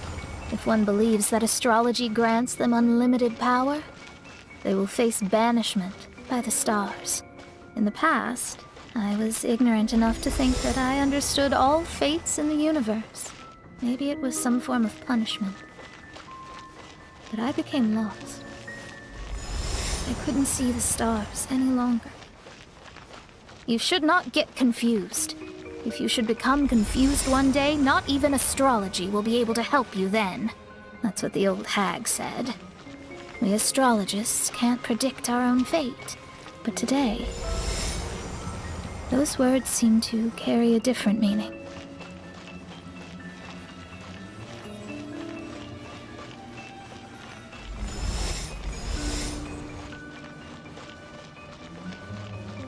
I understand now that people won't always follow a beacon's guiding light. Even though the way forward may be dark and dangerous, they will still resolutely forge ahead. Fate is called such precisely because it cannot be altered or reversed.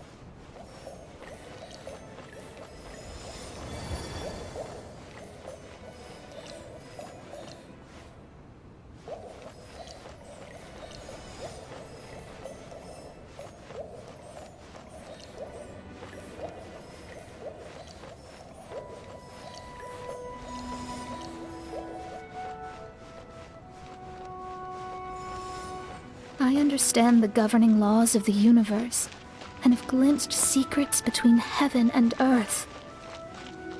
Observing it is enough for me. There are no perfect legends, and no heroes that can save everyone. Instead of dwelling on my helplessness, what I should do is seize my own destiny.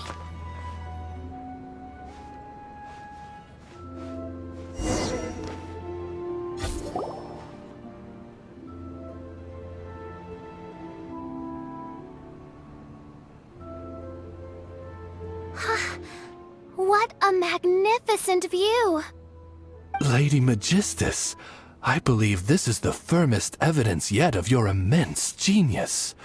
You truly are the greatest archmage in the history of the Immonachreich. Thank you. Although the Immonachreich really doesn't have that much of a history. Stars like diamonds and the moon like a pearl. This is the most brilliant night sky I've ever beheld. It's beautiful. To call up such a mirage, Mona must have a vast and boundless sea of stars in her heart.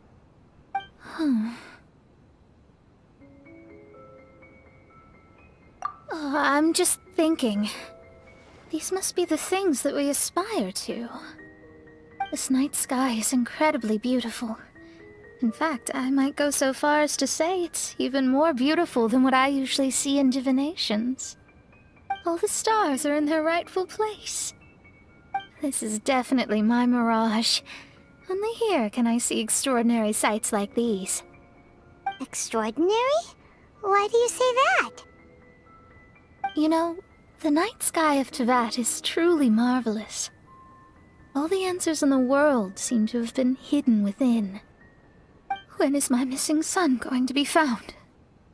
Do they love me or not? Will I ever recover?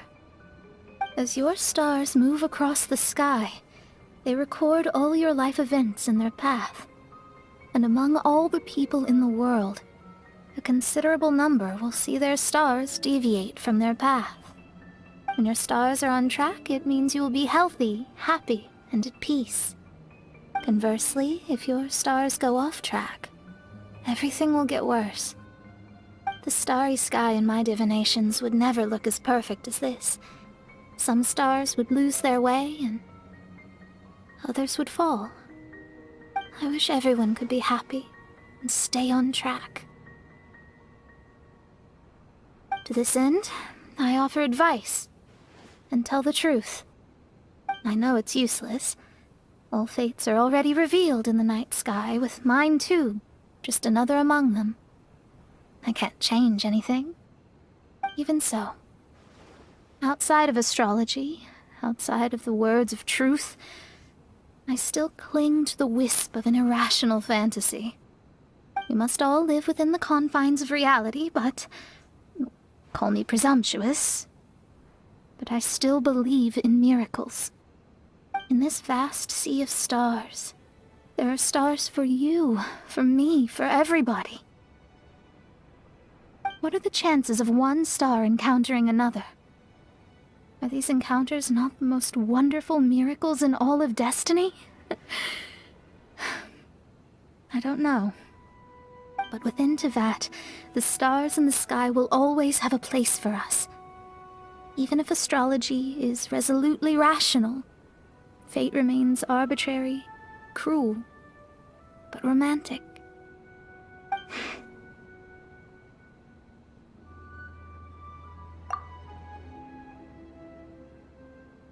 I think I have figured out what those stars are hiding. Now I will seize my own destiny.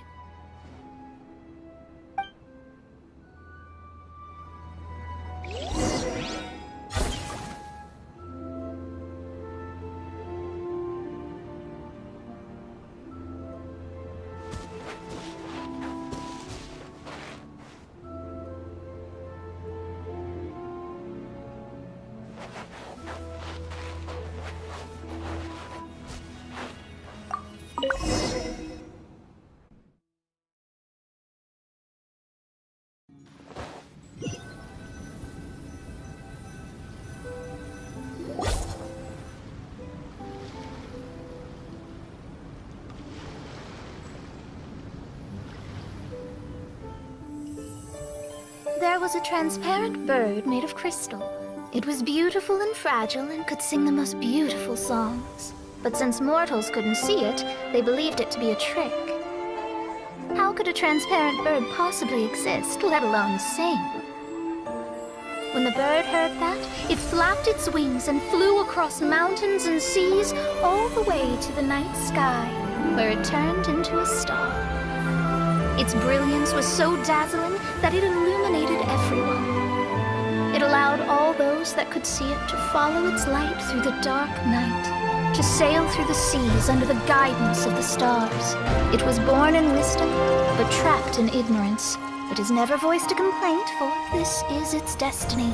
Guiding people to see their destinies is the very meaning of its existence. We're back here again! So, are we completely out of the mirage? How strange. My mirage didn't contain any hints on the Tui or the machine. Does that mean they had nothing to do with these mirages after all? Or perhaps these mirages are a mere consequence and not part of a process at all? Paimon's lost. I mean, these mirages were not steps toward solving the mystery, but rather a direct effect of whatever's going on. Someone did something to bring the mirages into being. As they were just passive side products, it was natural that they couldn't provide us with any useful information. In other words, those mirages were only about ourselves. Pure materializations of ourselves. Interesting. Everyone, maybe we should go back to where this whole thing began. During our first day on the island, the Traveler and I checked out the Fatui camp together. We found a strange machine there, as well as some disoriented Fatui. The researcher who spoke to us claimed that the machine was just a Fatui industrial invention.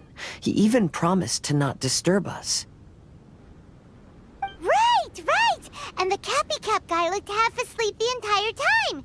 He kept talking nonsense. I wonder, is it possible that madness and mirages are two different outcomes of the machine's influence? If so, everything can be traced back to that damaged machine, except for the difference in how it affects people. This, I believe, is caused by differences between the affected people themselves. Oh. When you put it that way, it is indeed difficult to distinguish dreams and hallucinations. So what you're saying is, the device affected us differently because we are different from the Fatui. Yes, and according to our observations over these past few days, I think the difference is that we all have stronger willpower. Yeah, I can get behind that. People with strong willpower will hallucinate instead of falling into madness. But those who break too easily can't maintain a stable mirage. In other words, we should go back to the Fatui camp and destroy that machine right away! No, it should be repaired rather than destroyed. What Mein Fräulein means is that rashly destroying a machine we do not understand may lead to more serious consequences. It would be better to find a way to repair it first. Right. It pays to be cautious. If my guess is correct, that machine is capable of influencing the human brain, so we'd better tread carefully. So let's go now! There's no time to waste!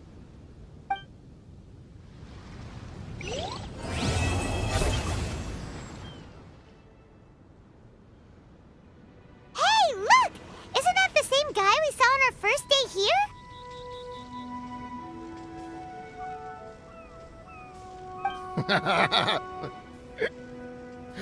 Everyone's gone crazy.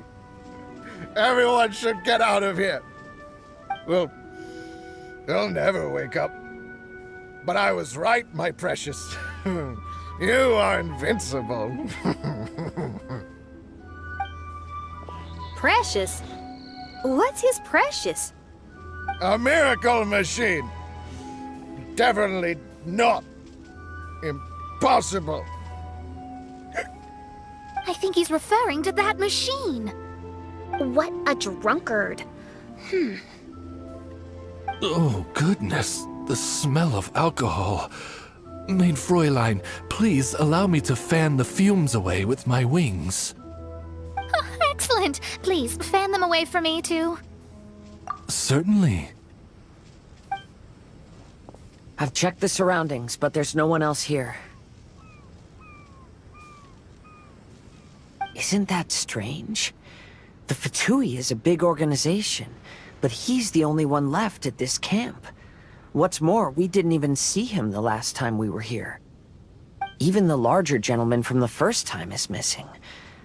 I think they must be hiding somewhere. As for why they may be hiding, I'm afraid we'll have to ask him. But he's as drunk as Tone-Deaf Bard! Should we wait for him to sober up? Cleanse him with the holy spring of punishment. Mein Fräulein means to splash him with water. Ooh, sounds like a good idea! Let's try.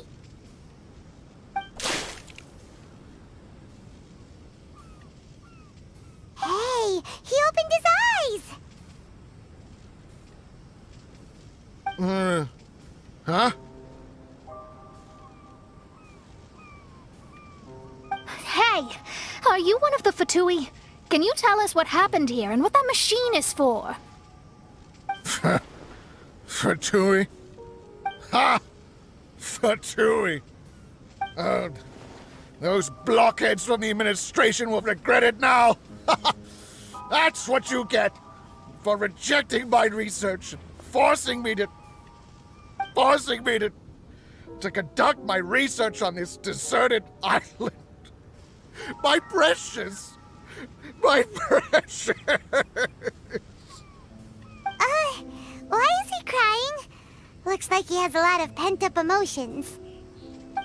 You mocked me! And my precious invention. You don't know anything about the future. Only my invention can help us conquer the world. Idiots. Such idiots. Ow! Don't hit me. I won't blow up the lab again. I'm sorry. I didn't mean to. This man's gone insane. There's no way we can communicate with him. He wasn't like this when we first met him. It looks like the effects have grown worse, to the point of driving him mad. My manuscript. My manuscript. Only that can save. Manuscript? Where is it? Don't yell at me. Don't yell at me. Fischl, don't yell at him. Then I'll... Let me try.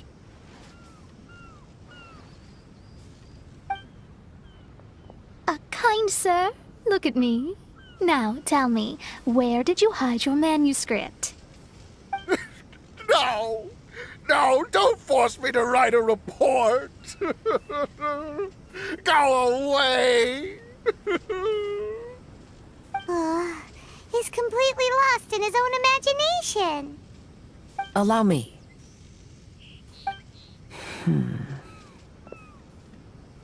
Please excuse me.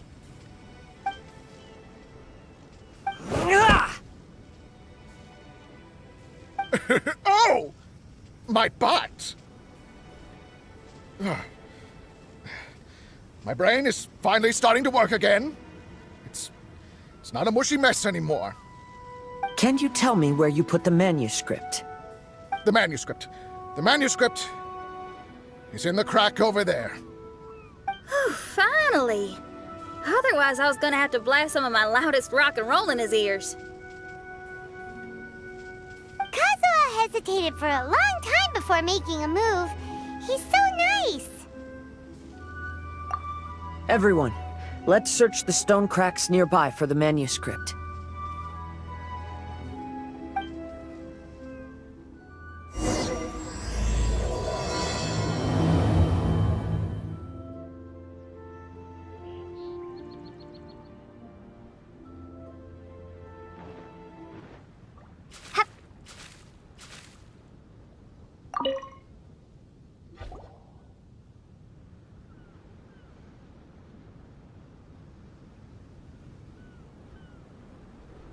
Found it!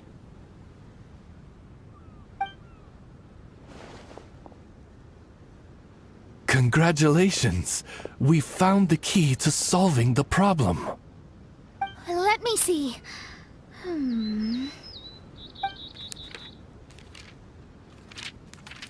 Just as I thought.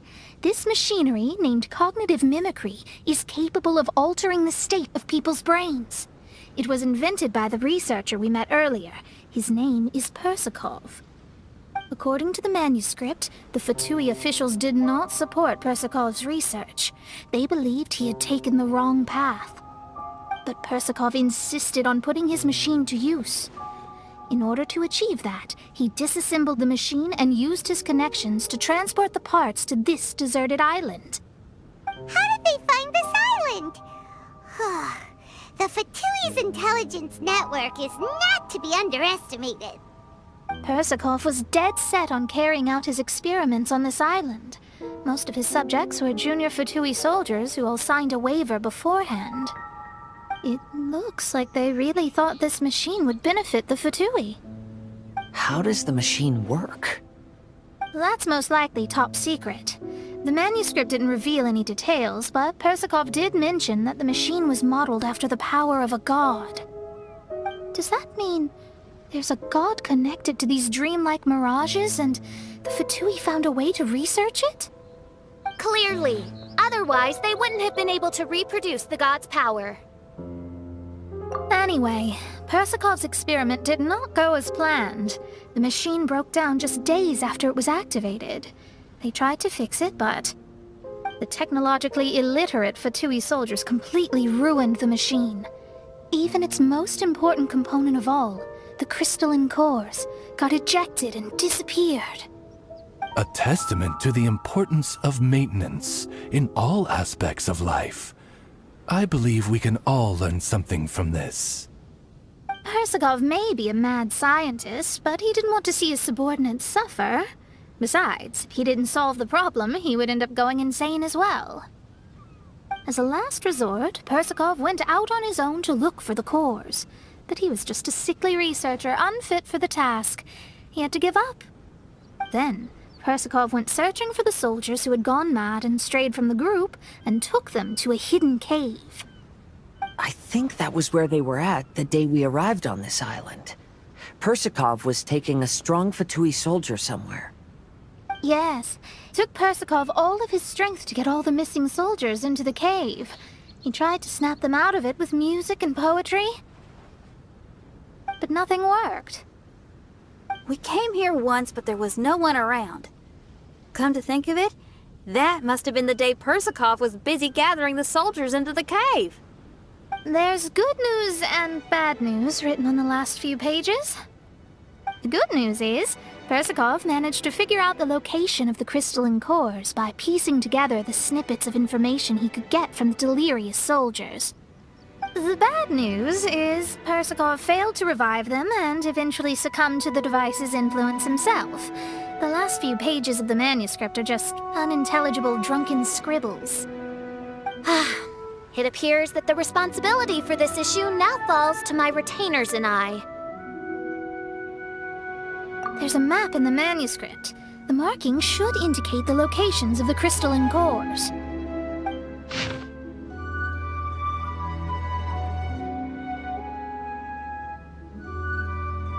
We've got no choice but to find the crystalline cores now!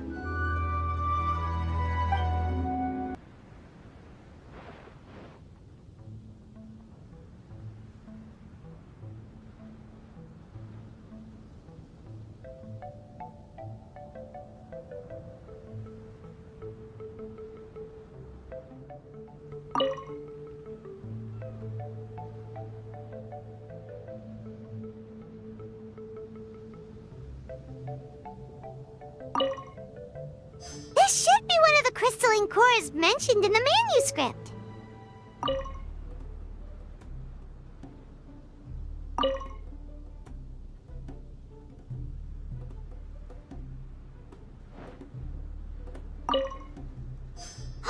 And here's the second one!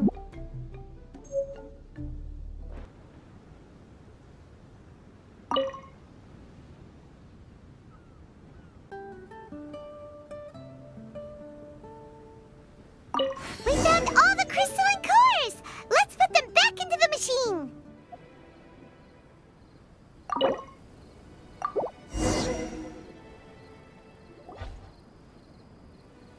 We've inserted all of the crystalline cores, Mona. Is that all we needed to do? I think so. That's what the manuscript says, anyway. Let's give it some time. Hopefully it'll return to normal.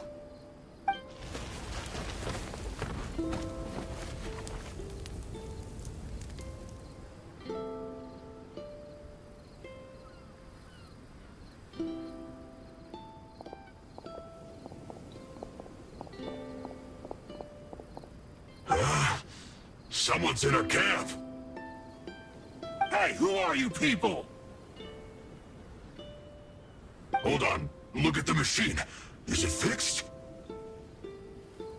What? But Mr. Persakov is still lying on the ground over there. We're the ones who fixed the machine! Yeah, you're welcome! We could have had a nice, relaxing vacation if all of this hadn't ended up occupying so much of our time. Apologize to me and my retainers at once. Uh-huh? Oh no, I'm out of here. Hey! Don't leave me here on my own! Mr. Persakov's still there. We need to save him. Those two definitely seem a little more lucid now.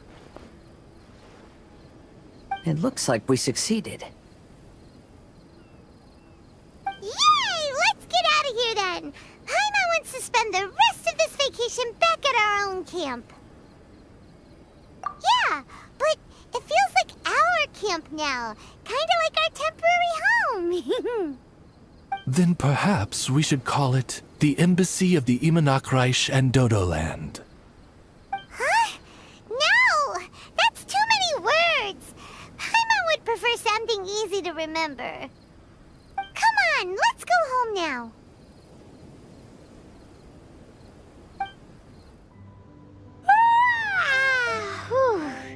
After coming home to a nice big meal, then having a long lie down, Paimon's finally starting to feel relaxed. Is the hospitality of the Imanakreich to thy liking?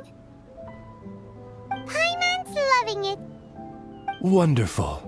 Main Fräulein invited you all here not only to witness the arrival of our Holy Land, but most importantly, she wished that you could all relax and enjoy the summer. Great!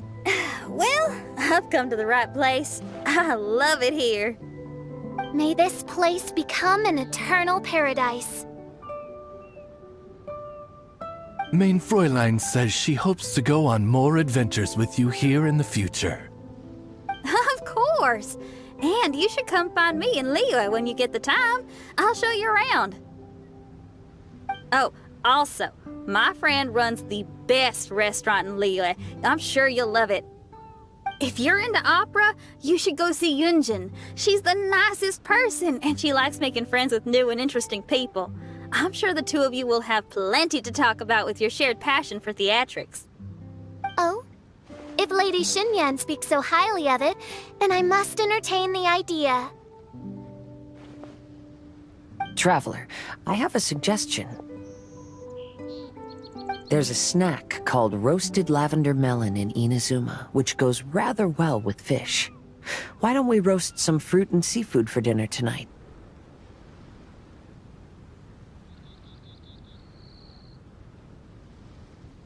Then it's decided. I'll go gather some more fruit.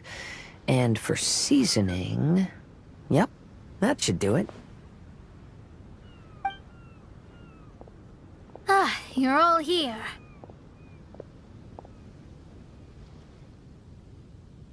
I've noticed an issue. Although we've fixed the machine, as you can see, the mirages on the islands have still not disappeared. I've noticed that too. But considering it took some time for the mirages to appear, it may also take some time for them to disappear. Yes, that's definitely possible. In other news, my scryglass seems to be working fine now. The divination results are also looking about right. Although there are some parts in the results that I don't quite understand. It's as if there is some sort of power surrounding us. And it's still watching us. Do you think it's caused by the machine? Or perhaps Persikov? Sorry, I'm also not sure. All I know is that the power is not hostile at the moment. Whatever it is, it doesn't seem to harbor any ill will toward us.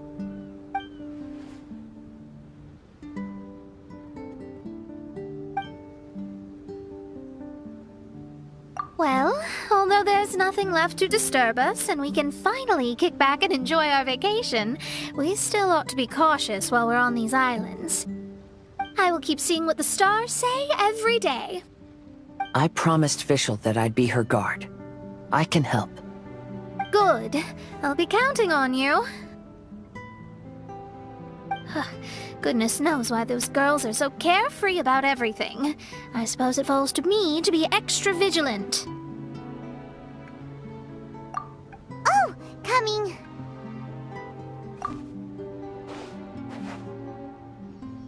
Oh, so we're gonna call the tone-deaf bard, right?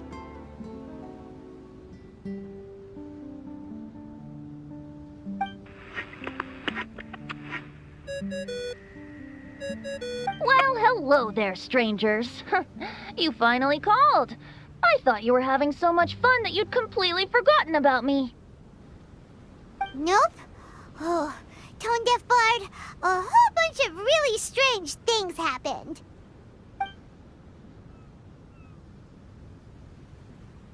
A strange machine that can imitate the power of a god? Wow! I didn't know the Fatui had plans like that. Their imaginations are truly running wild. So, judging from your tone, it sounds like you don't know any more about this than we do. Alas, I am but a humble bard who sings for his Mora in the tavern. Why would I know anything about it? Ugh, so annoying. But other than that, did you two have fun? We did! We ate a lot of yummy food and saw loads of amazing things! It was really cool! That's good. The point of traveling is to record any feelings stirred along the way. As long as you had an unforgettable experience, this journey has served its purpose. As for the mysterious voice, although we don't know who it was, not only did she not harm you, she also helped you to gain a better understanding of each other, right? If you look at it that way, maybe she meant you well. I mean, if she was able to intercept Alice's communication tool, I'm sure she's also plenty capable of attacking you. Tone Deaf Bard is right. I'm glad to bring you some peace of mind. Just enjoy your vacation to the fullest, and don't forget to tell me all about the marvelous mirages when you get back. I want to record all these beautiful memories and turn them into ballads. Every summer will become an unforgettable song. Then I'll just wait for your return. Happy vacationing! If Tone Deaf Bard thinks it's okay, then maybe there's nothing to worry about. After all, Tone Deaf Bard is still a god. We should probably trust him. Let's head back. We don't want to keep everyone waiting. Hold on. Didn't Fischl say earlier that she's going to catch some crabs? Oh, Paimon wants to go too! Now you have solved the mystery. Doesn't it make you feel happy? Satisfied?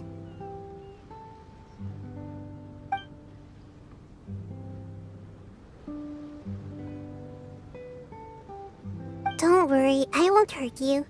I'm just a little bird that sometimes flies by these islands, and am now watching you from far, far away. I just so happen to sense a power here that has something to do with me. I was curious, so I landed on the beach to quietly watch everything that took place on these islands. It was fascinating.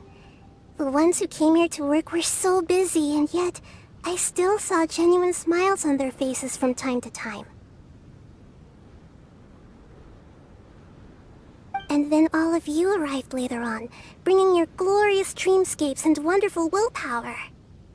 Your dreams are like the pure and delicate bubbles floating on the water. The more beautiful the illusion, the more it fascinates me.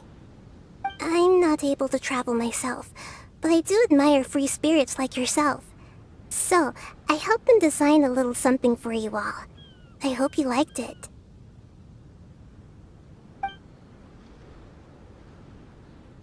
As I said, I don't have an agenda. I'm just a little bird. I stopped here to admire your lives, joys, sorrows, and all. You are a special person with a unique and brilliant glow. I decided to communicate with you in this way because I'm really curious about you. There's no need to wonder about my name. Maybe one day in the future, we will meet in another place. When that time comes, I think you'll be able to recognize me.